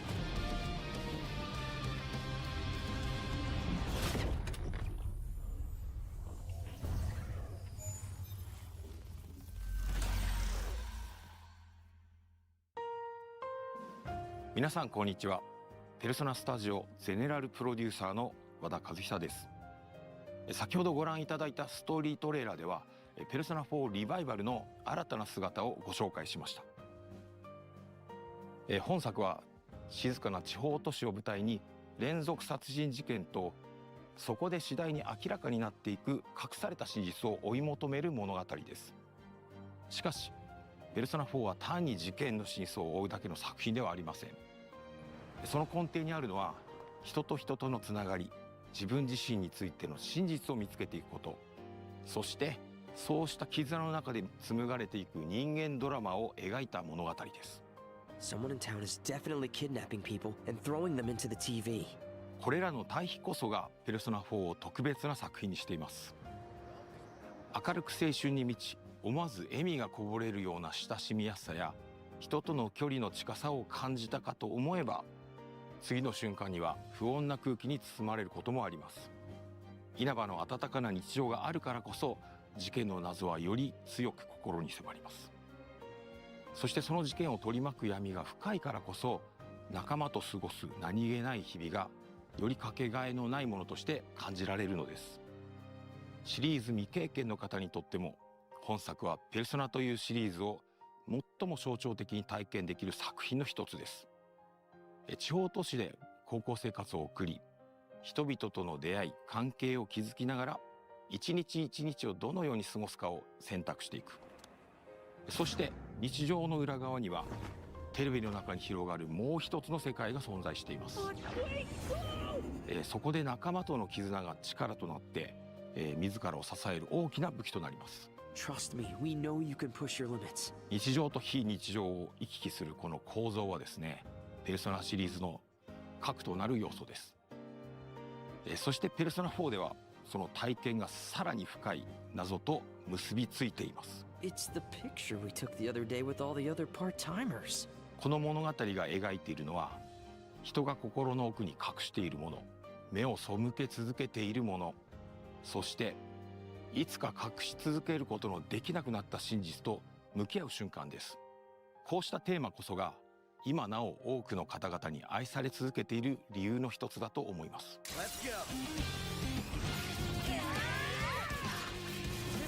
ペルソナ4リバイバルの開発を始めるにあたって、私たちが最も大切にしたことの一つは、オリジナル版で多くの方が感じてくれたあの空気感を守ることでした。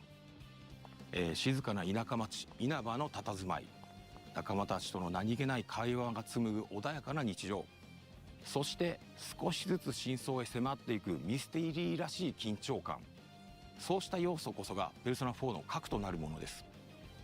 だからこそ私たちはその魅力の本質を大切に受け継ぎながら、現代の技術や表現によって当時感じていただいた体験をもう一度味わっていただけるよう、一つ一つ丁寧に再構築しました。同時に本作は単なるリマスターではなく、完全なリメイク作品です。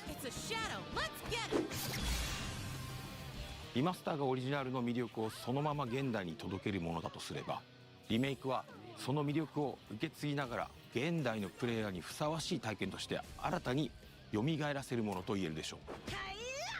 私たちが目指したのは、ペルソナ4ならではの魅力を大切に守りながら、現代のペルソナシリーズが持つ表現力や遊びやすさによって本作を新たに蘇らせることでした。そのため、ゲームプレイそのものも現代のプレイヤーに合わせて進化させています。ユーザーインターフェースの改善やバトルテンポの最適化、ダンジョン探索の快適性向上など、ゲーム全体をよりスムーズで遊びやすいものへと磨き上げました。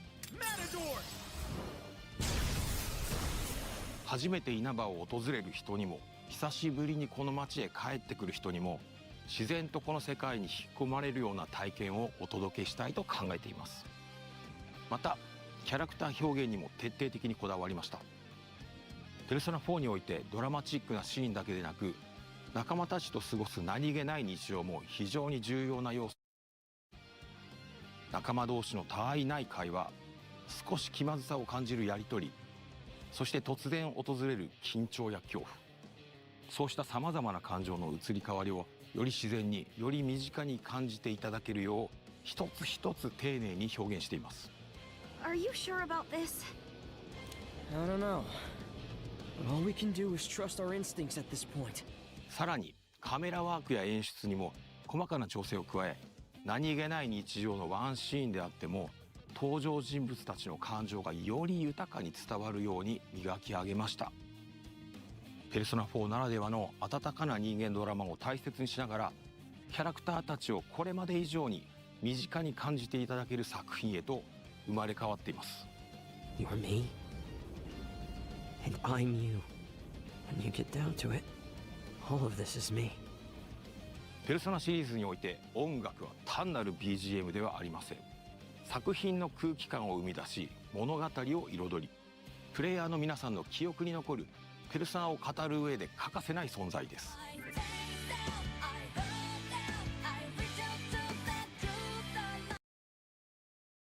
音楽も多くの皆さんに愛されてきました。だからこそその魅力を損なうことなく、オリジナル版への敬意を大切にしながらサウンド制作に取り組みました。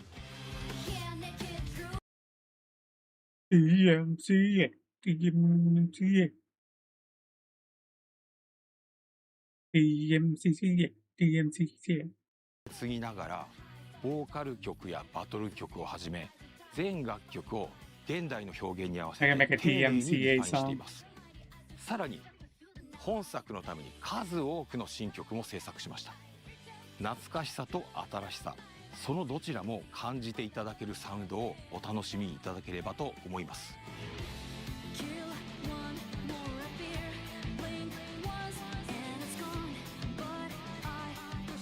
さて、ペルソナ4リバイバルについてご紹介してきましたが、いかがでしたでしょうか。今後さらに多くの情報をお届けできることを我々ペルソナチーム一同楽しみにしています。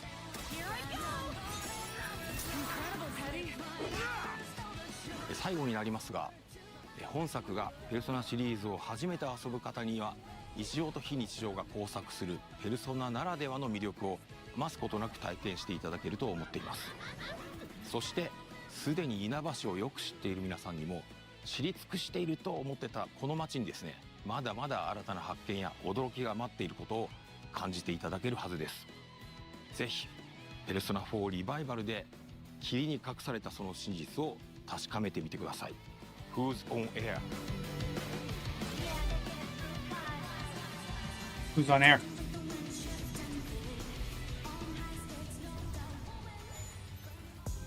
Now, there are few games more synonymous with beautiful environments, immersive puzzles, and fluid combat than Tomb Raider.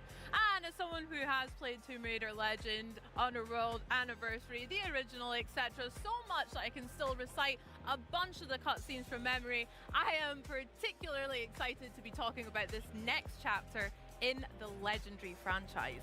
Here, with an extended look at the mysteries of Peru in the new Tomb Raider Legacy of Atlantis, please welcome Crystal Dynamics Experience Director Jeff Adams and Flying Wild Hogs Art Director Arek Tomaszewski. Welcome, guys. How are you? How's your Gamescom going? Awesome. So far, so good. Yeah, good. Fantastic. I couldn't ask for more. Awesome. I mean, I am so excited, as you can maybe tell, to see what you've got for us today. So set us up, set the scene. What can we look to expect from the gameplay? So today we're going to be taking a nice in-depth look at Peru.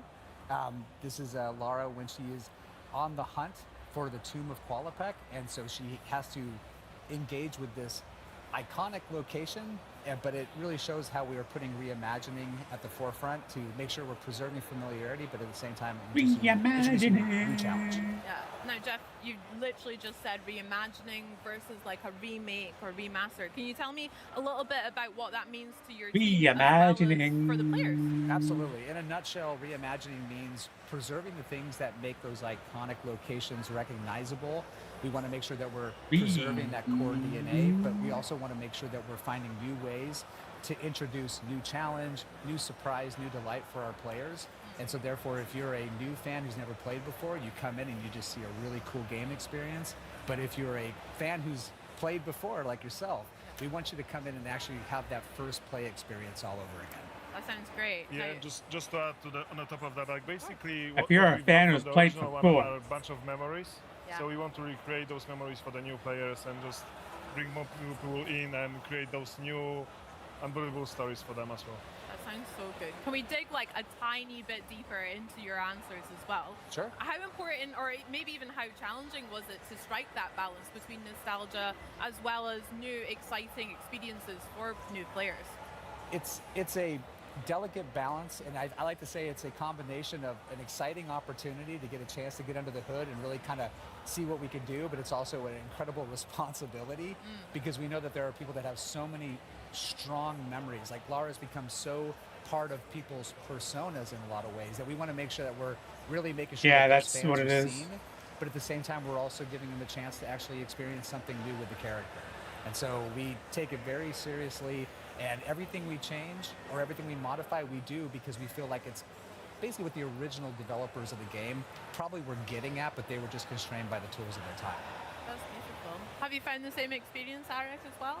The design looks incredible. Yeah, I mean, what we wanted to do, for example, with art, we wanted to bring back the same color palette. So like when you squeeze your eyes, you can see the the original game, and just bring this subconscious idea throughout the game. But also we want to keep You the squint key your elements eyes, from you can original see the one. original So game. Trying to be, like Jeff said, being super respectful to the OG, but then bring our own flavor to it as well. Okay, I can't wait to squint my eyes then and look at the game. That's so smart. I never thought about that before. Well, can we take a wee look and see what it's all about then? What you guys have been up to? We will allow it.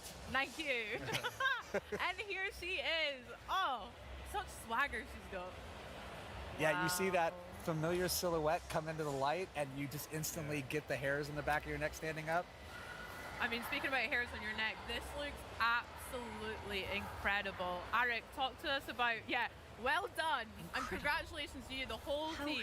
Yeah, it's the team's work, but what we're trying to do is being authentic to the place that we are bringing people in, because basically Lara Croft is archaeologist, so the places she discovers and she explores, they need to be real. So in this example, we dive deep into Incan culture and architectures in Peru, and also the plants and everything, with the idea of bringing back the original feeling. So we've done what we could with we've been authentic to the Peruvian culture, but also we bring, it's a game, so we want to make it fun and beautiful. Yeah, it's really, when we dove into it, we're like, okay, the cog puzzle is such an iconic part of that game. I'm gonna say iconic a lot because we are dealing with an icon. Yeah. So, but let's say they're memorable water cooler moments that people remember so well. But in a modern gaming sense, like we have an ability to create a higher believability sense of immersion. And so when we really kind of step back and we look at it for what it is and how we try to make the gameplay feel naturally seated and believable in the world, but just slightly out of place, like why does this exist? It sparks a feeling of curiosity.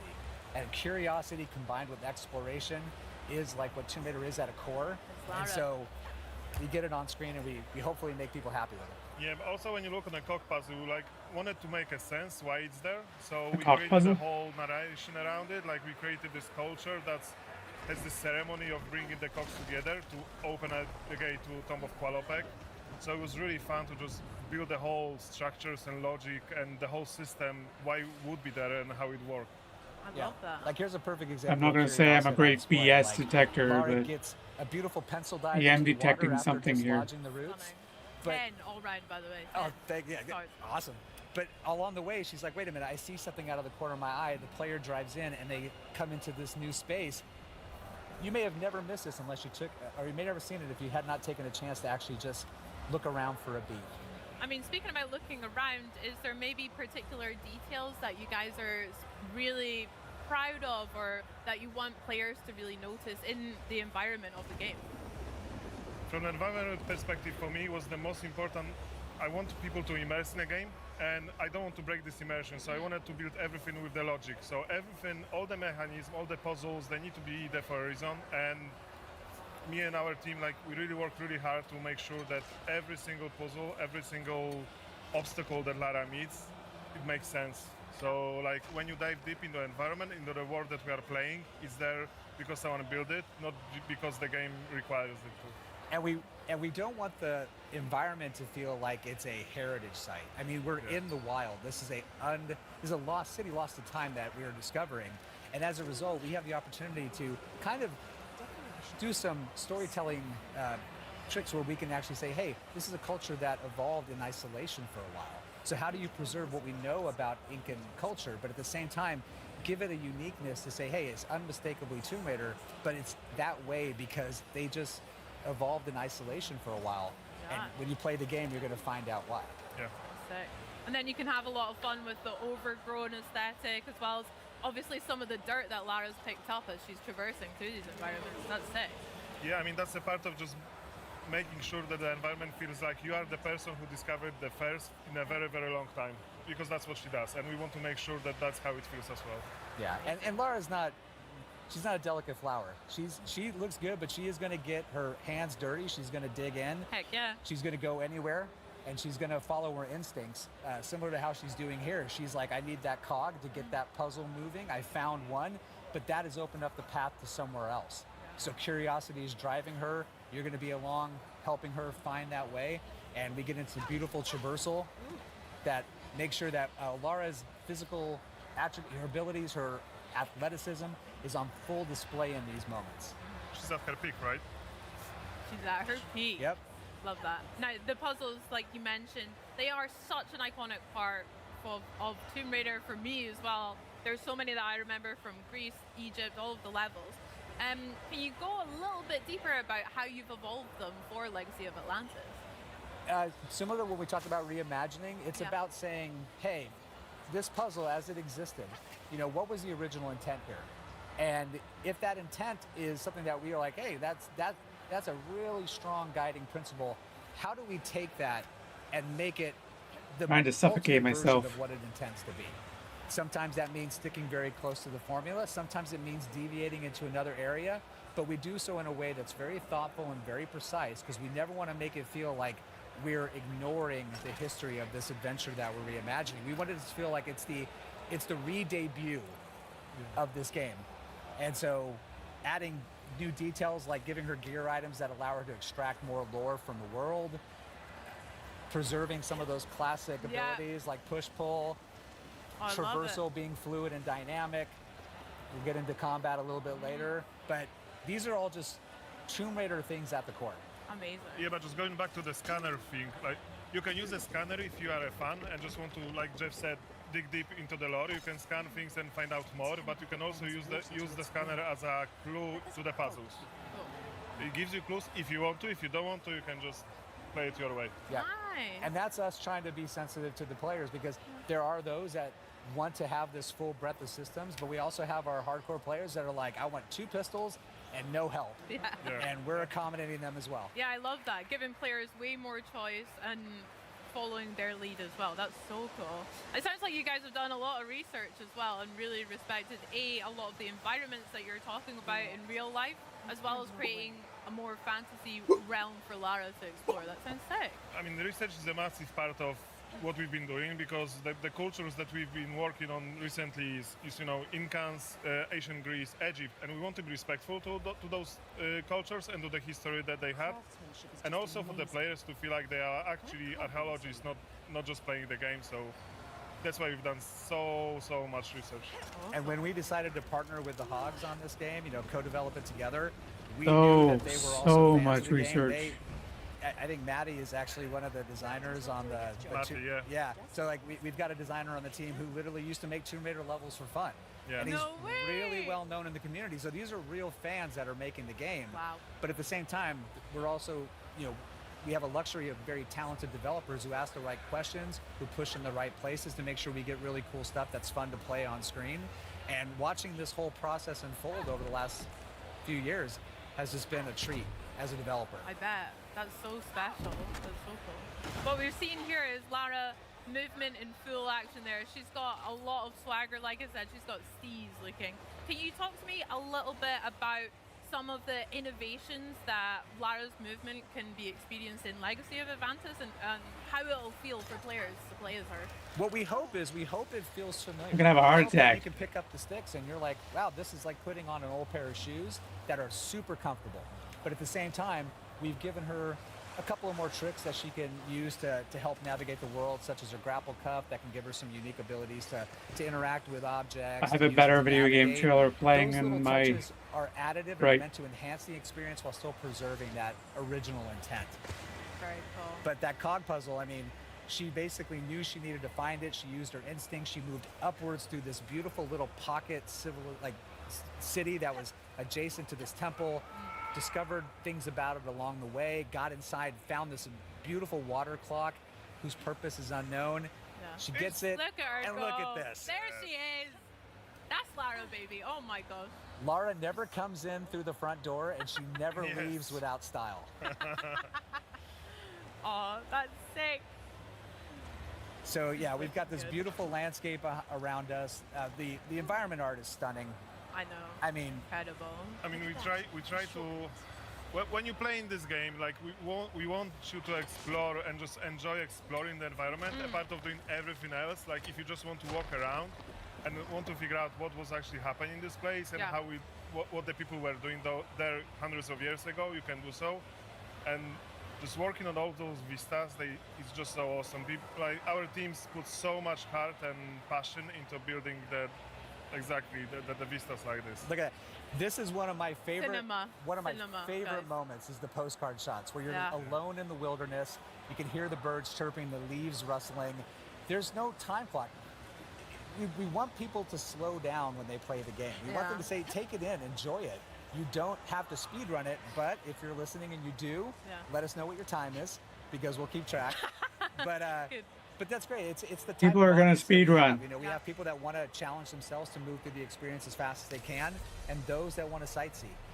And the game just is welcoming to all. I'll be sightseeing for sure. I've got tears in my eyes. I'm not even joking. That is absolutely incredible. Wow. I wanted to go back a little bit and talk a little bit more about Lara's toolkit and how that's evolved here. So we have mentioned her grapple hook, we saw the scanner in action as well.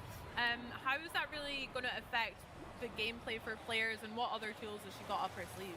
Well, we've got like you said, the two items that we've already discussed. Nice. And as Arik mentioned, the scanner has some dual functionality. It can not only give you some hints that are optional if you don't want to engage with it, but it also gives you some world lore.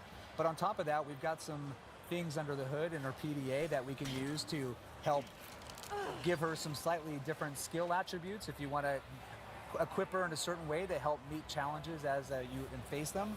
We've got our crafting system because we want to make sure that, you know, finding med packs in the middle of the jungle. It's cool. A little bit old school, yeah. In a tomb fair. 10,000 years old, has lucky that there's a first aid kit What here. do you mean? They're not there all the time? No, What the heck? so we were like, how do we make this still feel like Tomb Raider, but at the same time, like, not Yeah, there's break a med pack immersion? So there that's where, because like, it's a crafting video is game. Perfect add-on addition to it. It lets her scavenge the world for resources, use her knowledge and her ability to craft something useful. And on top of that, she can use recipes to provide certain gameplay buffs that are going to help give her short-term If you want to, you advantages. don't have to.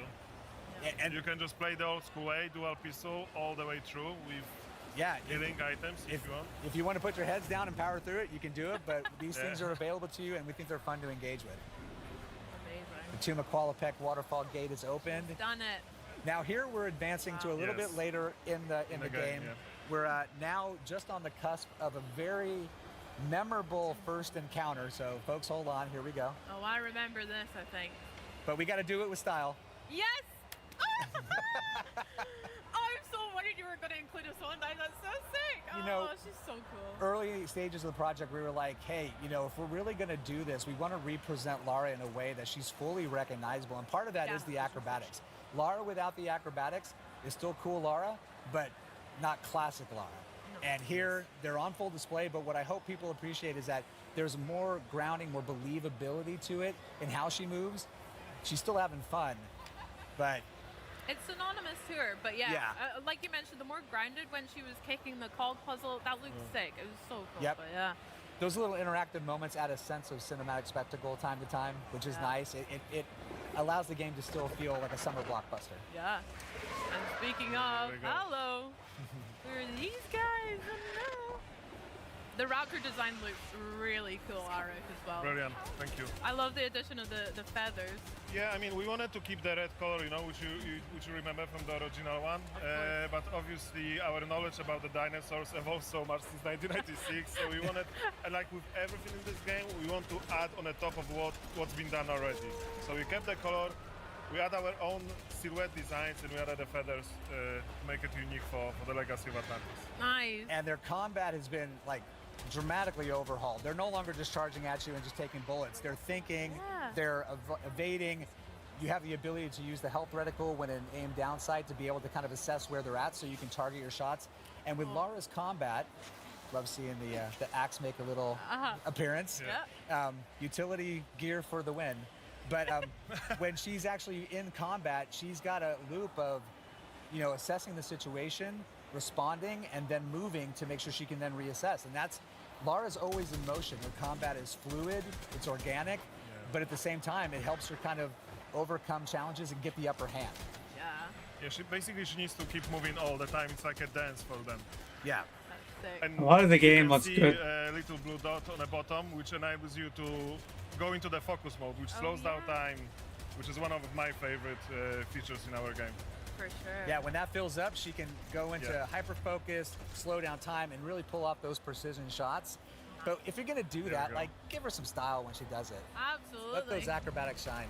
Hello. There's our girl. That's the girl, yeah. Yay! Oh my gosh, what was it like reimagining such an iconic boss fight here as well as the other ones in Atlantis? How was that? From our perspective, it was just an honor to work on a T-Rex, but like we've worked for such a long time to just make sure it's perfect from our perspective, and we were trying to be respectful to the OG one. Not a boss fight. When she's coming out like throughout the corner and you see the T-Rex. We couldn't do exactly this, but we wanted to have the same emotions when people see her for the first time, and then just working on a design, it was such a blast. Yeah. And when you see her, it's like she still has some of those classic DNAs. She's got that beautiful green with the yellow pockets under her eyes, but we've also got some added elements in the feathers that also provide a little bit more of a reason of, she's in a geothermal valley. I mean, she's going to have a little bit of plumage that feels like it matches that environment, and it just gives her this really recognizable signature look. I just love that we added those red feathers because there's so many versions of the T-Rex, you know, in all the medias, and those red feathering on the top of this green and yellow eyes, for me, it's like beautiful. And like chocolate and peanut butter, it's just great getting these two back together again and seeing it like never presented before. So T-Rexes love Lara. I love that as well. With the T-Rex and again other iconic bosses, what are you guys hoping that resonates with players, or what are you hoping that the experience from them comes across? Yeah, no, we can take it or leave it. No, I'm kidding. We absolutely want people to be engaged. We want them to be pulled in. We want them to have fun. Yeah, we want them to feel like they're being put onto a cinematic thrill ride when we are ready to do that. But we also want them to feel like when we're not in that moment, they get to ramp down, explore, enjoy what we put out there for them to Yeah, explore. but it's also so much fun to, you know, recreate, like reimagine these things with the technology that we have now. And we can build at least the game looks good. So much more narration. It's just so much fun to work on it, and hopefully people will feel it when they play it. Yeah, I cannot wait to play it as well. Guys, I'm really honored about speaking to you, seeing all of that footage. So thank you so much for joining us. Can we go check out the booth here at Gamescom as well? I want to Let's see do that it. big T-Rex. Okay, let's do it. Guys, thank you so much again. Check out Tomb Raider Legacy of Atlantis when it launches on Xbox Series X and S on February 12th, 2027, 2 days before Lara's birthday, isn't it? And it's Xbox Play Anywhere. Buy it once and play it across Xbox console and Windows PC. Pre-order now. Plus, if you pre-order the deluxe or collector's edition like me, get ready to play a full 48 hours early starting February 10th. Now guys, there is still a whole lot more coming up here on the Xbox at Gamescom broadcast, including Mega Man Dual Override, Forza Horizon 6, and I get to chat with Fable's game director Ralph Fulton and walk through the full demo that they're featuring right here in the Fable Theatre on the show floor. Heroes, wit, Power Stone, combat and more. I'm simply chuffed. Now then, if ridding an alien planet of its most menacing habitats with a rig full of futuristic weaponry and S-tier teamwork is your idea of a good time, have I got a game for you? Check this out. In Exterminauts, every contract begins on a frontier that's equal parts breathtaking and barely holding together.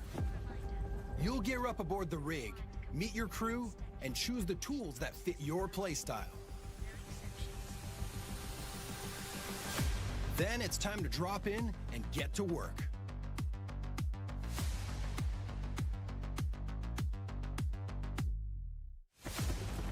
The ecosystem is alive. Creatures hunt, feed, adapt, and push back against your every move.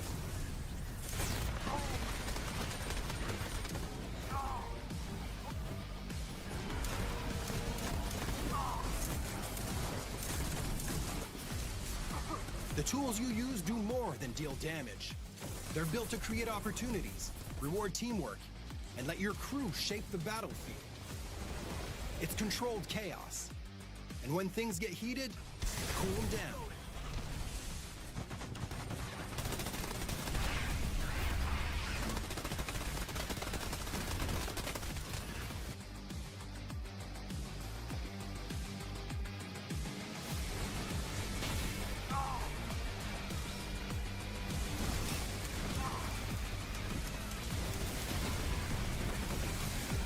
Clearing pests is only part of the job. Success comes from working together.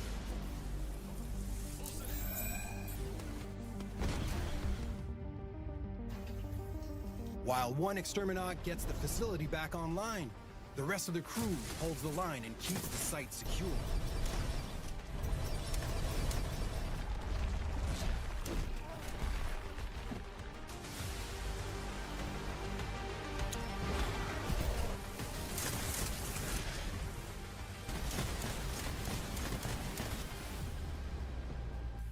Overdrive that sick boy.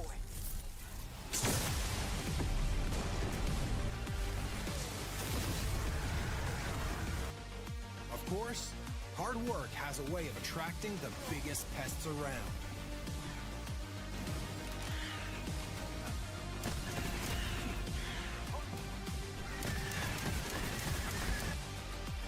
And even then, the contract isn't finished until everyone makes it home.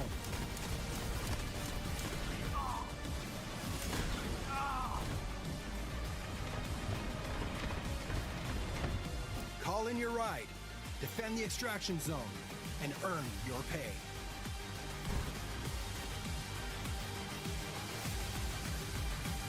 Because in Exterminauts, the best jobs are the ones you survive together.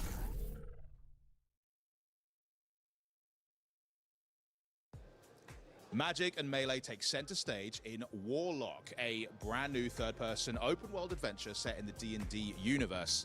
And bringing this character to life is none other than Maggie. Maggie Robertson, how you doing? AKA it's Tasha, okay. Yes, hello. That's me. That's you. That's me. What would you That's say you. is the real essence of playing something like Tasha? Tasha's fun. She's very fun. She's kind of like our weird, dark fairy godmother in the Okay. game. She will make all of your darkest dreams come true, but there will be a cost. Well, is there more to her than meets the eye? Because you said a fairy godmother type. Now, many people could interpret that in different ways. So Indeed. tell me a Yeah. bit more deeper about Tasha. She is charming and charismatic. And so she has kind of this magnetism that draws you in, but there is an undercurrent of danger with her because she's incredibly cunning and she's always working towards her own ends, not yours. And you don't always know what her true goals are in the game. So you do always have to stay on your toes with her. So I know with classes like Warlocks in D&D, typically there's often a pretty tragic way in which they come to know their patrons. So can you shed a little light on how Katya is going to meet Tasha? Indeed I can. Katri is searching for someone, and that search brings her to Tasha in order to get what she wants. Now, you've obviously played many characters before in various fantasy settings, but was there anything in particular that was a bit more challenging about playing someone like Tasha? I think the challenge of Tasha is that she is so cunning, and she is always planning 10 steps ahead of everybody else in the room. Of course. So she's always moving and shaking, and so having to hold all of that within you in any scene that you're in and always know that there's something else that she is negotiating. Even if you think you're negotiating this, you're actually negotiating about this. Obviously, being a huge fan of D&D as well, right? So, and you've played Orin the Red, incredibly vicious, devious, pretty nasty character. She's something. So are there any parallels in that kind of excitement you had when you got to play Orin, and now you get to sort of re-enter the universe now in Warlock? Tons of excitement to re-enter the universe. D&D is so fun because you can be anything you want to be, do anything you want to do. So I genuinely love D&D. I love to play with my friends, and it is a nice home space for me. So then being able to be a part of games that also are in those worlds is incredibly fun. How many times can I say fun? That's a weird selling point. Fun. Well, it's all fun. It's very fun. What can you say? I don't know if I fun? said that Right. before, but it is in fact quite fun. What was your question? Because I've blacked out and all I'm on is fun. Was the excitement of playing a character like Orin, being such a D&D fan, was that mirrored in then having the opportunity to re-enter D&D again as now? Oh, absolutely. But also, like, Tasha's an iconic D&D character, and that comes with a decent amount of stress and scariness and, oh God, what have I done? Can I pull this off? I think every time I get booked on something, I have a minute of panic of like, oh God, and now I have to do it. I mean, people are committing their entire lives to a patron, so yeah, that's a lot of weight on your shoulder. Yeah, the least I could do is try. Yeah. Well, Maggie, thank you so much for joining us, and thank you for just voicing so many incredible characters. But next up, we're actually heading over to the world of Mega Man and Twinkle Girl, which is just an incredible sentence to say out loud. So why don't we check in with Benny and see what's up with that? They're called fan favorites for a reason, and this next game can certainly claim that title. And here to show off gameplay to the newest entry to the beloved franchise, Mega Man Dual Override. Please welcome game producer I am interested in Warlock. Matani and game director Shinya Ikuta. Hello everyone. Oh, I see. Thank you so much for joining us. Hi. Welcome. Now, I did. we're going to hop straight into some gameplay. Can you tell us a little bit about what we're going to play? 最初はゲームプレイを紹介しますけれども、ゲームコースについて少しでも説明していただけます？はい。今回小バージョンということで、ティンクルガール以外のステージは、伏せられています。Become the Warlock. 本来は全ての8体のボスから1体を選んで好きなステージを選んで、攻略するのがロックマンらしさであります。Okay, today we'll be playing from the Gamescom build that we have here, so we only have one stage available. When the full game comes out, you'll be able to choose from 8 different stages. Oh, amazing. Thank you so much, Doug. So we've got Twinkle Girl as well, which I know is one of the new robot masters. I think I need to fact check that. あ、そうです。 Yes, she is a new boss for this game. じゃあ早速選んでみましょうか。 All right, let's get started. はい。 Let's get Can you tell us started. a little bit about the 3 stages that we have, which is new? はい、で、ステージのエリアがあることについて少し説明していただけます？はい、今回は3ステージ構成になってて、ステージが進むごとに、だんだん難しくなっていきます。で、最後にボスが待ち受けています。All right, so every stage in the game will have 3 separate areas, and as you progress through each of them, they'll become more and more difficult. The robot master for each of those stages will be waiting for you in the 3rd area. Okay, amazing. Should we hop in and see what we have on offer? じゃあ始めましょうか。はい。では最初のステージを選んでいきます。はい。All right. We're gonna head and get started. Okay, amazing. So we've got 3 chips here. Can you tell us what this feature is? で、そのチップについて少しでも説明していただけます？はい。チップをセットすることでロックマンを強化することができるんですけども、今回は3種類のチップセットを用意しました。Okay, Mega Man is able to equip a variety of chips throughout the game that'll add a variety of abilities to him. For the Gamescom show floor demo, we have 3 chips available to players. Okay, amazing. And what's the first one that we're going to use? で、今日最初に使うのはどちらでしょうか？一番上の、防御スタイルの、チップセットを選びます。All right, so first we're going to be using one that's a little bit more of a defensive chip. Okay, nice. Let's see it in action. はい、じゃあ。Let's start. はい、この3つのチップセットは体験版だけの特別な仕様で、製品版ではユーザーが組み合わせて使うことができます。All right, so for the Gamescom demo, we only have 3 chips available. Once the full game comes out, players will have a very wide variety of chips to be able to use for a variety of skills. Oh, amazing. Oh, we can see it here right there. So it's going to help block those abilities, right? で、そのシールを使うときには、攻撃にダメージ受けないようにするんですよね。そうです。はい。Yeah, that's correct. It'll reduce damage. Okay, amazing. で、バリア自体はいつでも解除できます。All right, so with the shield itself, you can actually turn it off at any point in time too. So I'm guessing that's going to create a skill curve for players. まあ多分プレイヤーにとってはそのシールの使い方はやっぱり戦略が必要ですよね。はい、そうです。Yeah, so some strategy will be involved, of course, in the use of the shield. Amazing. Also, something to point out is like when damaging the enemies, we're seeing a lot of that like graphical effects to those, aren't we? やっぱり敵にはダメージを与えるときにはその傷がついたりマークがついてますよね。はい。だんだん黒くなっていくというか、ちょっと焦げが発生して、はい、ダメージ表現が分かりやすくなっています。Yeah, so with each enemy, as you damage them more and more, you'll start to see them kind of develop damage and scars and that sort of thing. And as they become darker, it's clear that they're getting closer to being killed. Okay, amazing. So as we progress through the level as well, we're noticing a lot of familiar enemies from that people will recognize from the previous games, right? Can you tell us a little bit about that and how you balanced it in this game? はい、ステージが進行につれて、馴染みの敵と新規の敵が登場するんだけれども、そのバランスを取るにはどのようにやって取り組んでいます？そうですね、やっぱ懐かしい敵っていうのは、出すとやっぱファンの人はすごく喜んでくれますし、結構なんていうんですかね、配置の位置でかなり攻略が難しくなるような敵もすごくたくさんいるんで、それをバランスよくセットするのが、大事だと思ってます。Yeah, so when it comes to enemies, of course, having a bit of a familiar face allows fans to have a little bit of nostalgia with the gameplay, and then introducing new enemies and whatnot will add a different level of challenge to it. So it's a good opportunity for fans to really kind of have that love of the series and some new stuff to experience and bring some challenges to the game. Yeah, and I think we got to talk about new things about the game, the dual override system.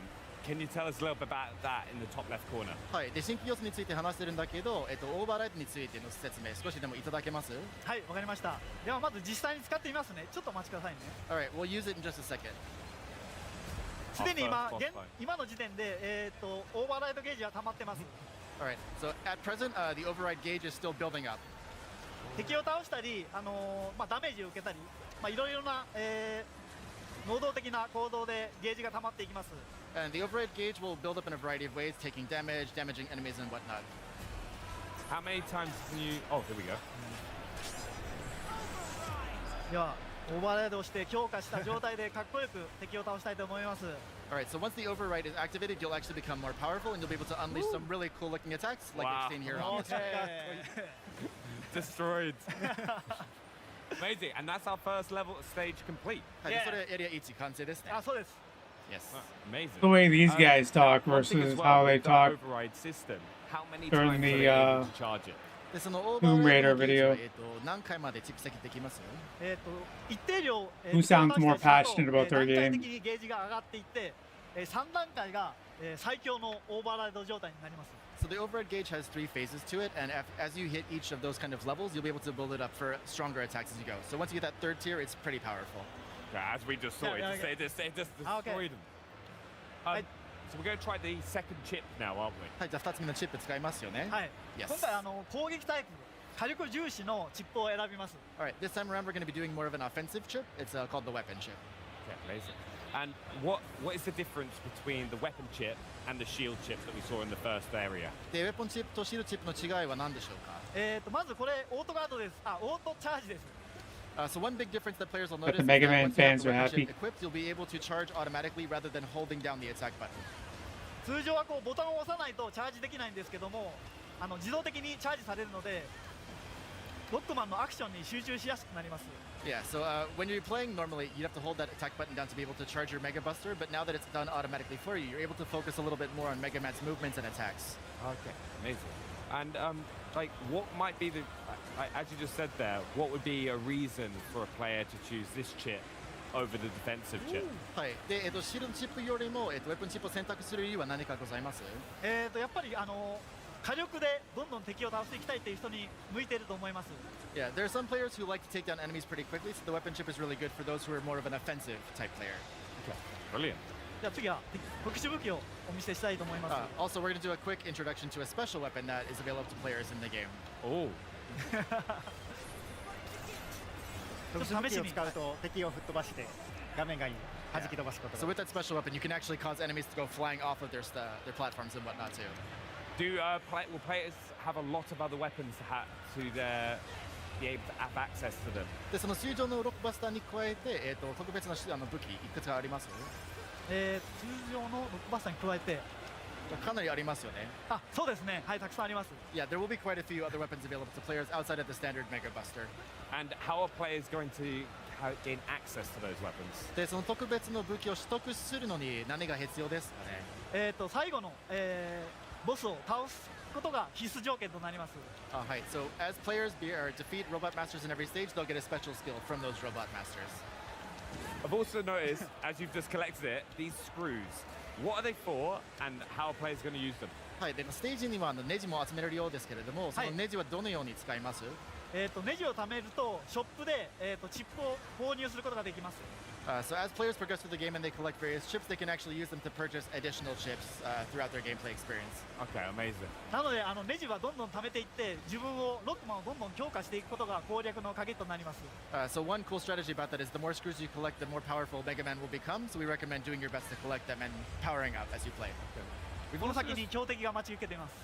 はい。We're gonna go ahead. Oh no, I was just gonna say we've just come to this checkpoint, right? Like which allows players to kind of take breaks throughout the game. How have you balanced that? But I think we'll go to this because this is Astro Man, yes, right? Yes, it's returning. I know so many people are excited about this. Can you tell us more? Yeah. そう。アストロマンが復活しますよね。それについて少しでも話していただけます？ロックマンのファンに喜んでもらおうと思って過去作からボスを復活させてます。他のボスも登場しますので復活しますので楽しみにしておいてください。Alright. So as a fan service to series of the Mega Man series, we've brought back a variety of robots, robot masters. Astro Man is one of them, but there will be others besides him. So get excited. I love seeing some of these like kind of battles that you see. このような戦略見るのは楽しいですね。初めのボスと違って2番目のボスなので。ちょっと歯ごたえのある難易度になっています。それがすごく難しいです。これを避けるのが。Yeah, so compared to the boss in the first area, Astro Man's the boss for the second area, so it'll be a little bit more difficult than the boss we fought earlier. So close! はい、まあ。惜しいですね。本当に強敵なんですよ。めちゃくちゃ。はい。Yeah. The shield chip would have come in handy there. やっぱりシールドチップ使えばよかったかも。まあそうですけども、僕はもう火力重視でいきます。Alright, we're gonna do our best here.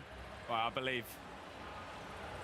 使用される方に参考になるようなプレーを目指したいと思います。Alright, I'm gonna do my best to show players the best gameplay I can. できるかな。よし、頑張ろう。You're gonna do it flawless. まあ今回ダメージ受けずに倒せますよね。はい、任せてください。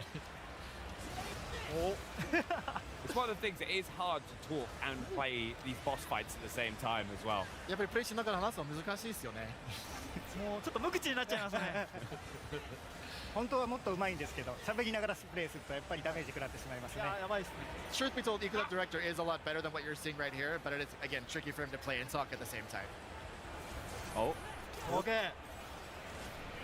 Activating that override. さあ、オーバーライド発動ですね。これでなんとか倒したいですが。So close. まだ死なないです。まだです、まだです。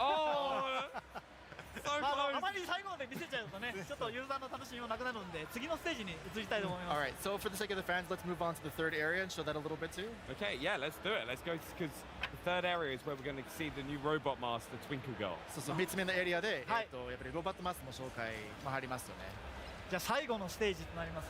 はい。Yeah, this will be the last area of the Twinkle Girl stage. じゃあこのステージのボスを紹介します。Alright, just give a quick overview about her as we're playing through. でチップは一番下のチップを使うんですけども、これは何も強化チップをつけてない状態のロックマンとなります。Twinkle Girl is an interesting name, We're huh? going to be using the third chip in this option here, which is to call in Rush, but it won't add any sort of power-ups to Mega Man's abilities. どうぞ。難易度高いけど大丈夫ですか？大丈夫です。もう使いこなしていきますよ、もうロックマンを。はい。Yeah, we'll do our best this one too. But yeah, be Twinkle Girl. ある意味縛りプレイですけどね、これね。はい、頑張ります。Alright, let's do It's it. Mega Man, not Twinkle Girl. One thing to ask as well, why was it important to evolve the Robot Master stage design for the latest entry in the series? でなんか過去作に比べてデュアルオーバーライドの方でステージの進行は大切にしてるんですけど、進行はなんで大切にしてるんですか？I keep thinking she's a second playable character. 今回3つのステージに分けたんですけれども、ユーザーには段階的にクリアしてアクションとして成長する楽しみを味わってほしいなと思ってます。One reason for the kind of progression for the stage itself is we want players to have a sense of progression and success and achievement as they've gone through the stage. So again, each area becomes more and more difficult, and so by clearing each one, there's a sense of accomplishment by being able to complete it. And how do you balance the challenge that players are going to face and then having those conveniences like checkpoints? でその難易度があまり難しくならないようにどうやってバランス取ろうとしてるんですか？お願いします。今集中してるんですよ。もうここめっちゃむずいんで。敵の単純に強さを上下させるだけじゃなくて、ステージ構成や敵の配置を調整しながらテストプレイ通じてかなり精密に調整しています。そうですね。Yeah, so if you think about it, obviously the enemies become more and more difficult, more powerful as you progress through the stage, but also we get more strategic with the placements of the enemies, so they're in more inconvenient places, so to speak. But again, it really gives players an ability to practice and kind of level up as they're playing through. I love seeing how much more difficult this stage is as well compared to the other two. やっぱり3つ目のエリア非常に難しいと見えるんですけど。めちゃくちゃむずいです。Yeah, it is pretty tough, isn't it? やっぱロックマンは歯応えがすごく大事だと思っているので、はい、難しめに調整してます。Yeah, of course, the Mega Man series itself is known for its challenge. We want to make sure we kept that for the classic fans.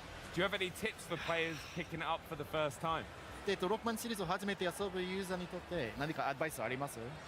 ロックマンは特殊武器を使うと、強い攻撃が与えることができるので、このボスも特殊武器が効くようになってますので。So yeah, Mega Man again will have access to a variety of special weapons. Using those special weapons against Robot Masters will actually have some pretty extra effects on them. So we recommend picking those up and using those as well. This fight looks so hard against Twinkle Girl. やっぱり Twinkle Girl 戦は難しく見えるんですけど。めちゃくちゃ難しいんで、僕はもう喋れませんね。It is pretty tough. So Ikuta-san's gonna stop talking because it is pretty tough. はい、難しいですけど攻撃パターンを見極めれば。OK。これ以上見せるとちょっとつまらなくなるので、はい、ここでやめときます。Yeah, so of course Twinkle Girl's attack patterns and whatnot are pretty tough. We don't want to give away the strategy of how to defeat her entirely, so we're actually going to call it right here if that's okay. I feel like that is perfectly fair because we don't want to give those secrets away. We want people to have that challenge. やっぱり発売前にメタバレ出したくないんですよね。そうですね。ぜひ私有できる方だけの限定的なプレイだと思うんで。Yeah, of course. Again, just think of this as a preview of what's to come. Now, we've seen some great features. We've seen the new override abilities, the new I didn't have this game trailer to keep me sane. I'd probably go insane. 今日いろんな新要素を紹介してもらってますけれども、それに加えて一応注目したいこと何かあります？ I watch it when the boredom slips. 8体のボスまだお見せしてませんけども、非常に I'll tell you what it is キ later. ャラクターをたくさん用意しているのと、そのうちの1体はユーザーから募集をして選抜されたすごく、デザインが、かっこいい、ボスが登場しますので、それを楽しみにしてほしいです。Alright, so within the game itself, there are 8 robot masters across the 8 stages that players will have access to. We're only revealed one so far, but one of those robot masters is actually going to be designed by a fan. We held a design contest, and so that winning entry will be part of the game as a final boss. That is amazing to see. It's like you've already got such dedicated fans to the franchise, and they're going to be absolutely buzzing to see that. やっぱりファンの皆さんは情熱的なんですけれども、そうファンが作ったデザインをゲームに入れてやっぱり興奮感がやっぱり強くなりますよね。オープン感ですか？興奮感。興奮。はい。いや特にデザインした人はすごく興奮すると思います。Yeah, especially the person who created that winning design, they're going to be super duper excited to see it in the game. もしかするとね、スタッフロールに名前が載るかもしれませんもんね。そうですね。スタッフロールには名前が出ますから、ボスも特徴的なステージに出ますので、楽しみに発表を待っていただければと思っています。So it's not just that Robot Master design, but the whole stage for that Robot Master will also be themed around that design itself. So it's going to be a really kind of special experience. The staff's really excited to reveal it as well. Oh, I'm excited to see it as well. It's a bit like how we've seen the Twinkle Girl stage today and how that's all designed. But I'd just like to say a massive thank you for both of you, all three of you, for coming and showing us some gameplay here on the Xbox booth at Gamescom. Thank you so much for joining us. 今日のご紹介誠にありがとうございます。ありがとうございました。Thank you so much. But coming up, straight from the Xbox booth, we're getting nostalgic and celebrating 25 years and showing off some sweet new wheels coming to Forza Horizon 6. But first, a special update on first-person horror platformer coming to Xbox very soon. Come on down today. Your Jurassic journey awaits. Hello? Anyone here? Sorry, kid, but what was your name? Jordan. I'm Stella. I need you to find Dalton. Oh no, this isn't good. You see, we've come across this material with some sort of organic properties. I should have stopped long time ago. This is my first time. Took a turn. Damn. Something took him. It took everyone. There's not a soul here.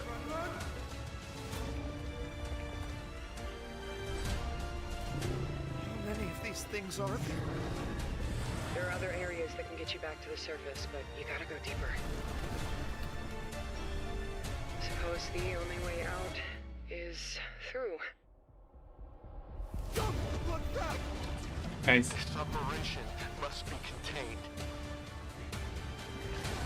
I'll find him still. Oh, that's the Dino Crisis.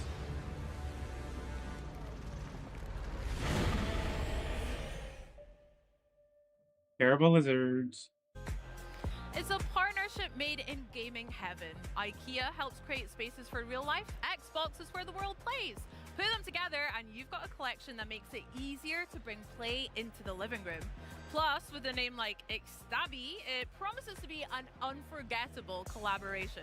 Joining me with more on this new IKEA gaming collection, please welcome back to the show Carl Ledbetter, Head of Design for Xbox Devices, and Product Developer Philip Delay from IKEA. Hi guys, welcome. How are you? Hey. Good to be back. Good to be back. It's great to see you. Now, let's talk Ixtabi. Tell me a little bit more about this furniture collection. Yeah, so it's a furniture collection, or a home furnishing collection, I would say, because it's furniture and accessories may just enhance the gaming experiences for people in their homes who feel that gaming is an essential part of their everyday. Cool. How did this come about for you guys then? Well, it's pretty interesting when you think about IKEA being the world leader in gaming or home furnishings and products for people at home, and Xbox with our game content and devices for gaming. When you put them together, it really creates the ultimate opportunity to get people immersed into games. So it doesn't stop at the screen or with the controller in your hand. It's about the entire environment that you're working in and playing games in. So that's where I think the magic really happened. Yeah, definitely. Awesome. Now, I hear you had a little inspiration, obviously, from the controller here. Can you talk to me a little bit about how that inspired your product design for this collection? Yeah, Carl? Sure, yeah. Well, the controller is very iconic to Xbox. Of course. That's where you interact with the games. And so we took some of the detailing from the controller, like the thumbstick stool, the D-pad cushion, and the D-pad platter. And those are kind of more specific examples, but yeah, it's inspiring. Game content really comes alive through the product, so that's what we looked at. Yeah, and we were inspired by like elements of the controller, but also like how people use it. You know, how people store it, how they charge it, and just making sure that we use some of our IKEA smarts to help you organize all the gear you have around the game. Yeah. So, one of the fun things about this project was IKEA and Xbox both share the same philosophy of making products that solve real problems, that are expressed in a way that anybody can enjoy them at home. And grounding on that, we really start to unlock new ideas and thoughts, and it shows up in all of the collection. Yeah, for sure. Lord knows I need some IKEA smarts as well in my gaming at home, so That's right. it sounds great. So guys, can I get my hands on this collection maybe at my local IKEA store or even online? yeah, very soon. Okay, how soon maybe? When do you expect to launch? We'll launch globally from October 1st this year. Wow, awesome! Just around the corner, absolutely. Just around the corner, not long to wait at all. I can't wait as well, especially for that D-pad tray. I need that immediately if I can have it. Or maybe even this delightful little cushion. One of my favorites. One of your favorites? Yep. Love That it. one's for you. Yay! Okay, sorry.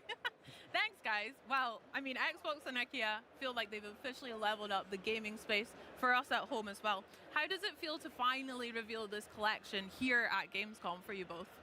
Go ahead, Philip. Yeah, amazing. I mean, Gamescom is the world's biggest gaming event, and to see the product, out in the wild, experienced by fans and gamers, people trying out, and finding all the Easter eggs and the fun details that we've put into the designs. It's been years in the making, so it feels fantastic. It feels really good. I mean, this is the first time for Xbox at Gamescom to actually have a partnership like this with IKEA right here in the booth. And like Philip said, if you look close enough, you'll see some Easter eggs. You'll find them here and there, and they're on all the products. Okay, well, I'm going to go scour them just now That's as right. well. Guys, thank you so much for joining me. Enjoy the rest of your Gamescom and this lovely little setup we've got here. Shall we play some games? I think we should do it. Okay. Yeah. Well, let's do it. You guys, though, buckle up. It's over to Charlie and Henry with the latest from Forza Horizon 6. Let's kick things into overdrive with some new Forza racing, shall we, Hannes? Go on then, and here with a look at the newest game mode and some truly exciting partnerships, please welcome senior game designer Will Hume and lead game designer David Orton. Hey, great to see you. How are you doing? Guys, doing very well. How are you both? This is so fun. This Yeah. is so fun. Looking at all these incredible games at the Xbox booth. Absolutely loving it. It's not bad, is it? Talking of not bad games, though, Forza Horizon 6 absolutely crushed it when it came out recently. How's the reaction been? How are you guys feeling? We're feeling great. Yeah, it's been awesome. Yeah. Yeah, I mean, launch has been incredible. Game's gone down really well. We've been releasing a bunch of new content, right? We've had new race events, new cars, and now we're introducing a new feature. Yeah. Yeah, There you nice. go. I mean, Charlie and I have been in constant competition to see who can fully complete all the achievements. Where are you at, by the way? I have 2 left. I've got one left, There we baby. go. There we go. There we go. I know what I'm doing on the flight home. Thank you. Neck and neck. It's neck and neck. But you mentioned a new feature. Let's Yeah. do it. So Let's why don't you talk tell us about all it. about it? What have you brought for us? Yes. So we've been blown away by the launch of Forza Horizon 6. We've welcomed millions of players to Horizon Japan. We've added new cars, new rewards, new events.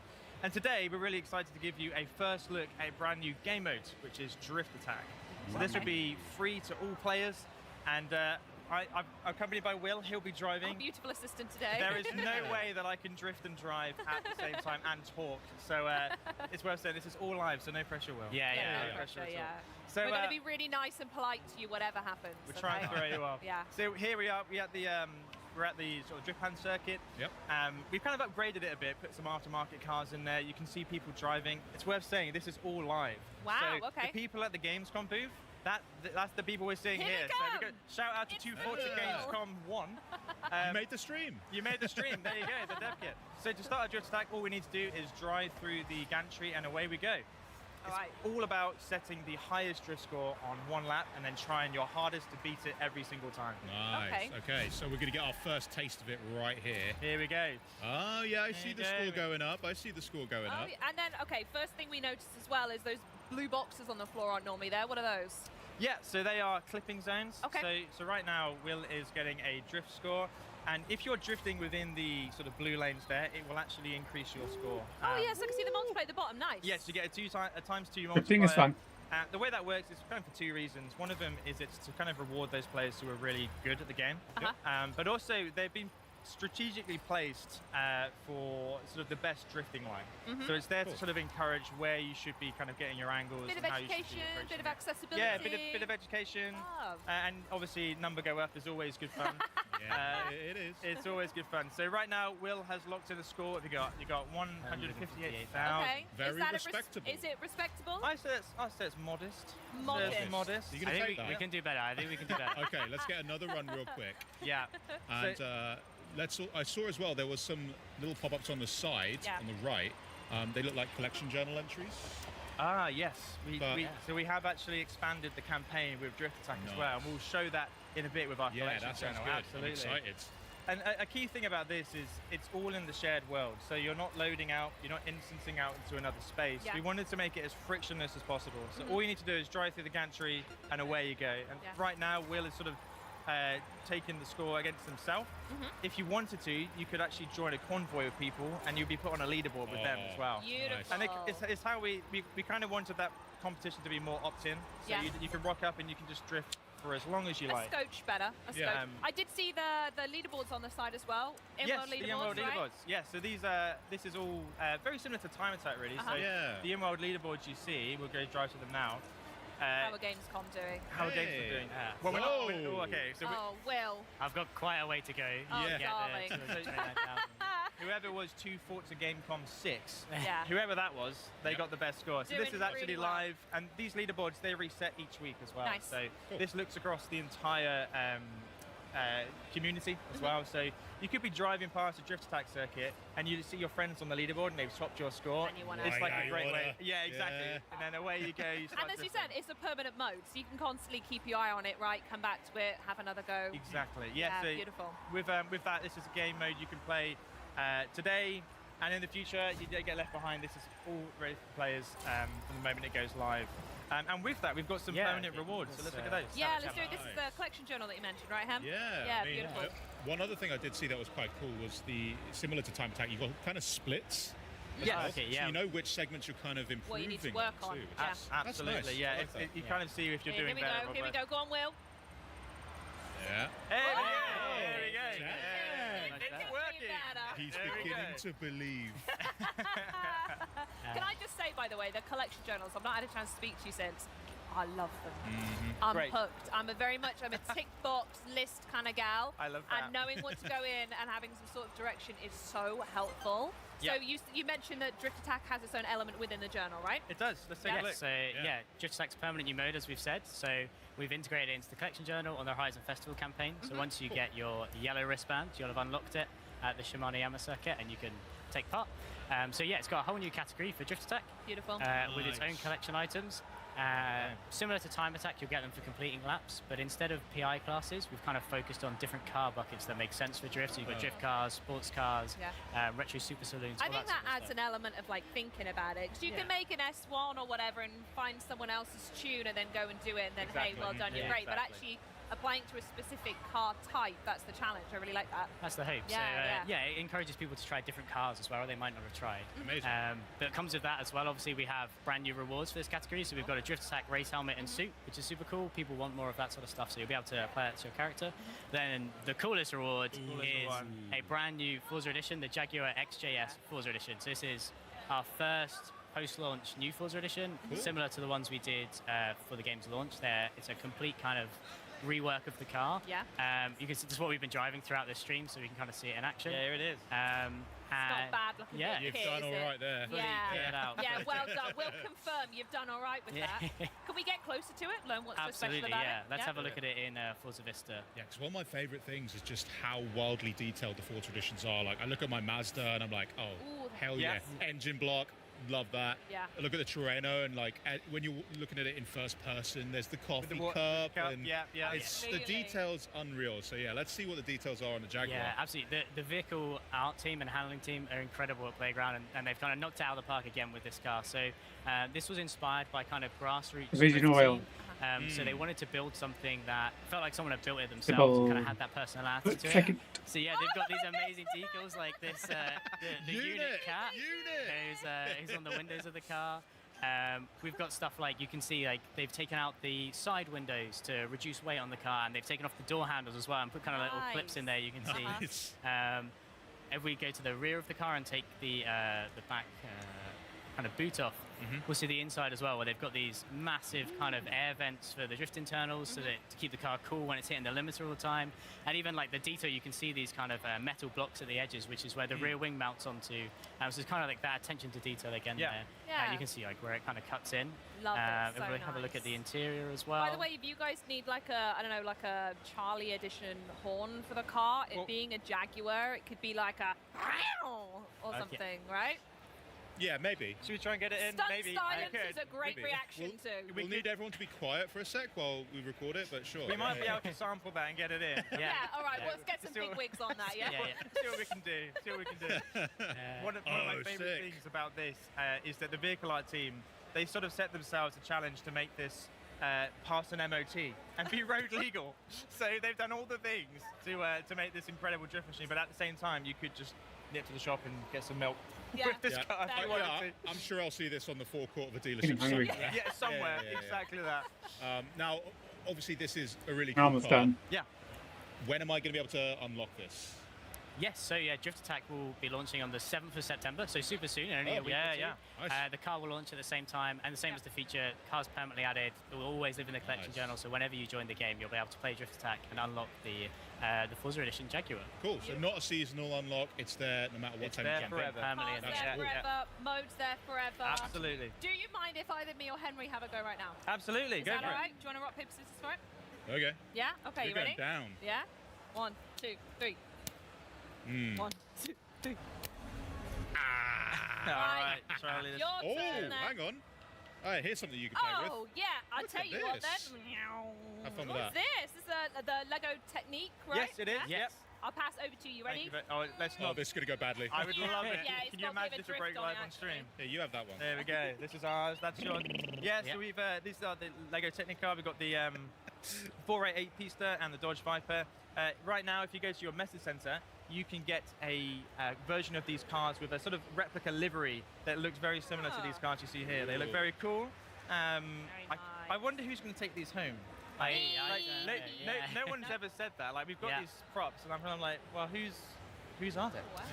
They look awesome, and they look awesome in game as well. So that's a fantastic partnership we got with I Lego look Technic. forward to hunting them down. Henry, I'm going to play with a toy car if you want to play with the digital one. Right? We have another partnership as well, right? Coming up another that we've kind of announced today at Gamescom. So we're also going to be partnering with 7-Eleven, which is super exciting for us. We've got the booth here and everything. Anyone here has kind of seen it with the super out the front. So yeah, that's going to be coming in October. There's going to be an evolving world as part of that. And yeah, we look forward to kind of talking about that more nearer the time, but something for players to look forward to there as well. Hell yeah. You guys have been cooking.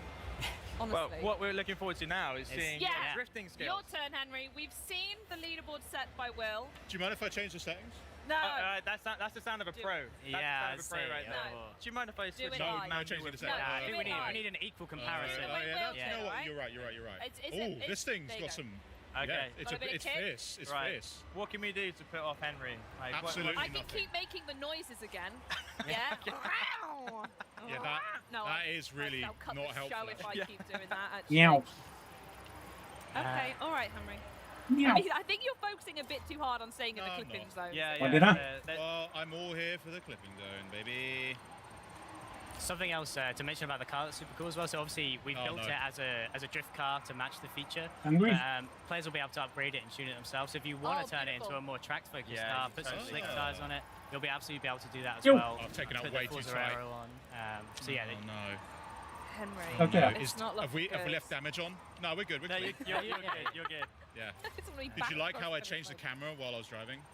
Yeah, really cinematic. Talking to my Henry. cat. Are you trying to distract us from the gameplay? No. No. Hey, what's over there? Yeah. I don't think this is going to beat your score, unfortunately. You've still got, doesn't I respond think, to 3 cat. flipping zones Yeah. to go. So you can get a lot of points. With the multiplier, right? It adds up pretty quick. Yeah, exactly. It's you're getting right pretty there. close. Go on, Henry. I do do need it. to be Here, in kitty, kitty, kitty, kitty, Go on, you kitty. can do it. I'm going to be cheeky here. Henry, He's done it. Stop it. He's done it. stop milking it. You're trying to min-max it. You're trying to min-max We'll it. go backwards. We'll go backwards over You're it. going to fail it. You're going to fail it. You're gonna Henry, give me fail time it. out. And on that Nice try, bombshell, nice try. That's thank always you fun. so much for joining us, guys. A truly exceptional update to a truly exceptional game. So thank you so much for joining us. Right, well, Fable fans, listen up, because we're bringing the Fable experience to you here at Gamescom at home with an in-depth look at this reimagining of the franchise. Yeah, but first, it's time to visit the brooding and futuristic world of Warhammer 40k Dark Heresy, and the voices bringing the characters to life. Check this out. Another Warhammer.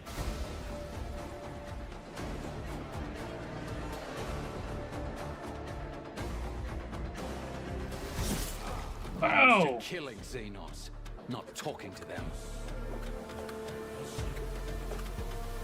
Guess that was not a practice run. That usually tells me I'm smart. Not Cool. that I'm interesting.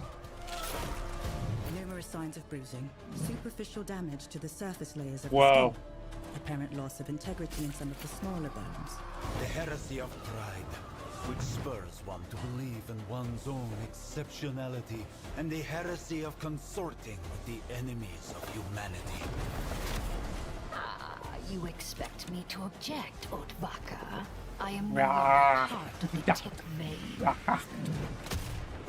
You have guessed my race, but I am no foe to you or your tribe. Recommendation. Additional protection for the General Wastorium.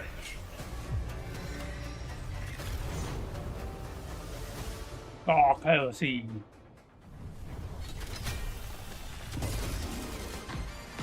Hey everyone, this is Josh from Octopus Panic, and I'm here to give you a closer look at our game, Grabhounds.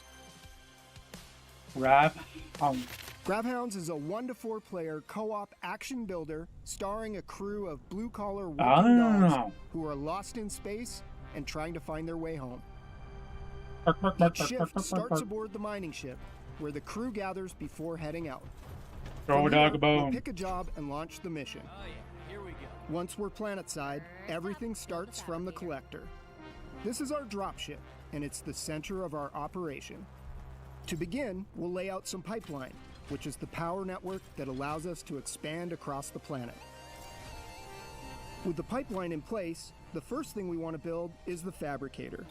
This is a factory in a box that allows us to produce build kits for our turrets and other infrastructure. Every grav hound is equipped with a grav beam. This can be used to collect resources, build defensive infrastructure, and even manage the local wildlife. Some resources are extremely volatile, which can come in handy if used correctly.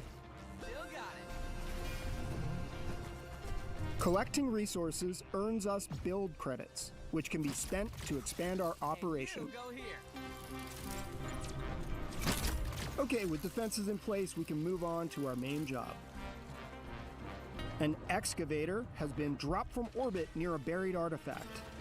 It needs power to work, so we'll push the pipeline across the planet, set up some defenses around the site, and then connect it. Once we bring this thing online, it's going to attract a lot of attention. Here they come. Each Gravhound has a booster rig that lets them move quickly and fluidly around the environment. As the pressure rises, so does our power. Our turrets earn experience in combat, and they can be promoted to more powerful, specialized variants. Throughout each session, we earn reward pods, which contain randomized rewards that increase our combat effectiveness. And if somebody misses a beat, they get a second chance, assuming their friends cooperate.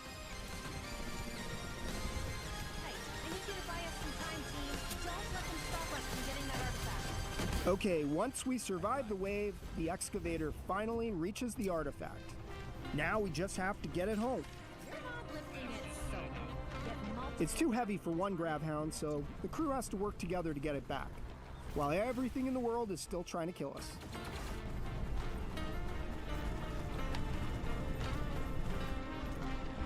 Once we secured the artifact, we can prep the ship for launch. It shouldn't take too long. This won't go unnoticed. And this is it. This is when everything that we've built, everything that we've upgraded throughout the session, all of that really matters. Because now we need to hold out for one final wave until the collector is ready to launch. Your turret's under fire. That's not good. I'm gonna be honest and say I don't get it. Once the collector's ready, everyone races to get aboard, and we take off and head back to the mining ship. Once we're back, we'll regroup, spend some time upgrading our stuff, and then choose our next destination. Each session, you'll be exploring different planets, different jobs, different builds, different opportunities for disaster. And that's Gravhounds. Gravhounds is coming to Xbox and PC, and it's available day one with Game Pass. Well, Fable fans here at Gamescom are flooding to the Xbox booth for a special theater experience highlighting an early quest in the much anticipated game. And joining me now to bring you guys at home through the demo experience, please welcome Fable game director Ralph Fulton. How are you, Ralph? Great to have you. Super well, thank you for having me. How are you? I'm so good, thank you for asking. Having a great time at Gamescom. I'm upset that I haven't been over to the theater experience just yet, but maybe I can take a little sneak peek now with you. Absolutely, let's go through it. Sounds good. Now, set the scene for us. What can we expect to see from the demo? So, we are going big for Fable this week at Gamescom. We have actually got not one but two demos that we're showing here today, but the one that we're looking at right now is one we're showing in a theater right here on the Xbox booth, which is a segment from a relatively early quest in the game, and we are bringing together all the disparate bits of Fable that we've been teasing people about for what seems like years now. Right, you're going to see cinematics, you're going to see story, you're going to see choices and consequences, you're going to see combat. That's another big thing that we're talking about here this week and giving some folks hands-on with at Gamescom. And it is all set against the backdrop of the magnificent capital city of Bowerstone. So we're arriving in Bowerstone, not quite for the first time, but certainly early in the game, and taking in its sights. Oh, blimey, Governor. It looks absolutely delicious. Now, you mentioned we're here at Bowerstone. Talk to us a little bit about maybe this city as well as some of the other ones and how they'll play a role on how the villagers interact or how our character navigates through them. Absolutely. So Bowerstone, capital of Albion, biggest city in Albion. I think there are some 400 of those 1,000 handcrafted NPCs we've talked about before living right here in the city. 130 houses that you can buy. I think there's about 40 businesses you can buy as well. Oh my gosh. So tons and tons to see and do and purchase and get involved with. And obviously that living population is really the sort of beating heart of our game. It's like a Greek chorus that reflects the things you do back at you. And it's all about our reputation system. So the things you do build reputation, and these people will absolutely let you know what they think about the things you've done. Yeah, Philippa just there, mouthing off again. Classic. They are not backwards and coming forwards when it's about, you know, telling you what they think about the things you've done. They are very opinionated indeed. Wow. Opinionated, huh? This guy is actually my husband. That's Elliot. Ah. So I've been to Bowerstone before, and we got married. This is where we live. This is a house. All the buildings in the city, and indeed the game, you can go inside. They all have fully realized interiors. The design, the level of detail is just incredible. We live here, Elliot and I, with our daughter Daisy, who's just round the corner here. Oh, congratulations. Thank you very much. Oh. Yeah, we're going to leave our father to deal with that question. Probably. That's easier. The interior is absolutely gorgeous, Ralph. Yeah, incredible work from our artists, incredible work from our technicians. A really, really beautiful game, and very varied within Bowerstone. We're going to see a variety of different parts of the city, which will all reflect the different statuses of the people who live here. Gorgeous. Wow. So whereabouts are we headed off to? What is our hero up to on this journey? Great. Well, quick story recap. What has brought us here is obviously that terrible event that happened at the start of the game. You'll remember from Dev Direct, I hope that your village was turned to stone, including your grandma. Very sad. You grew up, you have left the village, and you are now looking for the help of the legendary heroes of the Heroes Guild, because Grandma said that if you're ever in trouble, that's where you should go to get some help.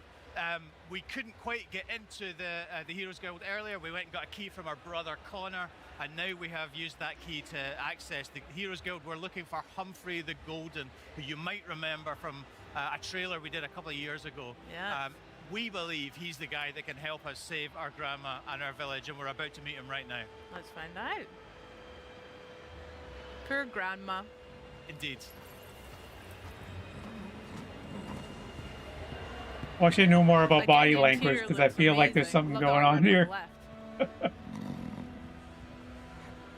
I'm not good at reading body language.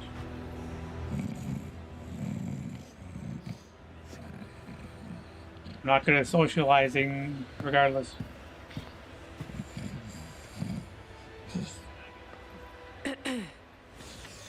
Mother?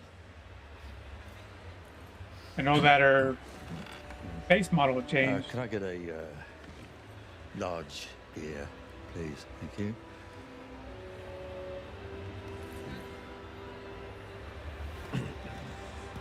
Yeah, large beer and a sandwich.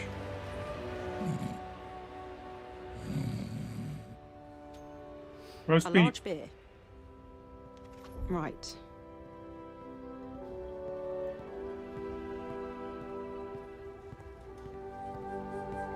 Cut his head off. Got a sword.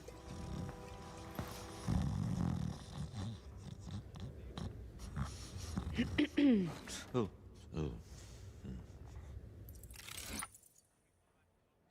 Throw it over him. Obviously, you can choose to throw it over him or just hand it over. We've been asking the crowd in the theatre what they think. Just generally throw it over him. Interesting. So I think that's what we go for here. Oh, you two get bloody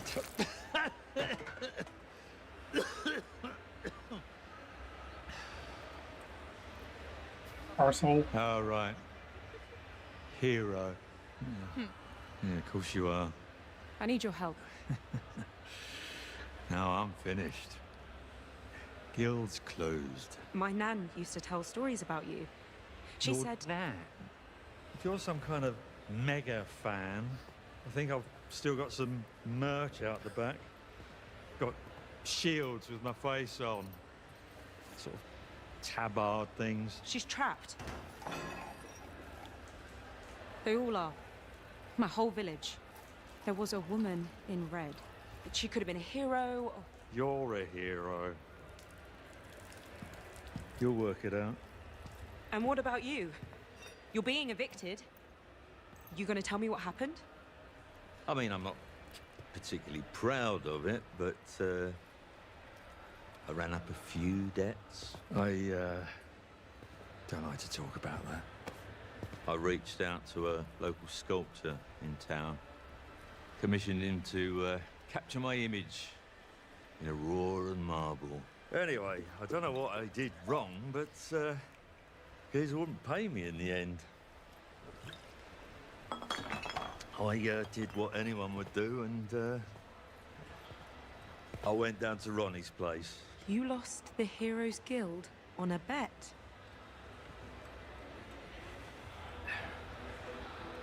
Sure. It's fine. I'll get it back. And your gold. You're not listening. I meant what I said. I'm done. I'm not doing it for you.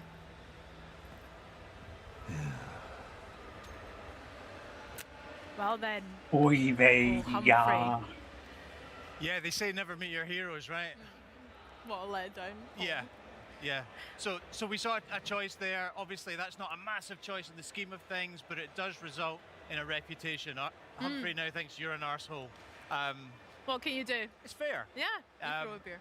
You will have millions of little choices like that, and they will scale up in importance and repercussions throughout the game, culminating right at the end of the game in some really earth-shattering, permanent decisions you'll have to make, which will change the face of the world forever. Okay, wow. I don't know if I'm ready for those. I take a lot of time deciding if I want tea or coffee, so we'll find out about how I get on there. Going back a wee bit of the cutscene we've just seen and the trailer that you mentioned when we introduced Humphrey, where did this idea of the cutaways and the talking heads come from for the interviews within the gameplay? It's so interesting and gives us like a real insight into some of the more important characters. I'm really curious. It does, and I think it's something that we haven't really seen in video games before. We're super familiar with it, I guess, from like TV. You know, The Office did it, and Parks and Recreation did it, and lots of great shows like that have done it. The interesting thing about this is it actually stems way back from our I feel like there's something going on here. Phase, when we were trying to figure out how to go and shoot cinematics like that. You know, from directing. It has something to do with changing the face model. Capture and the rendering that's required for hair and eyes and all that kind of good stuff. Really just to prove out that pipeline, we recorded two speeches by two of our actors, which they did to camera, really just because we wanted to study the face and see how it moved and all that kind of good stuff. And we really loved the effect it had, that sort of almost mock interview effect, and it does exactly what you observed there. It gives you an opportunity to see into the mind of the character. So awkward. They can give some motivation in a much simpler, clearer way than they would in a dialogue normally. And we liked it so much, we asked the question, how can we get this into our game? And we do it in exactly that way, a sort of cutaway within a cinematic, and it just gives you a little more insight, a little more humor from the character. We hope folks will really enjoy it. Yeah, I certainly will as well, but that's so interesting how it came about, rather than being such a conscious decision from the start. You know what, You'd be surprised how much a video game development works like that. Oh my gosh, a new hero. Mind if I take notes? Keep your nose out, mate. Slick Ronnie sent us. She wants old Golden Balls evicted, and we're happy to oblige. This doesn't need to get violent. Whoa, giving villains a chance to save themselves? So heroic. Wrong. Ronnie owns those deeds now. Legally, the guild's hers. So that means you're trespassing. No, you. Get somewhere safe. Oh no. So we weren't able to talk ourselves out there. Ralph, what are we seeing with the combat here? Yeah, absolutely. So this is what we call style weaving combat, right? And it's an evolution, I think, of the combat that people loved in the original Fable trilogy. It's about strength, skill, and will, which is about weaving between ranged and melee and magical attacks. We hope really seamlessly, really simply, really fluidly to allow you to choose how you take on any given combat scenario. You know, so the player that we've recorded for this particular video, super skilled at this, knows all the moves, you know, but is also demonstrating just how easy it is to move from one style to another and dispatch the enemies. Absolutely. Love that little move with the dagger at the end. Very nice, wasn't it? Yeah. Yeah, that's cool. I'm the hero of Bry Hill. I don't know where that is, but I bet they're proud of having you as the hero. So, what are you doing here? Oh, right. I have Mr. Golden's script. It's the first step of my 3-step plan.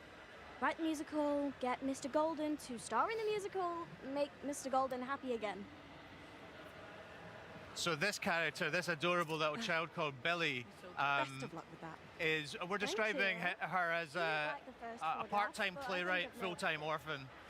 She lives at the orphanage, and she is trying to get Humphrey the Golden to star in a play about his life.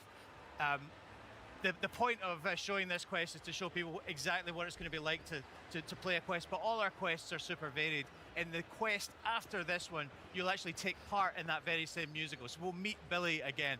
That's for another day, but something that people can look forward to when they play the game in February when we come out. What we're seeing right now, though, is a very quick glimpse at our skill tree.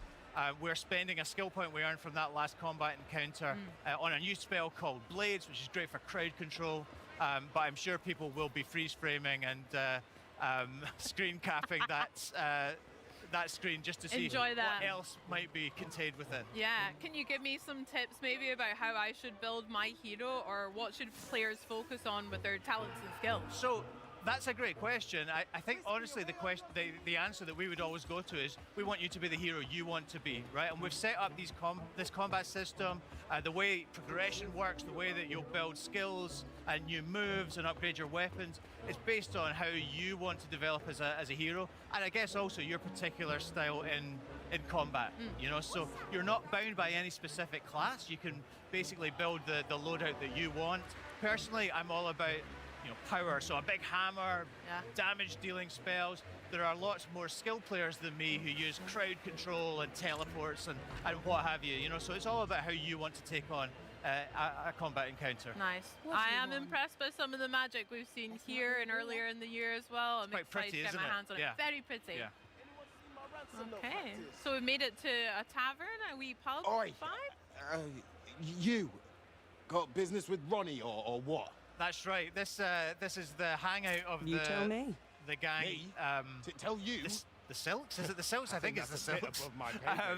We're trying to reclaim the guild deeds which Humphrey lost on a bet. Yes, we're trying to negotiate our way in here. It's the Slicks, of course. It's the Slicks. Any feedback for me? Same by the letters. way? I'm on a work experience placement. If I don't make it here, I've got to slum it with the Oakshire gangs, Try swearing more, arsehole. Blimey.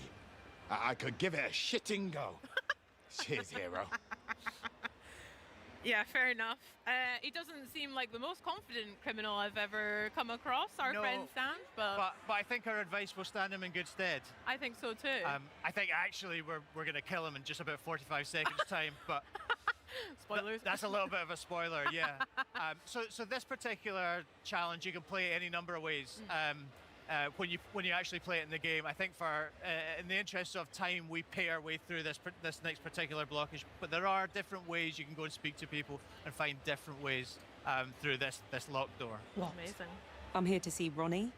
Good for you. Boss ain't really taking on new clients right now. You got an appointment. For you.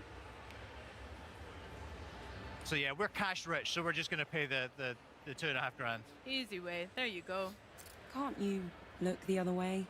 For that amount of coin, I'll look whichever way you tell me to, mate. Why don't you go on through, eh? Make yourself at home, but not too at home. No touching the boss's stuff. She'll be with you shortly. Sarney, love her name as well. Was Yes. someone called Big Bap as well? Yeah, Did that was. I see? think that was another member of the gang. Ah. Yeah. It's a Old good sandwich nickname. replacer, yeah.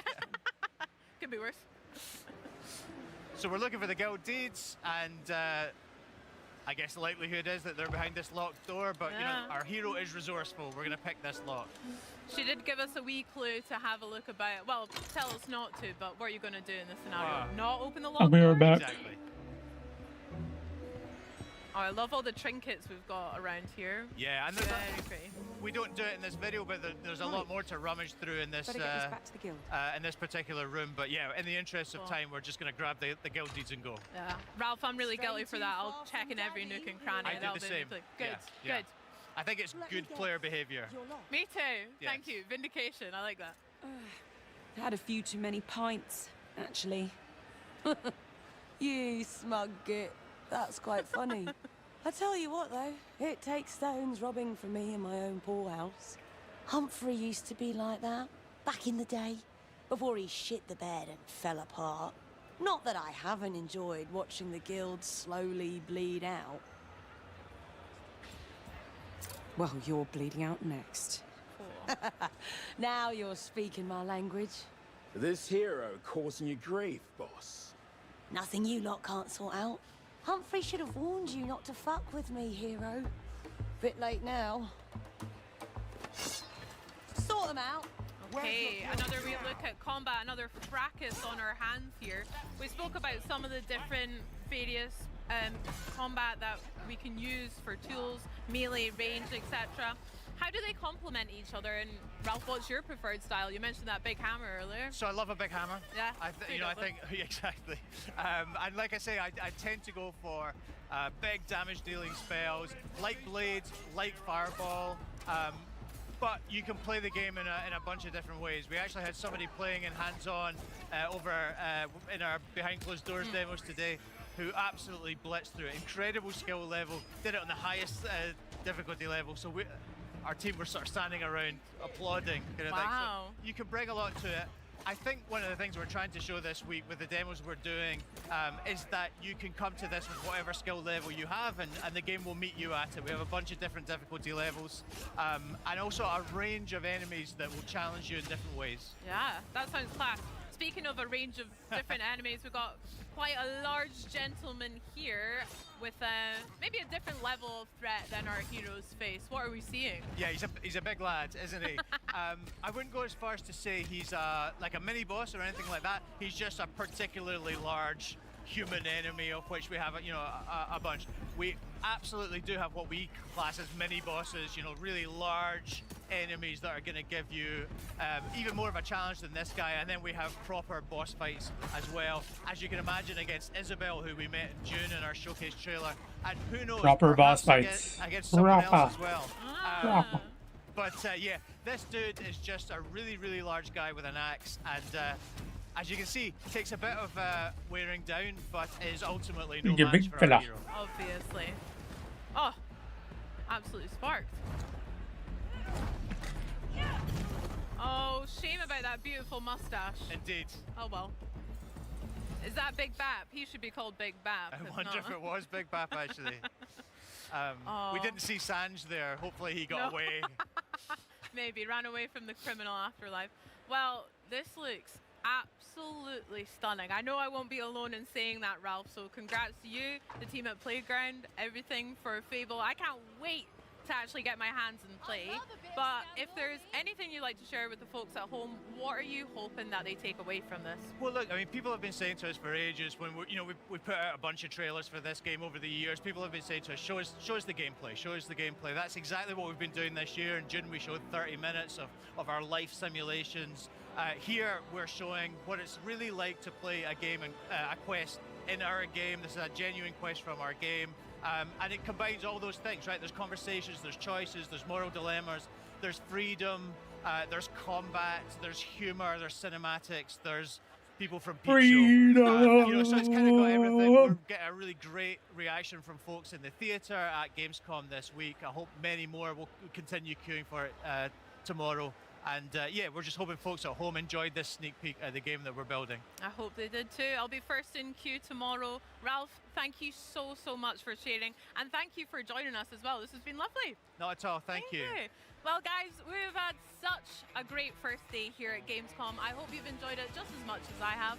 We've been able to bring you 11 titles coming to Xbox Game Pass, including 2 world premieres and some of the biggest upcoming games like Minecraft Dungeons 2, Gears of War E-Day, and of course, Fable.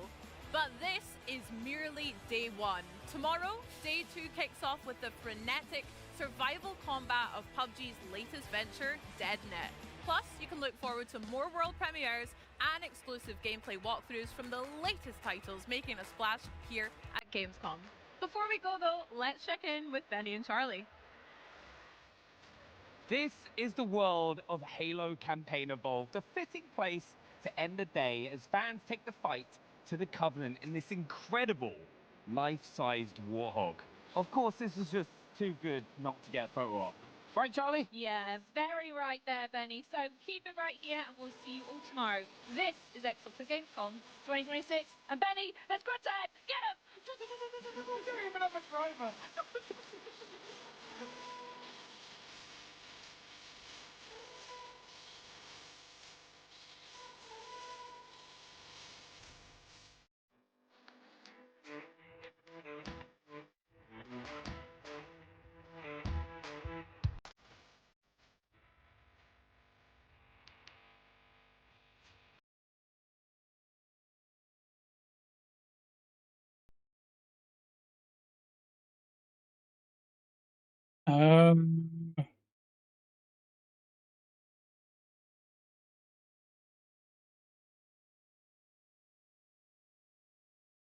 Austin.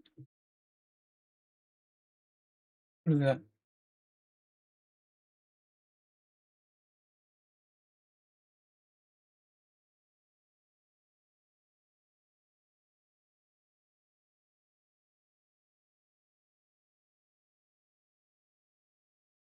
Oh. Dialogue heavy, survival horror, zombies, pixel graphics.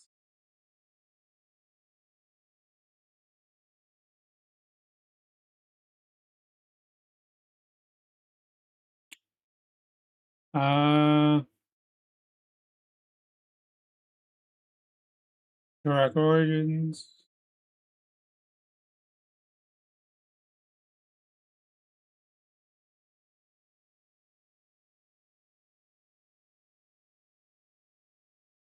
Yeah, I think I'll skip this one.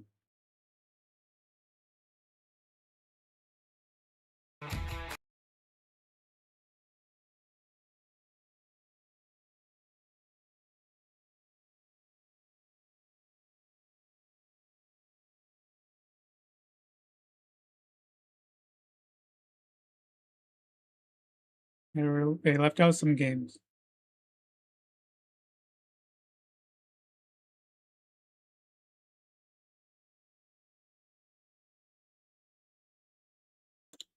They went over Warlock, didn't they?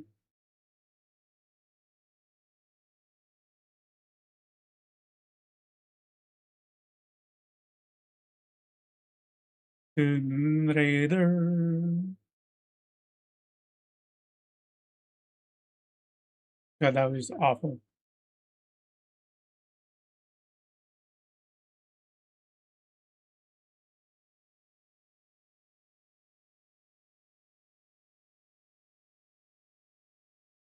Just want to look at something here. Magic and Melee take center stage in Warlock, a brand new third-person open-world adventure set in the D&D universe. And bringing this character to life is none other than Maggie. Maggie Robertson, how you doing? AKA Hello. Tasha. Yes, hello. That's me. That's you. That's me. What would you say is the real essence of playing something like Tasha? Tasha's fun. She's very fun. She's kind of Essence of playing. What would you, AKA Hello. Tasha? Yes, hello. That's me. That's you. That's me. What would you say is the real essence of playing something like Tasha? Tasha's fun. The That's me. what would you say is the real essence of playing something like Tasha? Tasha's fun. Anyway. She's very fun. She's kind of like our weird, dark fairy godmother in the game.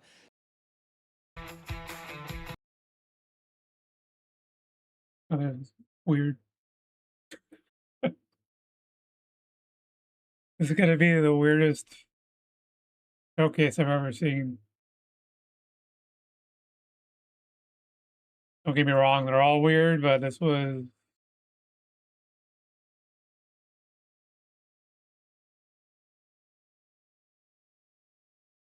Oh boy.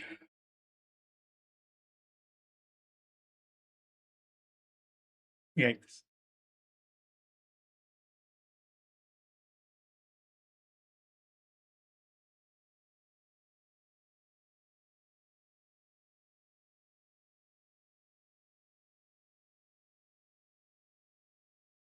So, while I was bored in La La Land,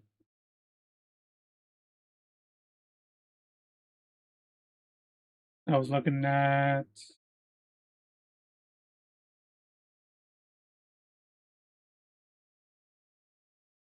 speedrunner.com, speedrun.com.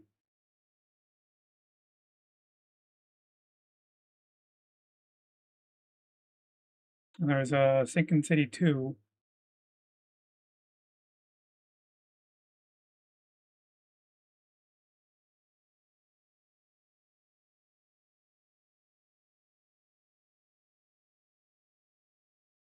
Get that up here.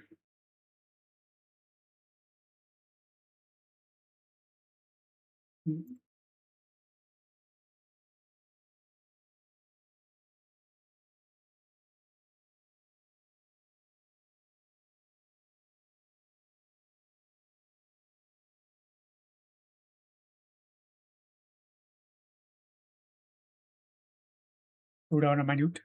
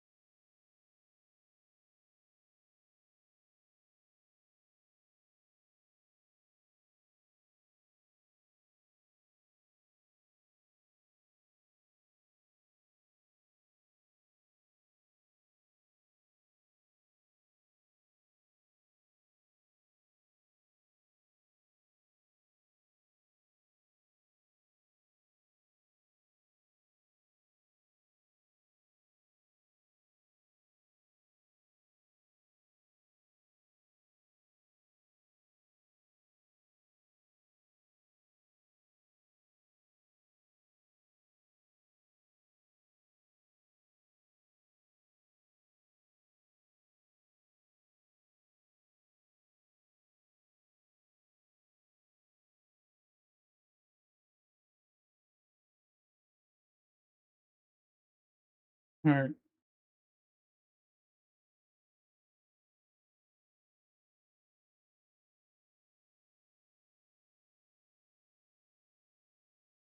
Here.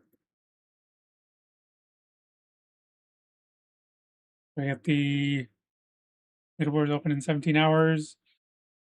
Embargo period. There.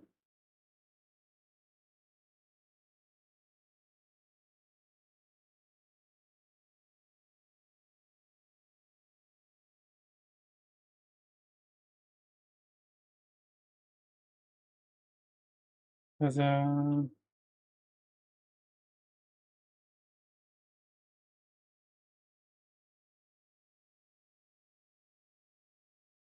Oh, now a message from the SRC mods and game dev team. Sinking City 2 has to release. It's August 18th, 2026. Hard at work creating categories. Basic rule sets for new game. Ex Oblivion New Game Plus. Halloween Manor DLC. Feel free to make suggestions or post about skip glitch discoveries or anything game related in the forums. This game isn't and the settings are focused on accessibility. Boards will be set up with difficulty subcategories aimed at allowing anyone to run this game. We believe speedrunning is for everyone, anyone be able to submit a time. Third person. Okay.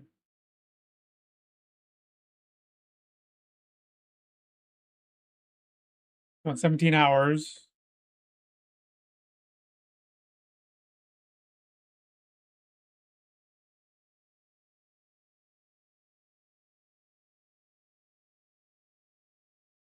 What's 17 hours from now?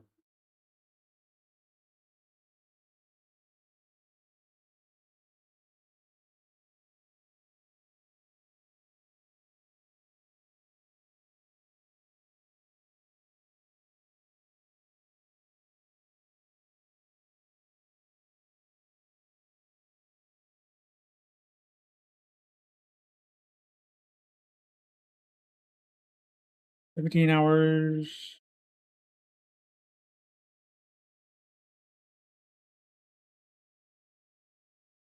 Eastern.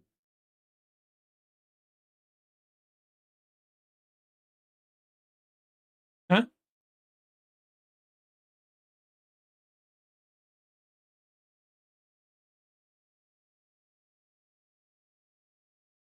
Go away, Siri.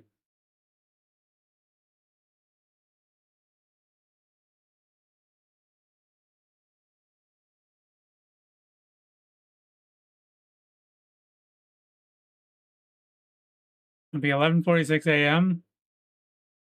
August 27th. Plus an additional 13 minutes.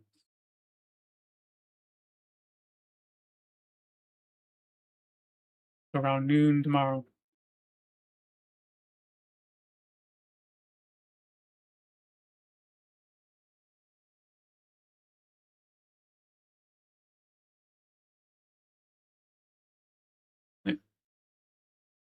So,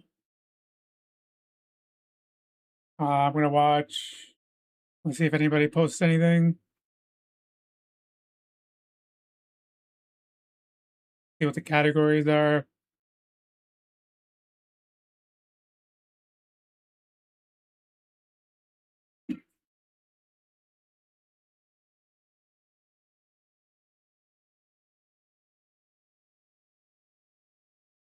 How do I follow? 2 followers.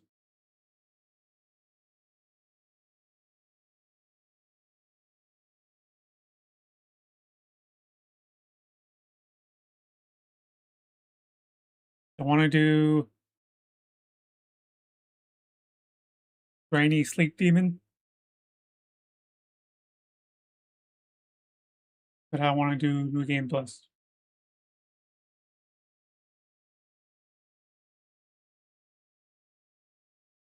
Cozy.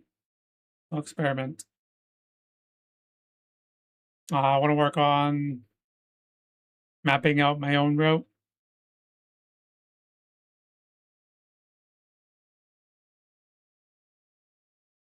And go from there.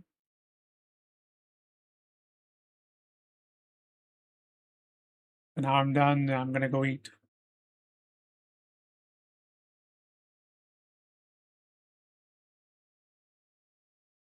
I don't know, as far as showcases go, I'm just going to cherry pick some stuff.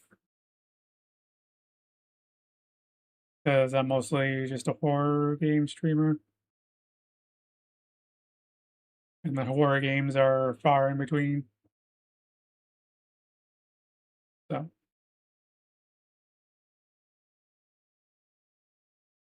Anything horror related, I'll stream.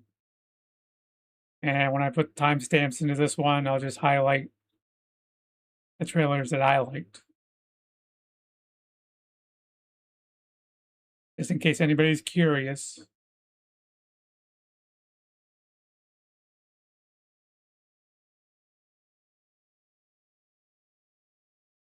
And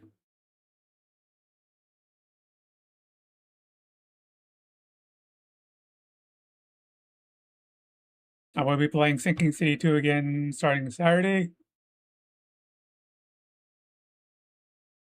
I don't know about tomorrow. Flip a coin. Roll a dice. If Friday is off.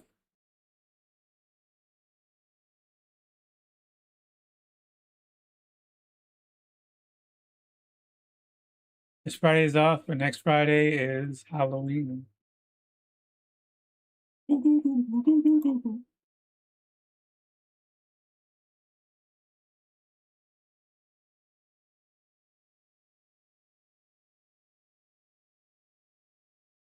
I think I'm all set.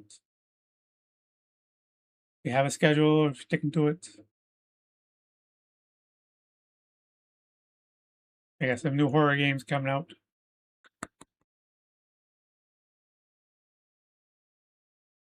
I'll make a separate offline video about stuff. And I will see you definitely Saturday morning. Be there and be spooky.